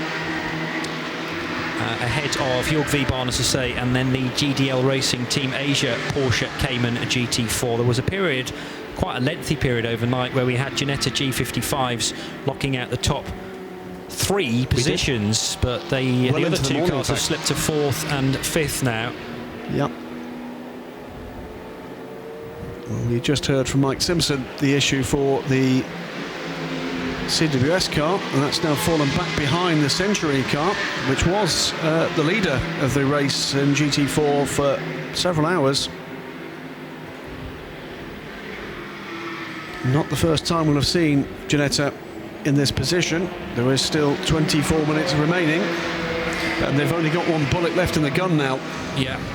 So that's the SP3 GT4 class dealt with. This is the XPX leader, GDL Racing Middle East Lamborghini Huracan Super Trofeo. It's been a nightmare race for the Huracan GT3 cars, but the Super Trofeos are well placed in the SPX category. 537 laps completed then for the GDL Racing crew, who were in action a month ago at the Gulf 12 Hours at the Yas Marina circuit just down the road in Abu Dhabi. Car 87 leads the class then from the Lippert Motorsport Lamborghini Huracan, and it's still Ollie Webb driving that number 10 machine, and in 3rd position on the same lap are they? Johnny, 41 seconds separating the number 10 Ollie Webb-driven car from Rory Pettinen, who's at the wheel of the GDL car. 18th and 19th in the overall standings, and Ollie Webb just crosses the line now, as you say. 41 seconds between them. It's the FAC Autotech Porsche that is in the top 3 of SPX. Here's the 991 class leader. This is car number 68 then, the Black Falcon Team TMD friction car. Saud Al Faisal at the wheel of that. 544 laps completed, and the Black Falcon have been going so strongly in the 991 class, as they tend to do with great regularity. They had 2 cars in this category. The other one is still running, but down in 5th position. That was after what looked like some overheating issues, wasn't it, for the 69 car? So that has meant that the 85 Pro Sport performance car, at the moment driven by Andy Pilgrim, is running in 2nd position and 16th overall. And then in 17th place overall, we've got Klaus Bachler at the wheel of the Race Pro Motorsport 991 machine. So 16th and 17th could be pretty close to one another as well. Let's just have a look. 16th and 17th. Actually looking that one up. Yeah, okay. Up the anti-app rotation up north. Thank you very much. He outbids my 2008 Nürburgring 24 Hours with the 2010 Spa 24 Hours, and won by BMS Scuderia Italia with their Porsche 997 GT3 RSR. And second in that race was IMSA Performance. So was that the last time in a major 24-hour race that Porsche scored a 1-2? Might it still be? We'll know in just over 20 minutes. I reckon there's about 1 minute and 20 seconds between Pilgrim and Bachler, so looking reasonably safe at the moment. I think it's even further than that, isn't it? Is it? Oh, yeah. I'm doing it on the count back, so I'm expecting Klaus Bachler across the line in 40 seconds time, Andy Pilgrim in 1 minute and 20 seconds time. So I'd worked out there was about 40 seconds between them. But different laps. Oh, is it? Okay. Yes. So therefore that calculation doesn't work. No, absolutely. Andy Pilgrim has completed 542 laps, or at least 85. The car 85 has. Car 63 has only completed 540 laps. Yes. Thank you for that. So Bachler, no hope at the moment of getting further up than 3rd position, but nevertheless Race Pro Performance on course for a podium. There is the A6 AM leader, and they've been out front for so long. This is a brand new car, remember, for Hoffa Racing. They've moved from the Mercedes SLS to the Mercedes AMG GT3. The livery has been switched from one car to another perfectly, almost as if it's been running for a number of years. But this AMG has obviously now had a year under its belt, not that specific one, but the design of the AMG has come along quite nicely in the last 12 months. If certainly compare the performance of the AMG to the 2016 edition of this race. Now, being asked on Twitter by Right Turn Lover and a few others, will there be a Spirit of the Race award today? I'm sure there will, because we always do that on radiolemans.com. So let's start it. Let's welcome your votes now. If you have suggestions for the I Respect Robin Goodman Spirit of the Race award, that's basically if a driver has really stood out for you, maybe a team, or maybe just something that happened over the last 24 hours that you feel needs to be added into a pot of suggestions, and we will pick a winner. It's purely a numbers game, so whichever gets the most votes becomes our Spirit of the Race awarded thing. Paul points out in a note he's just passed across to us that the leading car has now led the race for 9 hours. The 911 car. That's some effort. You only have to lead the race for 1 lap. You do. But it certainly helps if you've leading the final one. Leading the final lap, though, is aided if you've managed to lead the lap for that amount of time and built a tidy margin. Yes, in terms of number of laps, I've given you time. In terms of number of laps, it's the last 219 laps they've led. Yeah. But, you know, the whole point of a 24-hour race, it's judged across 24 hours, and if you can manage your way into a lead of, what is it now, a lap and a half, 570 completed by the leader, 568 by Matteo Cairoli. So it'll be fewer than 2 laps. Just as you're saying all of this, Johnny, all around the world, Toyota LMP1's going to say, we know! Well, that's the thing, isn't it? You know, you spend a whole race building a lead, it can evaporate so quickly. It can. And you have to be out front when that checkered flag is displayed. And this is often one of the most exciting bits of a 24-hour race. Just everyone is listening out. If they're driving their cars right now, each of those drivers listening out for the unusual noises, the bangs, the clangs. The 911 car is looking supreme, though, almost as if it's on its opening lap. Yeah, OK, it looks a little bit untidy as far as the paintwork's concerned, but it's been out there for so long. And the 911 car heading over the line once again. We have 17 minutes to go, and a comment from Bruce Jones down in the pit lane. Well, you touched on it earlier. The Red Camel Jordan 303 Seat, not the tidiest looking car in the race, because in fact precious little of it is left, but just came past me down the pit lane. The pit lane is incredibly quiet in the final hour of the race. It had a fast food styrofoam carton right across its radiator. You just think, what else could happen to that team? But they've plucked it off, thrown the chicken away, and out it goes again. But it's very battered, and if you take a look at that car after the race, it's so much narrower at the rear than it should be. There's just no bodywork and it's all tank tape, but they're still going, so hats off to them. Perhaps they go into the category for the Robin Goodman Award, the spirit of the race. Your vote, not mine, though. That's a good call. It would be great, by the way, Vincent Voss came down and asked them whether or not they want fines with that. Big incident down at turn number 1 and smashes into the barrier there. That was one of the Caymans, which I thought we'd caught the back end of that incident, and this is down into turn number 1, which brings another code 60 out. That was a replay. The incident had already happened. Meanwhile, the 105 Seat, as we try to work out what's gone on there, is into the penalty box. So the track goes quiet as the cars all come down to obey code 60. Meanwhile, as we work out exactly the car that is involved down there, let's get a quick word from Joe Bradley in the pit lane. Hey guys, with this incident, I'll quickly give you my nomination for Spirit of the Race. One, Brendan Hartley, World Endurance Champion. He didn't have to come here to this race, but he wanted to. Do you know why? Because he's a racer. What spirit that shows. And he didn't he pick the right team? Fingers crossed, of course. He's done his research, hadn't he? Clearly been following RadioLeMans.com's coverage of the 24-hour series to know.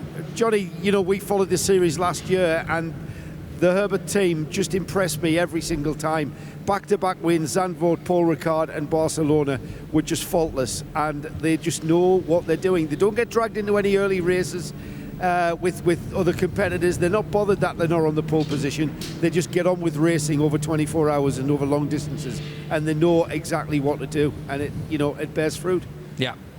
Yep, good shout, Joe. Thank you for that. So you can agree with Joe or Bruce, or maybe go play your own furrow and come up with a suggestion for the Spirit of the Race Award. It's the 86 car, we're being told by Race Control. It's the second place car in GT4, the SP3 GT4 car that is off the track and into the barriers. Jörg Wiebahn, we were talking about him just a moment or two ago, being in second position in SP3 and GT4. That was a frightening moment. That was a big where moment. The car has attempted to turn at turn number 1 and just absolutely sideways clanged the barrier. Well, it's these moments you don't like to be right that drama can happen in the final half an hour, but it almost always seems to do that. So code 60. So we'll wait and see the net result of that. We've seen nothing since the car. It will remain until at least 13:50. That's going to take us pretty close to the end of the race. It is, yeah. Francis Chia there giving us a wave from the Modena Motorsports 216 car. A chance, Graham, for us to see this incident again, and the car's already lost it. Oh yeah, he's on his own. Absolutely. Jörg Wiebahn.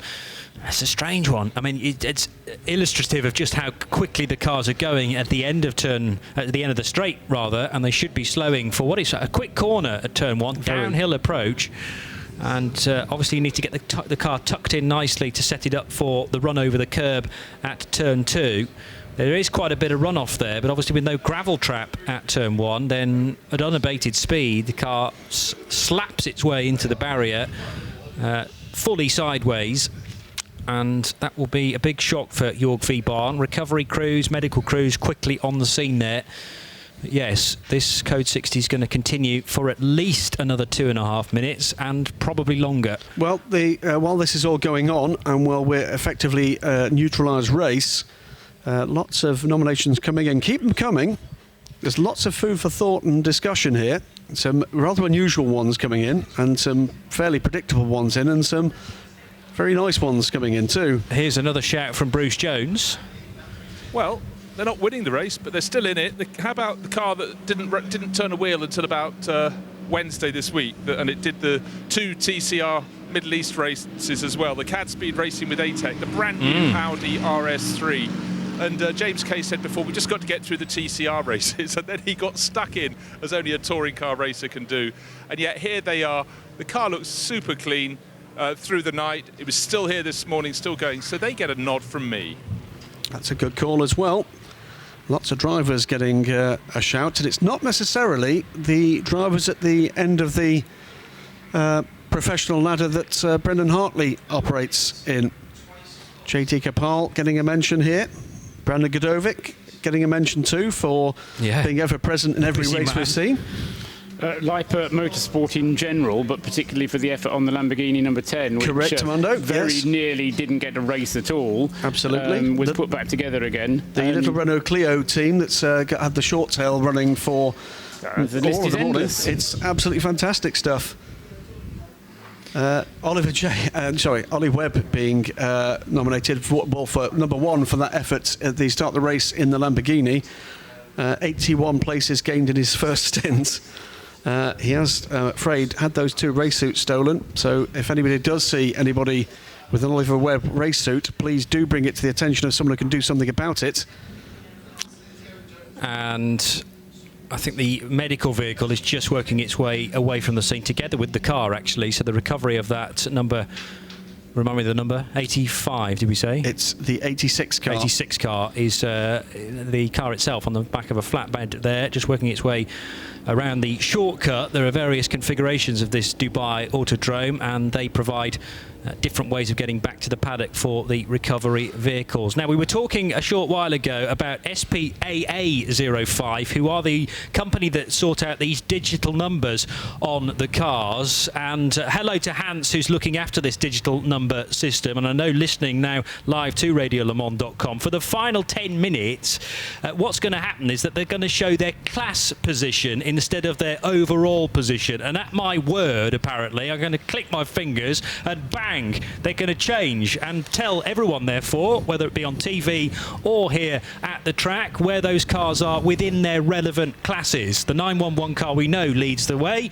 from Matteo Cairoli and Mauro Engel, but it'll also tell you that the number 1 machine will be leading A6 AM. We'll have a number 1 on the side of the number 68 car to tell us it's in the lead of the 991 class, and likewise for the various other class leaders as well. That's a little special thing that we could do for the final 10 minutes. Chaps. And it's just done it now. Isn't technology clever? There you go. Either that or the Attempto Racing Porsche has come up right up through the field without us noticing it to 6th. So the Code 60 is going to be continuing. No, within it's a minute. Not. It's going to be withdrawn within a minute. We're going to get something over 5 minutes of green flag running, we hope. And on the subject of positions and green flag running, if there have been any offences committed for which penalties haven't been taken, there's nothing particularly special, but we will have an issue of the results eventually produced, which will hopefully be done before we do the podiums, which will have the correct positions on. But there may be some time penalties applied, which they haven't had a chance to take by coming into the pit lane to do them. Right then, back to green flag racing. And Porsches, Ginettas, the Corvette still there, the Clio short tail. Anybody that's joining us just for the finish here, we should explain that was rammed by another of the Clios very heavily indeed, and has got massive damage at the rear, but the team have, well, taped it back together, and it's actually been remarkably reliable since then. Yeah, it was 48 Honda. That's another story and another potential, in fact, an actual nomination for Spirit of the Race after their early race woes. Sorry, Johnny. It was a spin for Nicholas Oskarsson, the Swedish driver, and as he was trying to get that Stanko and Tanner Motorsport car pointing in the right direction at turn 14, fumbling around to get the car restarted and find first gear, around the corner came the Team Sally Racing machine. And it was Michael Westhaver at the wheel and nowhere to go. I mean, yes, you could have gone left or right, but because he was fully committed into turn 14, he slammed on the anchors, but it wasn't enough, and the car piled into the back of the little white Clio, and we had 2 damaged Cup cars right on the spot there. Thankfully, both guys okay. But the amount of damage done to the rear of that 112 car, because basically it's a lot of air, it's crash structure and designed to do that. Full marks to Nicholas to get the car back to the pit lane pretty swiftly. Okay, it was happened in a fairly convenient part of the track with only turns 15 and 16 to negotiate to get the car back to the team, but they have done stellar work to turn that car around quickly. Used a lifetime subscription of tank tape to get the thing fixed, mainly to keep that tailgate into position, and multicoloured tank tape Absolutely. as well. And Ian McCarthy is amongst a number of people who nominated tank tape for the Spirit of the Race. Where would we be without that? Revelite, the company that essentially invented it, it really has got staying power, hasn't it? It's been hours since that car hit that. We've got the number 172 Renault Clio on pit road as well in the final 6.5 minutes, in just a tick or two away. We've got the SPX leading pair, by the way, on the same lap. The 2 Lamborghini Super Trofeo separated by under a minute. Okay, so that's something to keep our eye on. Yeah, 44 seconds. First and second in SPX, so maybe not all over for the GDL Racing Middle East crew, with Ollie Webb really pushing hard here in the Lippert Motorsport machine. Problem is he's only got 6 minutes to go. He is lapping sometimes 2, sometimes 1 second faster than Rory Penttinen. We could have some real drama here in GT4, and it's been pointed out by Right Turn Lover, who seems to be omnipresent on this, that the 267 car, which is the second place car in GT4, could be over his driver's time. Okay. And I think that's been confirmed in terms of the data you've got, Paul, by Paul Croswell. No, he's an hour and 55 minutes now into his stint. He's got 6 minutes to go to get to 2 o'clock. And as I explained at some point during the race doesn't end at 2 o'clock. It carries on until the leader crosses the line, having completed 24 hours of racing. So he then has to go around. And if you're stuck in the wrong place, you may end up actually having to run a little bit longer than that still. This is real drama. The reason it's real drama is because the third place car is only 23 seconds back. That is the 229 Century Motorsport Ginetta. The fourth place car is less than a minute and a half behind. If he doesn't pit, he'll lose a podium. If he does pit, he might lose a podium. So, and in any case, the best bet is to kind of not finish the race, as it were, pull off. Then you won't actually go over your race limit. Just pull off at 2 o'clock. And just don't finish the race. Right. Because you'll be classified, you'll have still completed your 60%. Yeah. But he will be overtaken, so yes, he'll lose his podium. But he'll be overtaken by both the cars. Yes. We'll lose the podium. Lose the podium in any event. So there you go. We said about drama. It's all happening in GT4.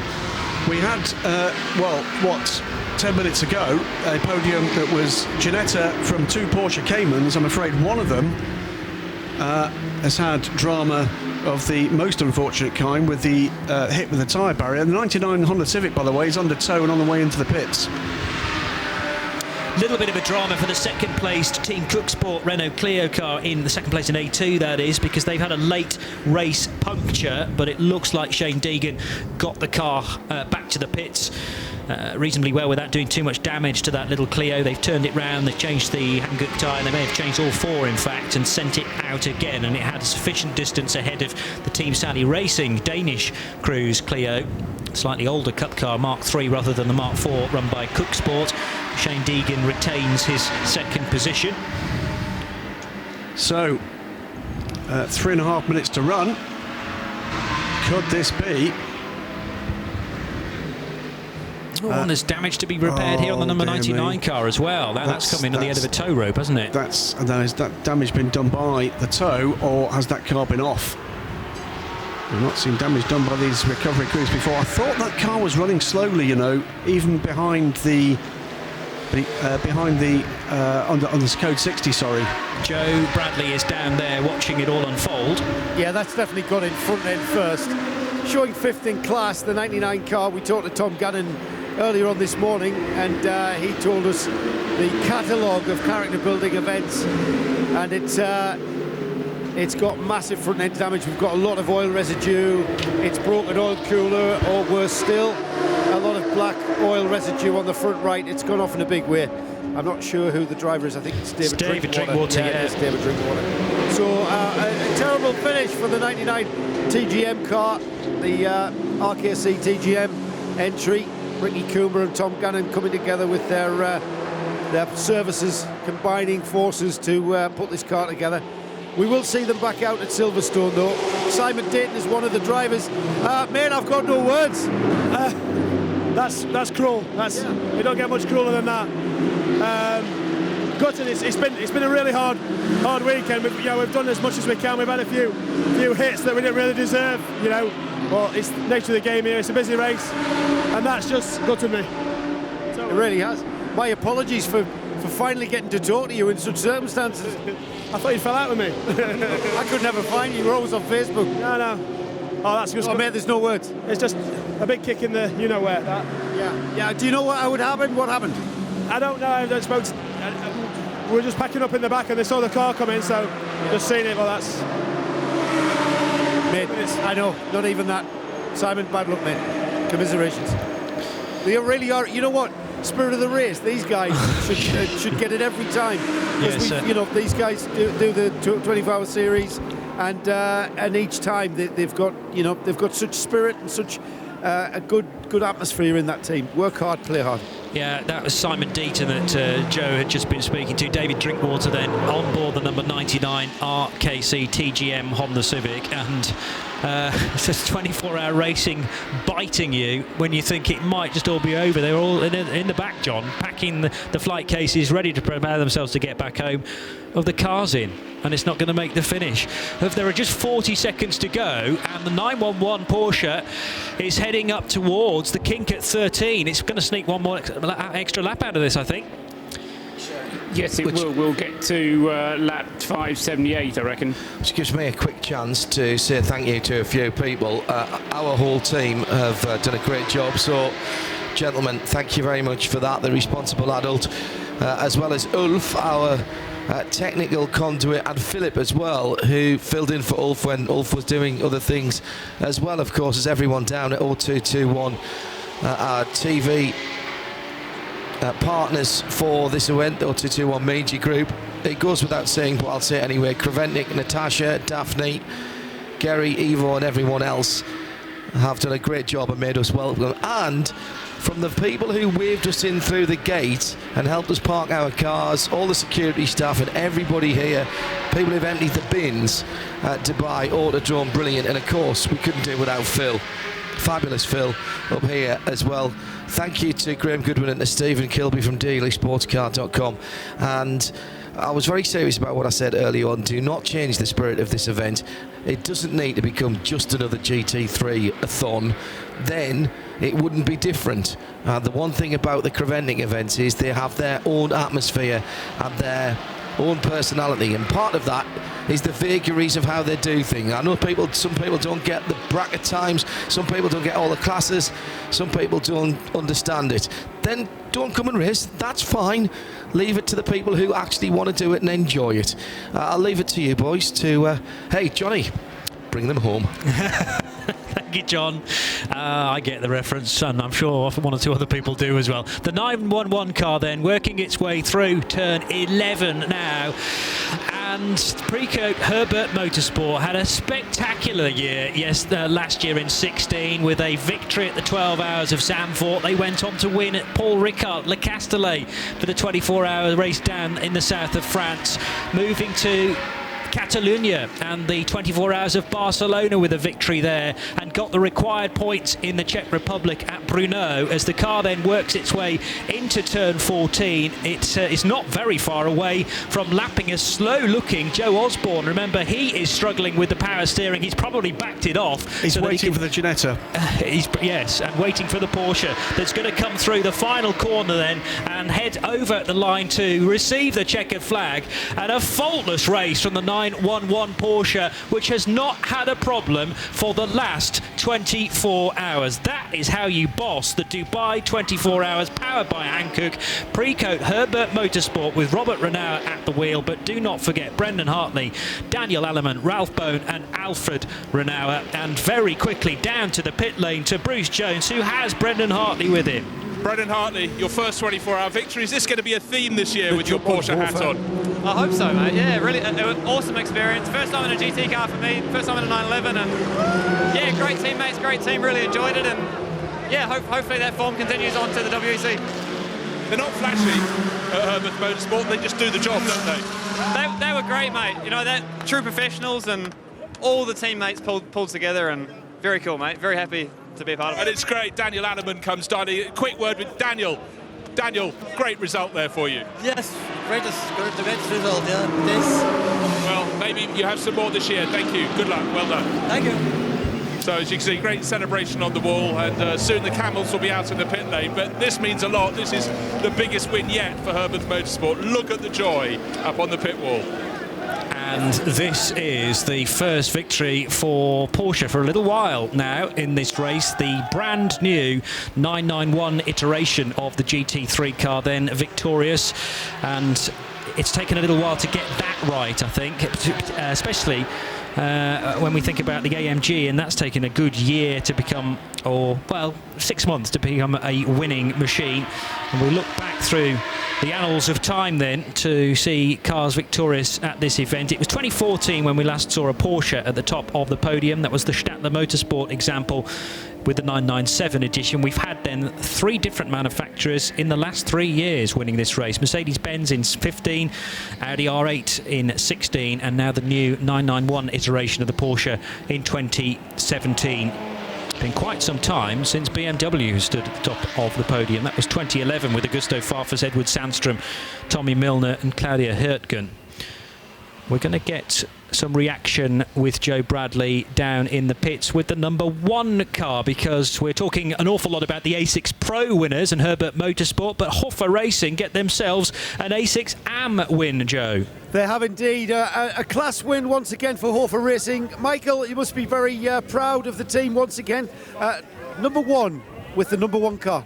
Yeah, it's first race with a new car. We get the same position as last year. P1 in the amateur class, P7 in the overall, so what do we want more? Tell me your reflections on the race at this point. What will you take away from the weekend? That we had very much luck with our other car. It's completely destroyed, but our driver luckily survived. And the new Mercedes is reliable, lots of accident, but still good for P1. Excellent stuff. Thank you, Michael Kroll. Congratulations. Thank you.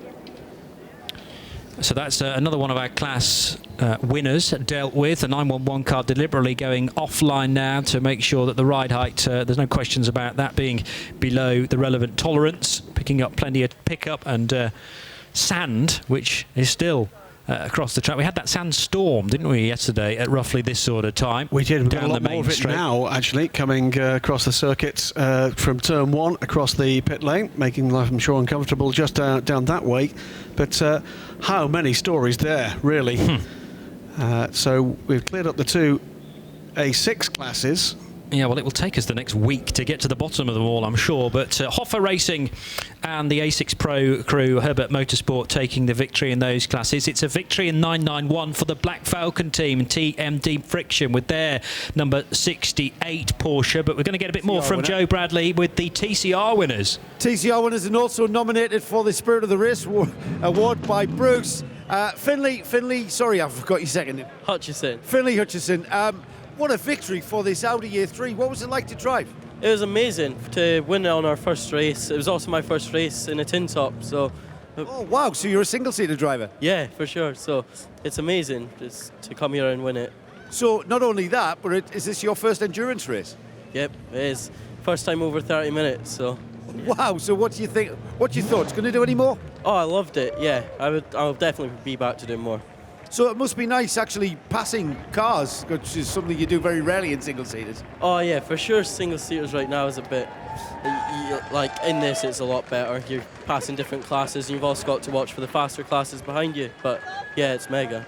Well, any stories to take from the weekend? I mean, there's a season worth of stories in 24 hours, isn't there? Yeah, for sure. Well, it's similar driving to what I get in a full season of Formula Renault, which is what I done. So yeah, we had the power steering fail, so that made it quite tough. But yeah, it was great. It's going to be greater when you're on that podium, mate. Well done, Finley. So another car with power steering failure, and that should not be overlooked. The Audi RS3 coming home to be victorious for Catspeed Racing with ATEC. And their first event ever with that car, brand new from Munich. P1, P2, P3 were flashing up on the driver ID, or rather the position IDs. Brendan Hartley there with his teammates, and Carl Wilson-Clark was indeed watching this race. Has just tweeted through his congratulations to the whole of the Herpeth Motorsports team. First 24-hour win of the season, hoping for more at Porsche team. And congrats to Brendan Hartley. What remains to come for the rest of the endurance racing season for that crew and for young Brendan. Well, that was a different sort of endurance race. At times it wasn't pretty, but that was one heck of a performance from the 911 crew. And rightly delighted. We haven't covered off yet, Johnny, the GT4 results, and that I think is still a little up in the air because of the issue that was pointed out earlier. The second place car may be in driver time trouble, so we'll wait and see. But certainly at the moment, the win looks like it's gone to the Optimum Motorsport crew. Yeah, and that's one of the stories of the race, that crew, both in the leading class, if you like, and in GT4, Johnny. Stuart Lynn, Aid Barwick, Dan O'Brien and Will Moore doing the driving. Optimum Motorsport, as you say, running the team. The G55 GT4 completing 531 laps. And yes, you say, there's a little bit of doubt as to where that 267 car that finished second on the road will be classified in the final results. The Porsche Cayman GT4 from GDL Racing. Now, this is going to be a bit of history here. If you've not seen this race before, stick with this, because something will happen here that is absolutely unique. The winning drivers are on that Golf buggy, but if you keep with this shot, in a few seconds' time, you'll see why. Many people have been fans of sports car racing and GT racing will be familiar with the phrase Camel GT, but not like this. Indeed. The flag of Saudi Arabia now being draped over the number 3 car over the windscreen. Great work from Abdulaziz Al Faisal towards the end of that race, and we shouldn't forget about the other drivers in the number 3 machine for Black Falcon: Hubert Haupt, Jelmer Berman, Michael Broniszewski and Maurel Engel. Disaster for the number 2 car, the other Black Falcon Mercedes AMG, but the 3 machine manages to make it onto the podium. These are the shots that Herbert Motorsport will cherish over the next year. It promises to be, again, a really good 24-hour series year for them, but this is the real keystone event where the season kicks off with the big one, and they've got that under their belts, John Hindhaugh. Still haven't had anything other than a German victory in terms of the manufacturer, so we'll hear that national anthem. In fact, that's what will play us out of our broadcast, but that's the first time that a full season entrant in the shape of a full season entrant to the FIA IES, or what preceded it, the Creventic, has won this blue riband race. And a little bit of a change this weekend, because René de Boer, who normally acts as master of ceremony so excellently for us here, has been very busy in the press room and had asked if we could help him out to do the podium presentations. It'll be Nick Damon who will take you through the formalities. Nick is waiting at the moment, and the camels, Nick, are on their way to you. So we'll hand over to you for the formalities, with thanks again to all of our London staff, as well as everyone here, everyone who's supported us as well, of course. Back on Wednesday evening, 8 o'clock UK time, radiolemans.com, midweek motorsport. And then it's Miami and Race of Champions for me. Our next broadcast of endurance racing from the Rolex 24 at Daytona, and then Bathurst the following 2 weekends. Thank you very much indeed. And Nick, I know you've wanted to do this for a very long time. The Camels are on their way to you.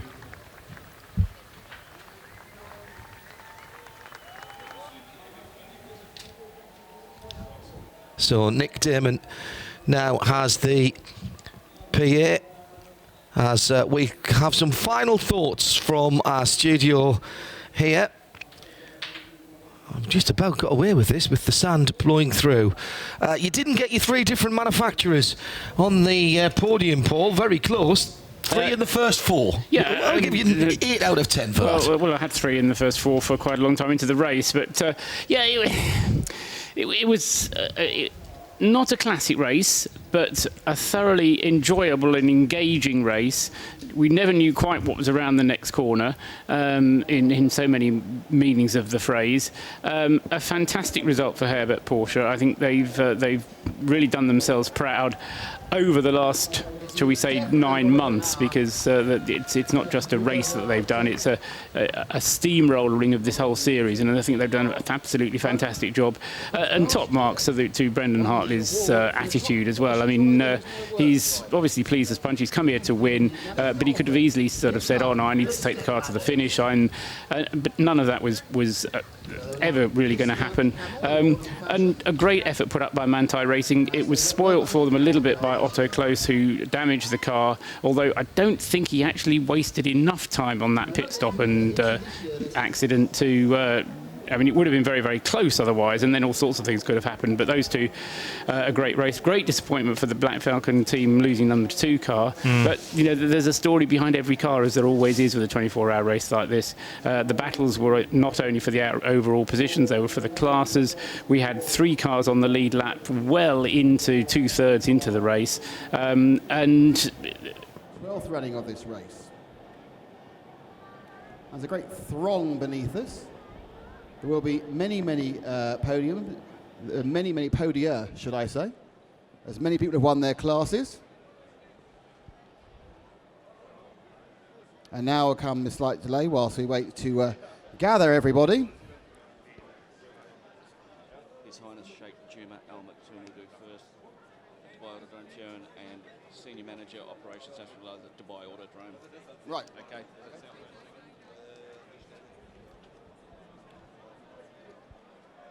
So,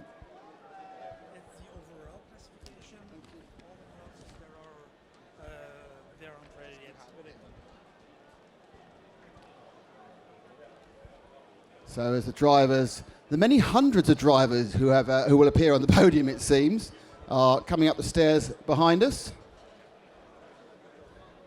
and our local dignitaries are getting ready to join us here.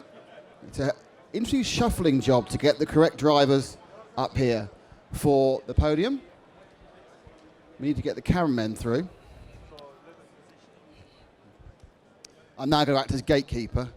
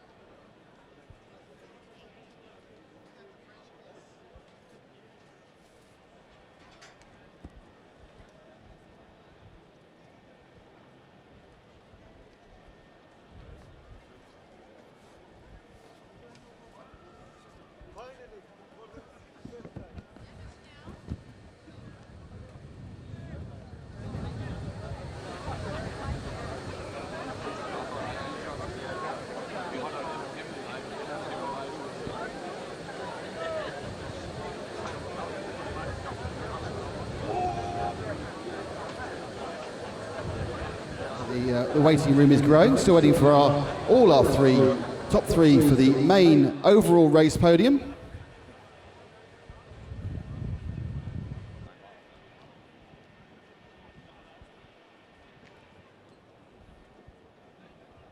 Hello everyone. Hey! Do we all enjoy it? Are we all really tired? Yes. Hands up if you got some sleep last night. Well, that's not doing it properly. If you don't sleep in a car or not at all.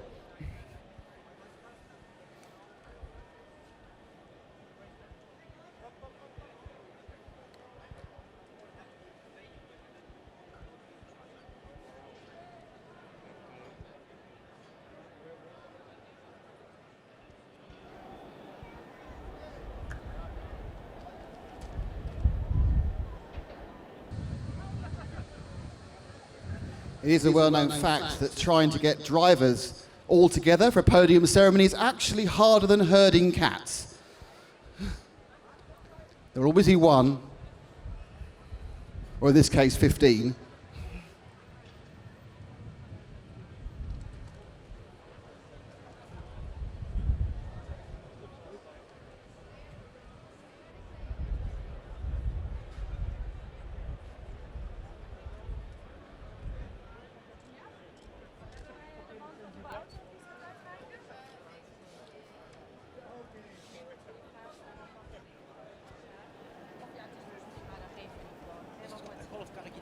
Wat zeg je?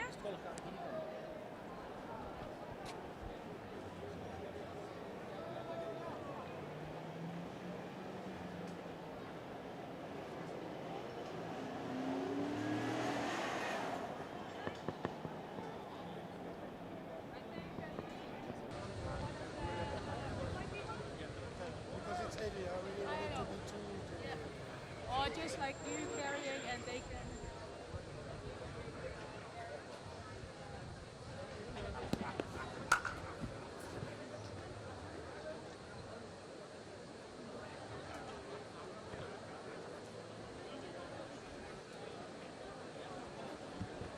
Okay, everyone, and now it's time for the podium ceremonies for the 12th running of the Dubai 24 Hours here at the Dubai Autodrome, and sponsored, of course, by Hankook.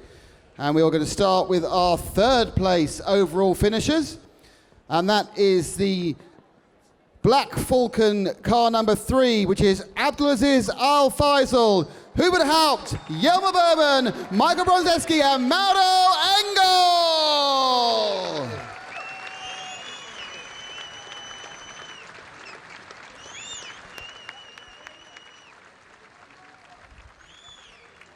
In second place, from Manthai Racing, the car 12, the Porsche 991, it's Otto Kloss, Sven Muller, Matteo Chiaroli, and Jochen Kronbach.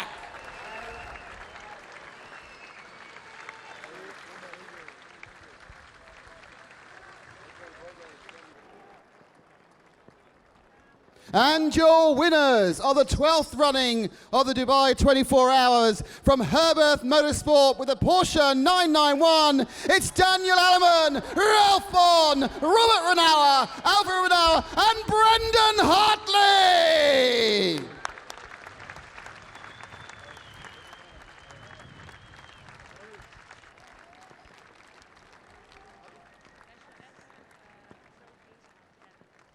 And now, the national anthem of the winning entrant.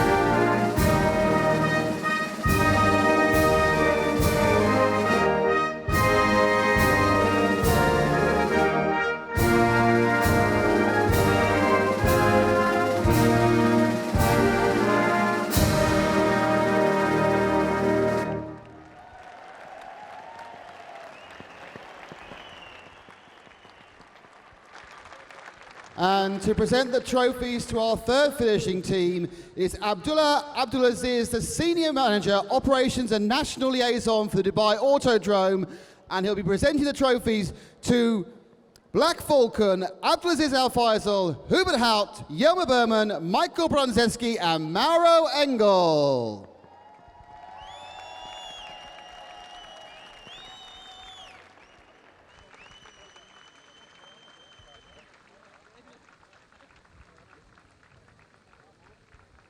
And to present the trophies for our second place finishers, it's the chairman of the Dubai Autodrome, Ali Fardan Al Fardan, and he'll be presenting them to Manthai Racing, Otto Kloss, Sven Muller, Matteo Chiaroli, and Jochen Krombach.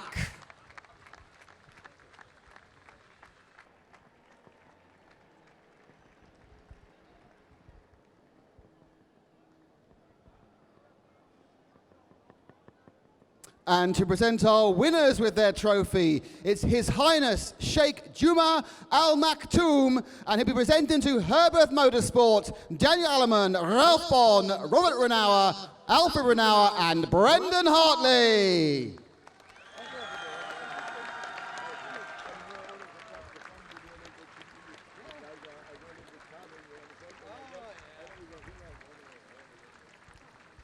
And it takes two people to bring on the actual overall trophy. It's a big one, everyone.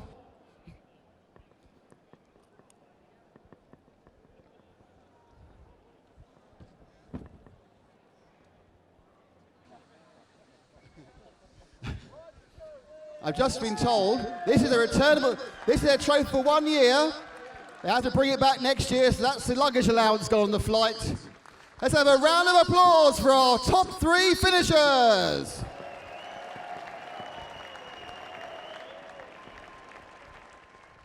And now, even more excellent news, I'm going to talk to some of them.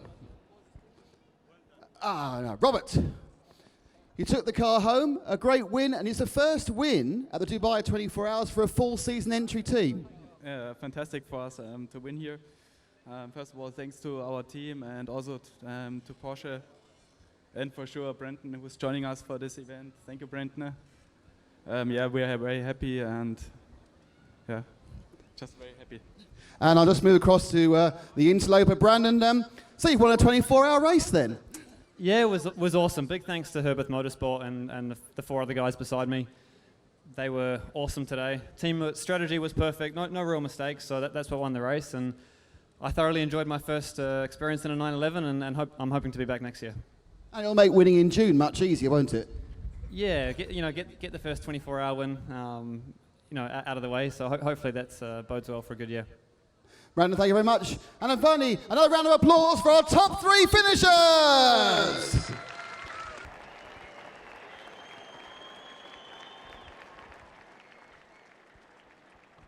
Now, everyone, do not go anywhere, because you've also all won the same trophy in A6 Pro, so more stuff for you.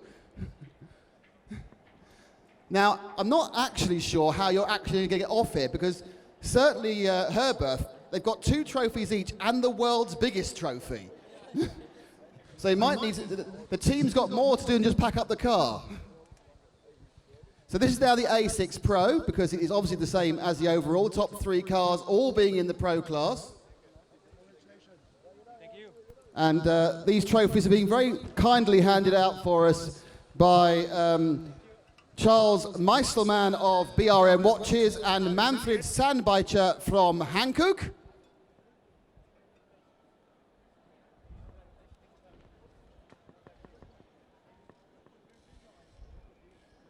Okay, I'm now going to ask you all to do something that's quite difficult. Can you all raise all your trophies for the pictures? Oh, no, one more. Oh, I've jumped the gun. Sorry, everyone. There are too many trophies. I can't count to 103.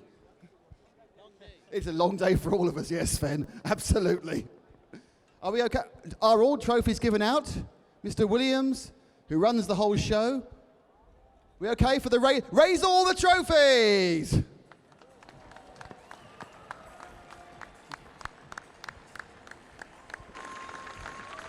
That's your top 3 finishers in the Dubai 24 Hours 2017 and the top 3 in the A6 Pro class. And gentlemen, thank you very much.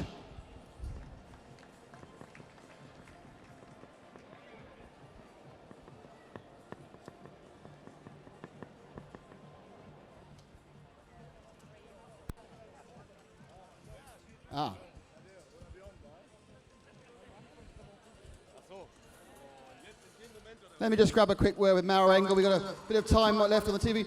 Mauro, third place, are you happy with that, or is it disappointing to get so close? First of all, I mean, big thanks to Black Falcon and to my 4 teammates, because they did an awesome job. I don't think there's a scratch on the car, which is a bloody tough job here. And yeah, sure, we came here to win. We go home third. It's a good start to the year, and looking forward to many more great races this year. Very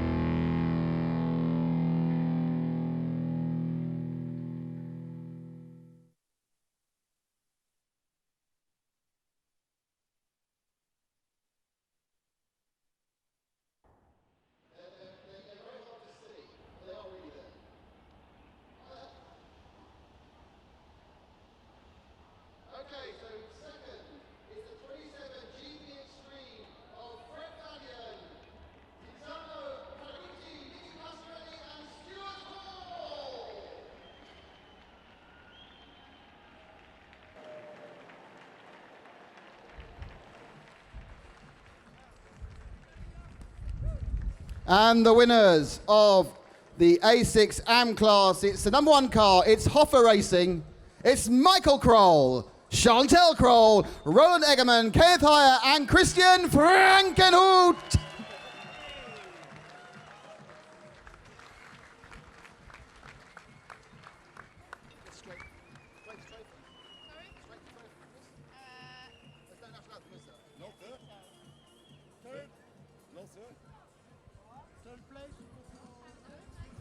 Where are our third place men? It was a late change. Enjoy it, guys. You've got a couple of seconds up there.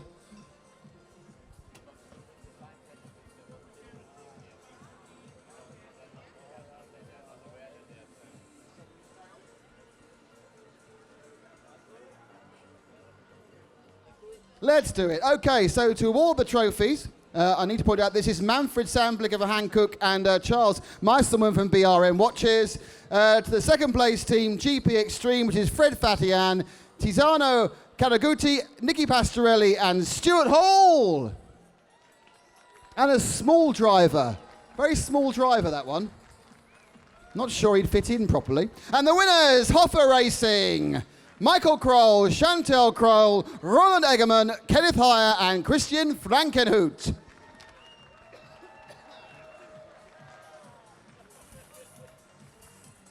And of course, in third place were Car Collection, but that they didn't realise that because it was a late penalty applied to the team who thought they came third. So if you could raise your trophies high, and let's have a round of applause for our A6AM winners.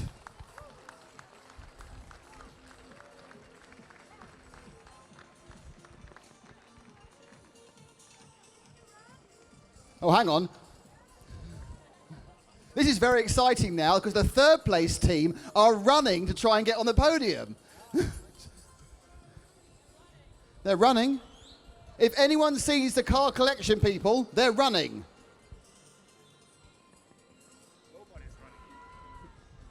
They're probably quite tired, actually. Tell you what I'm going to do. I'm going to talk. No. Back. Michael, back. Christian, not a bad half birthday. Half the race is during your birthday. You won. Nice up the points. Keeping that number one for the season. Yeah, for sure. We have the new car this year. So everything was new for all the drivers, but I think we made the best of it. And again, a podium, again a win in our AM class last year also. So a good start of the season, and we hope we can keep the number one also for next year. Chantel, I was speaking to Kenneth during the race, and he said this new car is much easier for you gentle lady and gentlemen drivers to drive. It seems so. My times were a lot better than last year, and it was Yeah, you burned a joker, didn't you? 3 of them. I think you need to go up a class, guys. And now for the in second place, it was of course the rapidly redesigned team, because of course they changed who was good. And this is the man with his name above the door, Fred Fatian. But Stuart's going to talk to him. Stuart, you came to talk to us in the Radio Le Mans studio. You were quite down about 12 hours ago. It's worked out all right. Yeah, the guys, things didn't go right for us in the first half. They certainly went right for us in the second half. Fredo did an awesome job. Tits did an awesome job. And Nicky, well, he doesn't need an introduction, did he? That's Nicky, by the way, so he does need the introduction. Thank you very much, guys. How are Car Collectors running going? Are they here? I'll announce them then. So, you probably don't know this, but there's a very famous British radio show where one of the items is the late arrivals to the ball, the late arrivals to the dance. And our late arrivals in third place are the Car Collection motorsport team of Dr. Johannes Kirchhoff,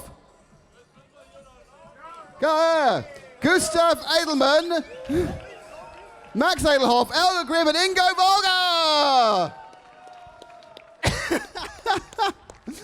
And Charles and Manfred, give them their trophies.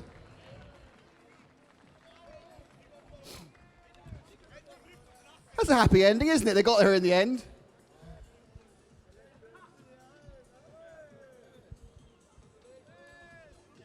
You can tell they weren't expecting it as they're all in their jeans. They haven't even got the race suits on. Great stuff. So there we go. So if you can present the trophies, boys. Well, hang on, no, you're jumping the gun there, GP Extreme.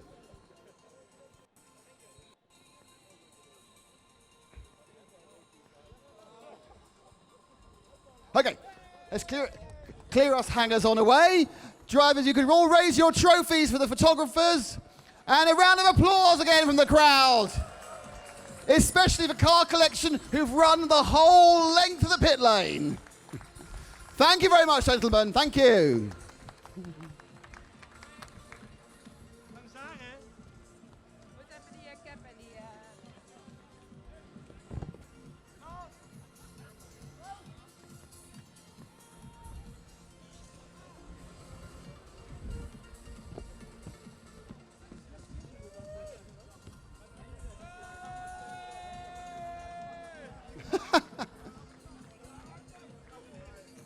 Elmer making the most of it there.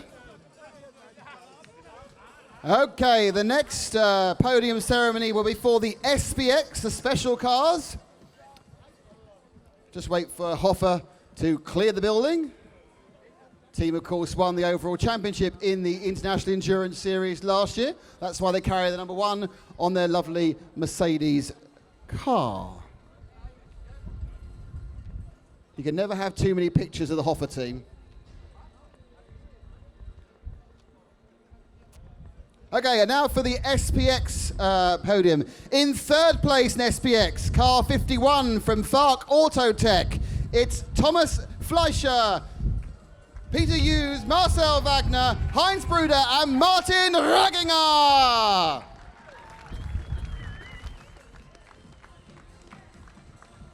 In second place, car number 10 from Leipert Motorsport, it's Ollie Webb, Jake Rattenbury, Jean-Charles Perrin, and Harold Schlotter.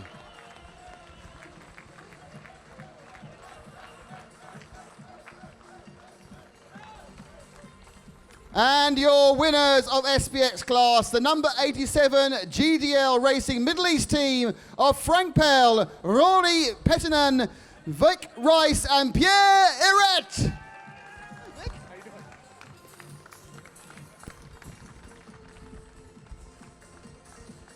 And once again, to award the trophies, it's Manfred Sandberger from Hankook and Charles Masterman from BRM. First to our third place finishers, Fark Autotech, Thomas Fleischer, Peter Hughes, Marcel Wagner, Heinz Bruder, and Martin Wagner.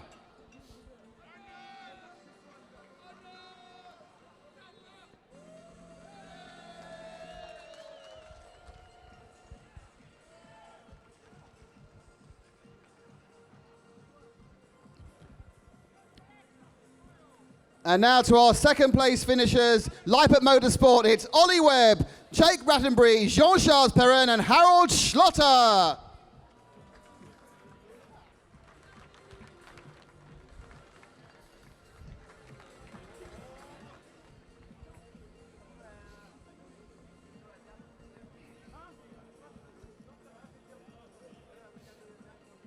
And your winners in the SPX class, GDL Racing Middle East, Frank Pell, Rory Pentinen, Vic Rice, and Pierre Eret.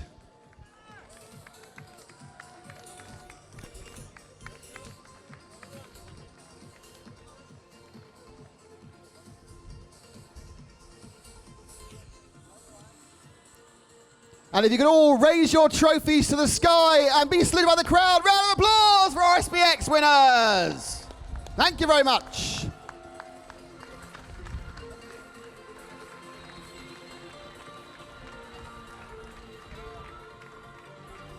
Thank you, gentlemen, very much, and congratulations. You are the SPX winners of the 2017 Hankook Dubai 24 Hours. Thank you very much. And they're doing a selfie. Oh, I should be in that. I should always be in the selfies. It's not a selfie if I'm not in it.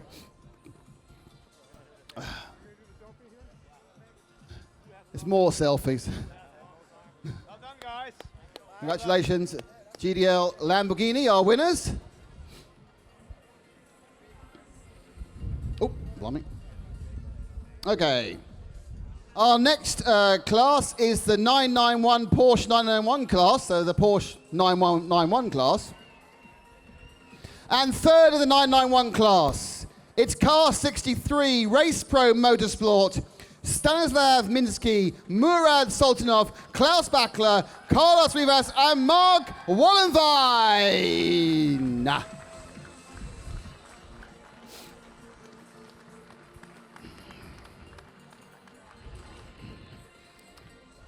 And in second place, it's the 85 Pro Sport Performance car of Charles Putnam, Charles Espenlaub, Joey Foster, and Andy Pilgrim.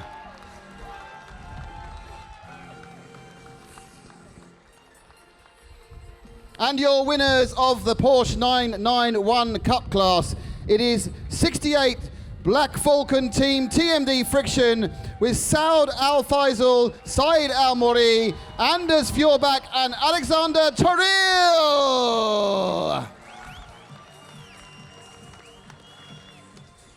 And Manfred and Charles will be handing out, and Geddy. Manfred, Charles and Geddy are doing the trophies. First to our third place finishers, Race Pro Motorsport, Stanislav Minsky, Murad Sultanov, Klaus Backler, Carlos Rivas and Mark Vollenwein.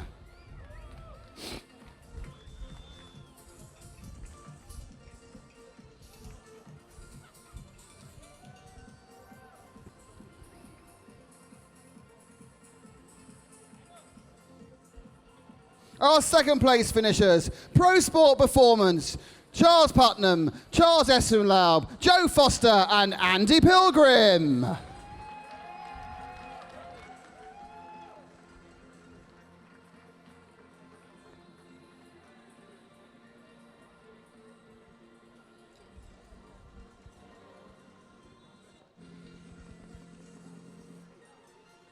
And your winners... No. And your winners, the Black Falcon team, Saud Al Faisal, Saeed Al Mori, Anders Fjordbach, and Alexander Toril.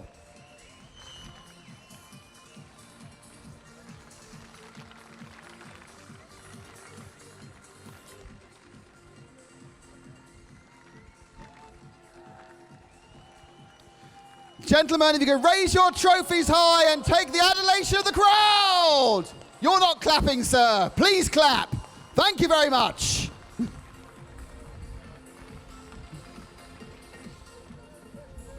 Thank you very much, gentlemen, and congratulations for the podium in 911 class. Please take selfies if you wish.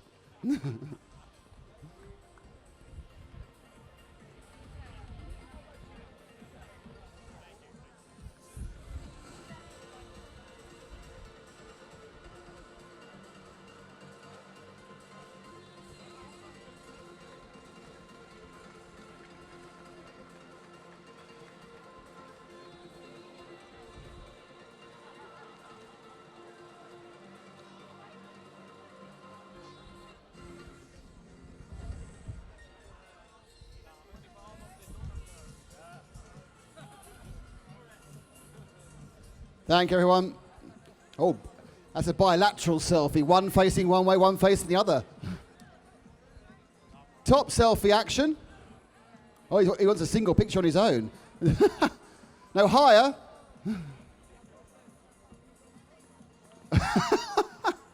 Good work there, Mr. Terrell. Fantastic. Ah, Sean. Oh, from Sean. Fantastic. Thank you very much. Excellent. For Sean Edwards, that was. Jump for Sean, the man who won this race 2 times in the past. Okay, now it's for the SP2 special cars. And in third place, the 58 VDS Racing Adventures Mark Focus V8 of Raphael van der Straten, Joel van Luuk, Gregory Pace, Pierre Dupont and Jose Close.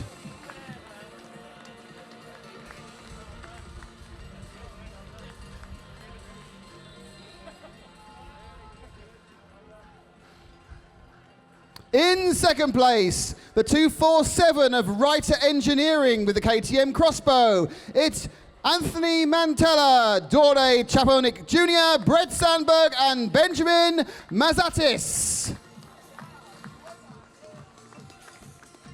Close. And your winners in SP2, the 207 Bovey Motorsport with the Brokennet Silver Sting. Wolfgang Kalman, Bodis, Jaap van Lagen, Heinrich Bo, Frederick. I'll do that again because there's a hyphen in the wrong place. It's Wolfgang Kaufmann, Kellerman Bodis, Jaap van Lagen, and Heino Bo Fredriksson. And more presenting duties for Charles, Manfred, and Geddy.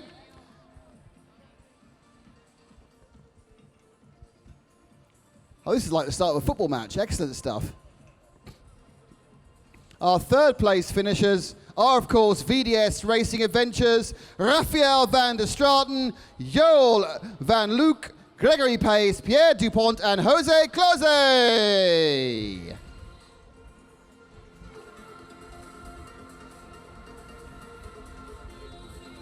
In second place it is, of course, Writer Engineering and Anthony Mantella, Dore Chaponik Jr., Brett Sandberg, and Benjamin Matatis.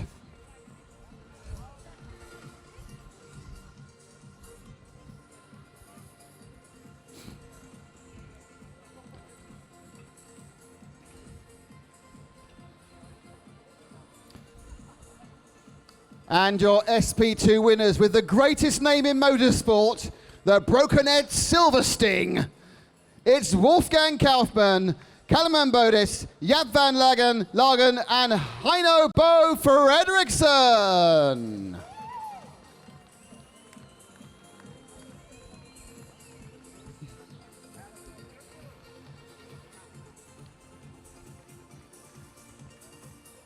Gentlemen, raise your trophies high. Take the adoration of the crowd.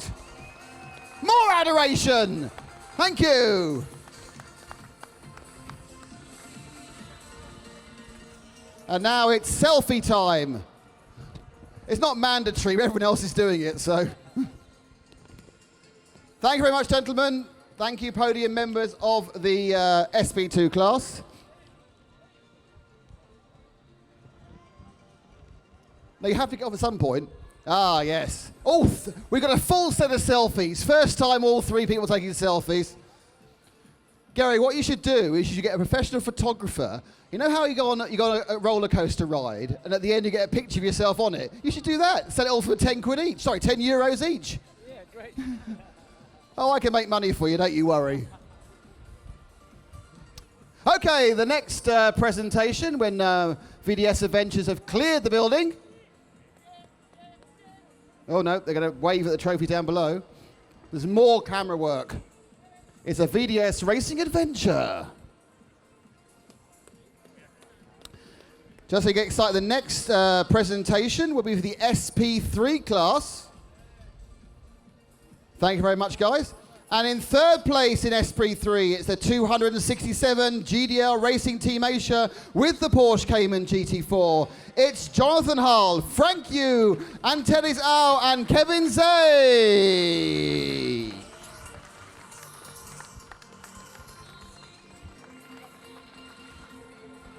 And in second place, it's the 229 Century Motorsport Ginetta G55 of Nathan Freak, Aidan Moffat, Jack Mitchell, and Ben Green.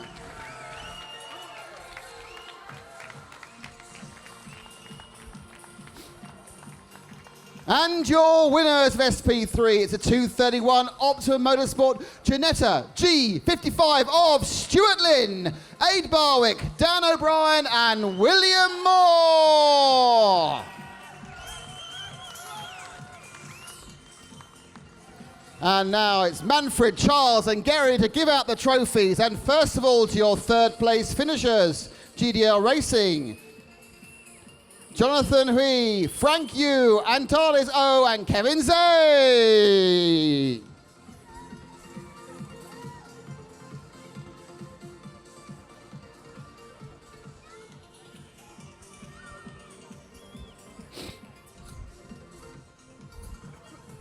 And our second place finishers, Century Motorsport, Nathan Freak, Aidan Moffat, Jack Mitchell, and Ben Green.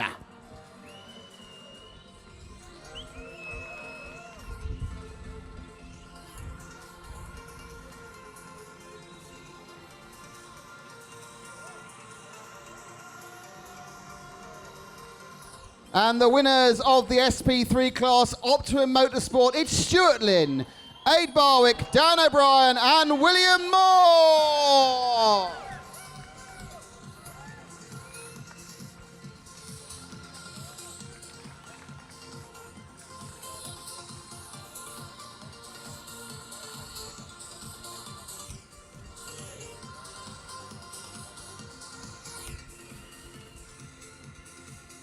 Gentlemen, raise your trophies high and be worshipped by the crowd. That's reasonable worship, not brilliant. I'm watching you all now. And now, of course, if you have a mobile phone, you may take a picture of yourself on the podium. Or get a friend to do it.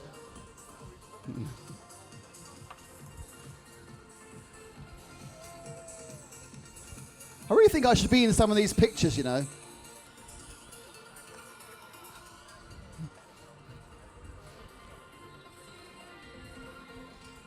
Thank you, gentlemen. There's some excellent trophy holding there, I think. There's been some practicing. Thank you, guys. Well done. The podium for the SP3. Next up, it's a non-stop podium fest, but next up, it's the TCR class for TCR cars. And in third, it's the 105 Zest Race Car Engineering Seat Leon TCR of Philippe Ulveri, Gosier Rodest, John Allen, JT Cabal, and John Weisberg.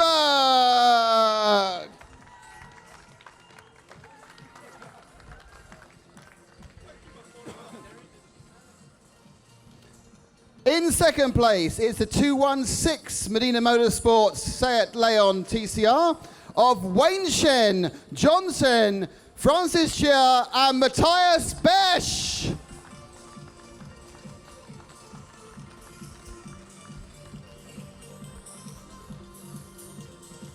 And your winners are Kano 108, the CAD Speed Racing with ATEC with the Audi RS3 LMS. That's James Kay, Julian Griffin, Eric Holstein, and Finley Hutchinson.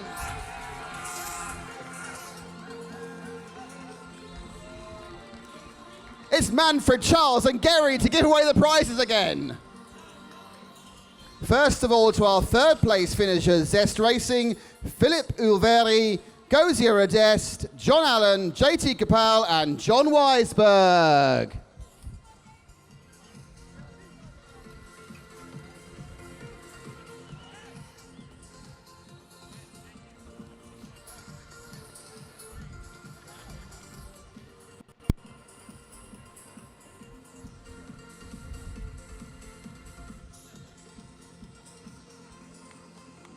In second place, Modena Motorsports, Wayne Shen, John Shen, Francis Chia, and Matthias Besch.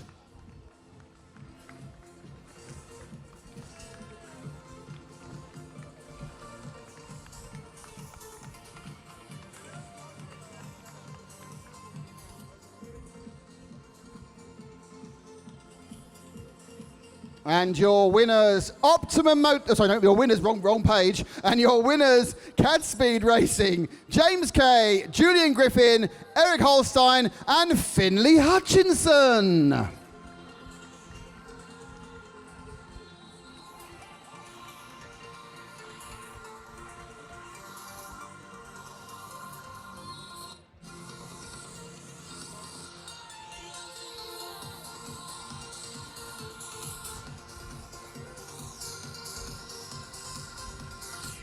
Drivers, please raise your trophies. Audience, please applaud.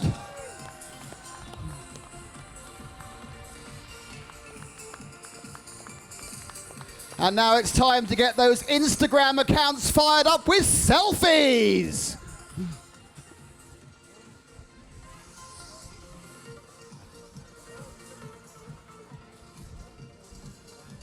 Because you know it didn't happen if you didn't take a photograph of yourself whilst it happened.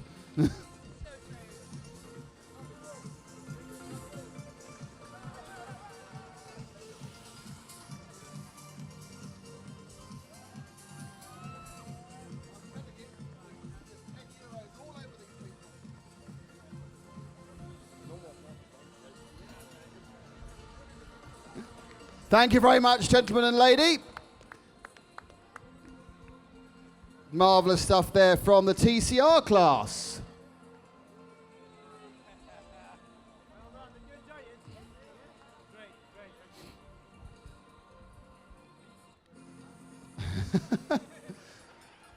Okay, and our next podium, woo indeed, our next podium is the A3 class, and in third place, it's the 133 PB Racing Los Elise of Stefano Dest, Stefano Pesotti, Lorenzo Pegaro, Emmanuel Vinci, and Michel Bartian.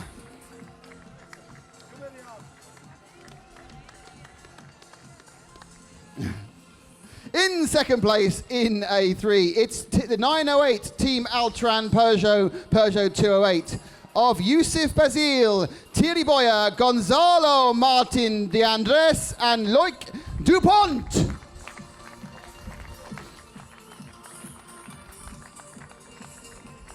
And your winners of the A3 class is the 308 Team Altran Peugeot of Guillaume Roman, Thierry Blaise, Kim Holmgaard, and Michael Carlson.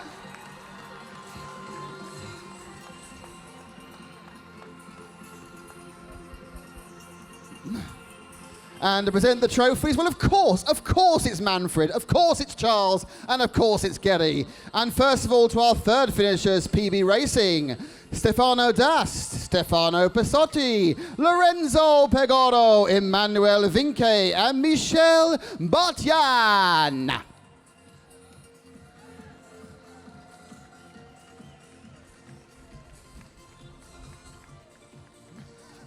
He's egging them all on. Marvellous. And in second place, it is the 908 Team Altran Peugeot of Yusuf Basile, Thierry Boyer, Gonzalo Martin de Andres, and Loic Dupont.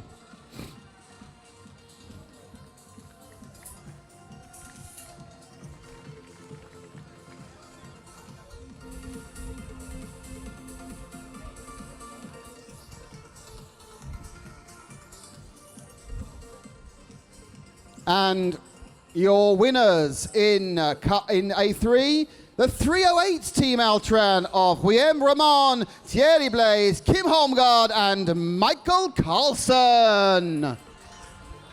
It's an Altran 1-2.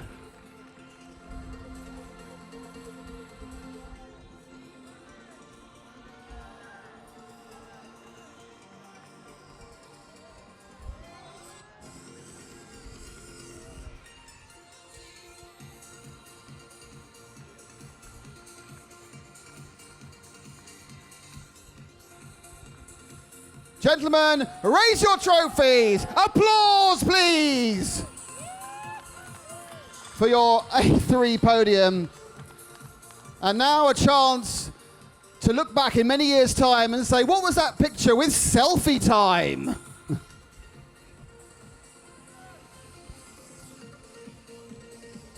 Lotus people, where are you going? There's other people to clap.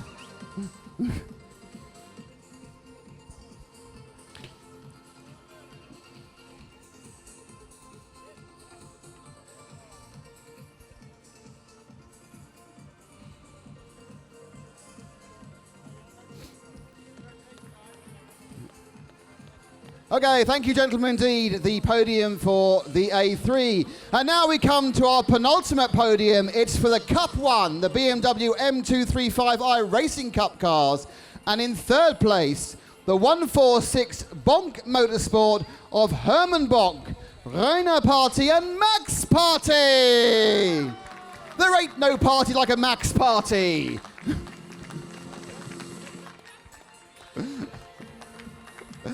And in second, sorry, I should make myself laugh. And in second, it's the 152 Sorg Rennsport of Ahmad Al-Melhali, Jesus Diaz, Jose Manuel de los Milagros, George Richardson, thank goodness for that, and Sean Pay.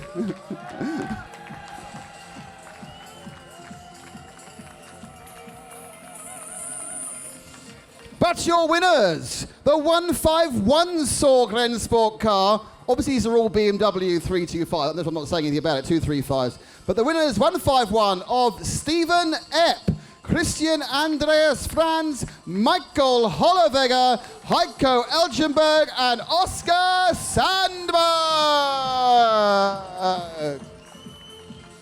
Your presenters are Manfred Sandbichler, Charles Meiselman, and Gary Williams. And they will start in a second with third place. Very matey bunch in the Cup class. But third, of course, was Bonk Motorsport, Herman Bonk, Rainer Party, and Max Party.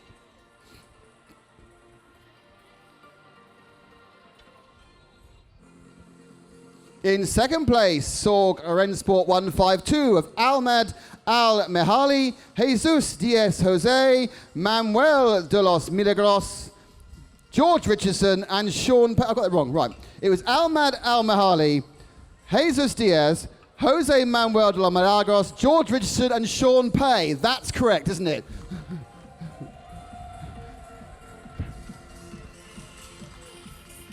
But your winners of the Cup class.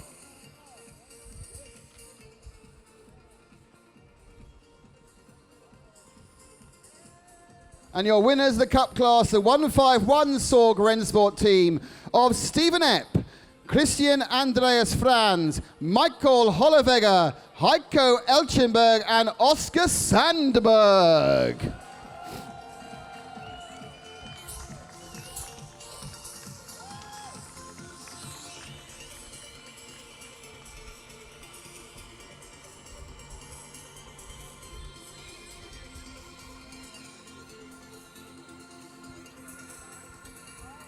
Gentlemen, raise your trophies high for the adulation of all.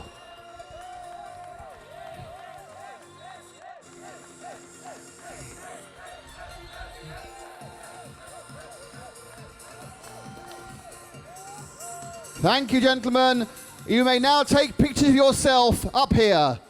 Or you can take pictures of each other, it's fine.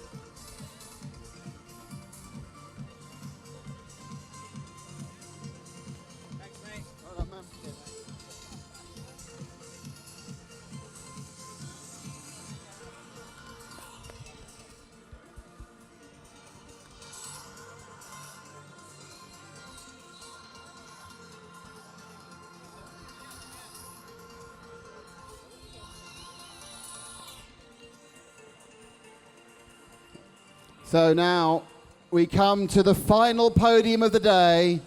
Come on, It's the last one. It's the A2 petrol touring cars up to 2000cc.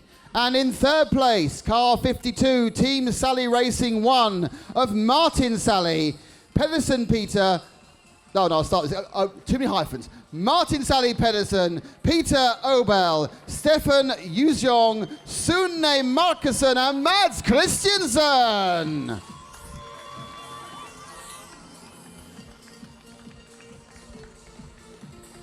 In second place, car 172, Team Cook Sport of Alex Shedwick, Shane Deegan, Oliver Cook, Jonathan Mybin, and Josh Cook.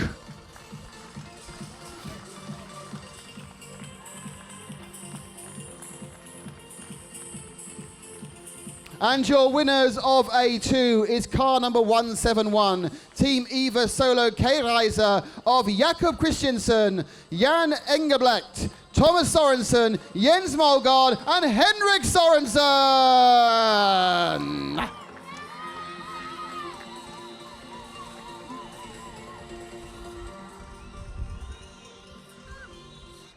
And one last time, from Hankook, Manfred Sandbigler, from BRM Watches, Charles Meiselman, and from Creventic, or Creventic, depending who's saying it, Creventic, it's Kerry Williams. And our third place trophy, 52, Team Sally Racing 1, Martin Sally Pedersen, Peter Obel, Stefan Jujong, Sune Markussen, and Mads Christiansen.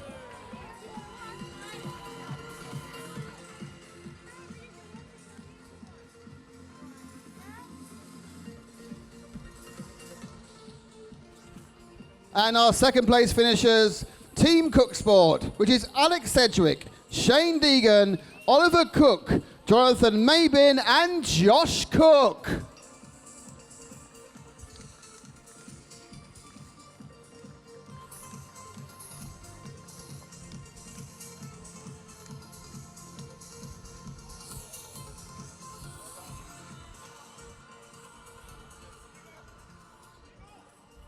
And our winners. Let's get everyone across. Everyone go across. Yeah, go on, everybody. Okay. 171 Team Iversolo K-Reiser of Jakob Christiansen, Jan Engelbrecht, Thomas Sorensen, Jens Molgaard, and Henrik Sorensen.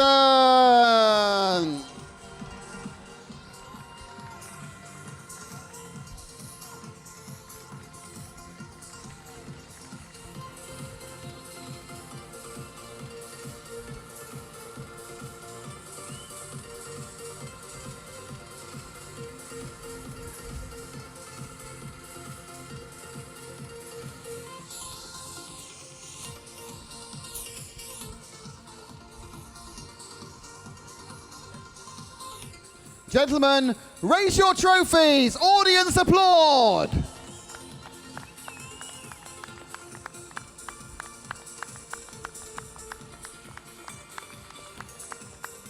Drivers, take pictures of yourselves if you wish to. Well, that concludes the podium awards for the 2017 Dubai 24 Hours, sponsored by Hankook. See you all almost this time next year for the 2018 event. Thank you very much, Dubai, and you all.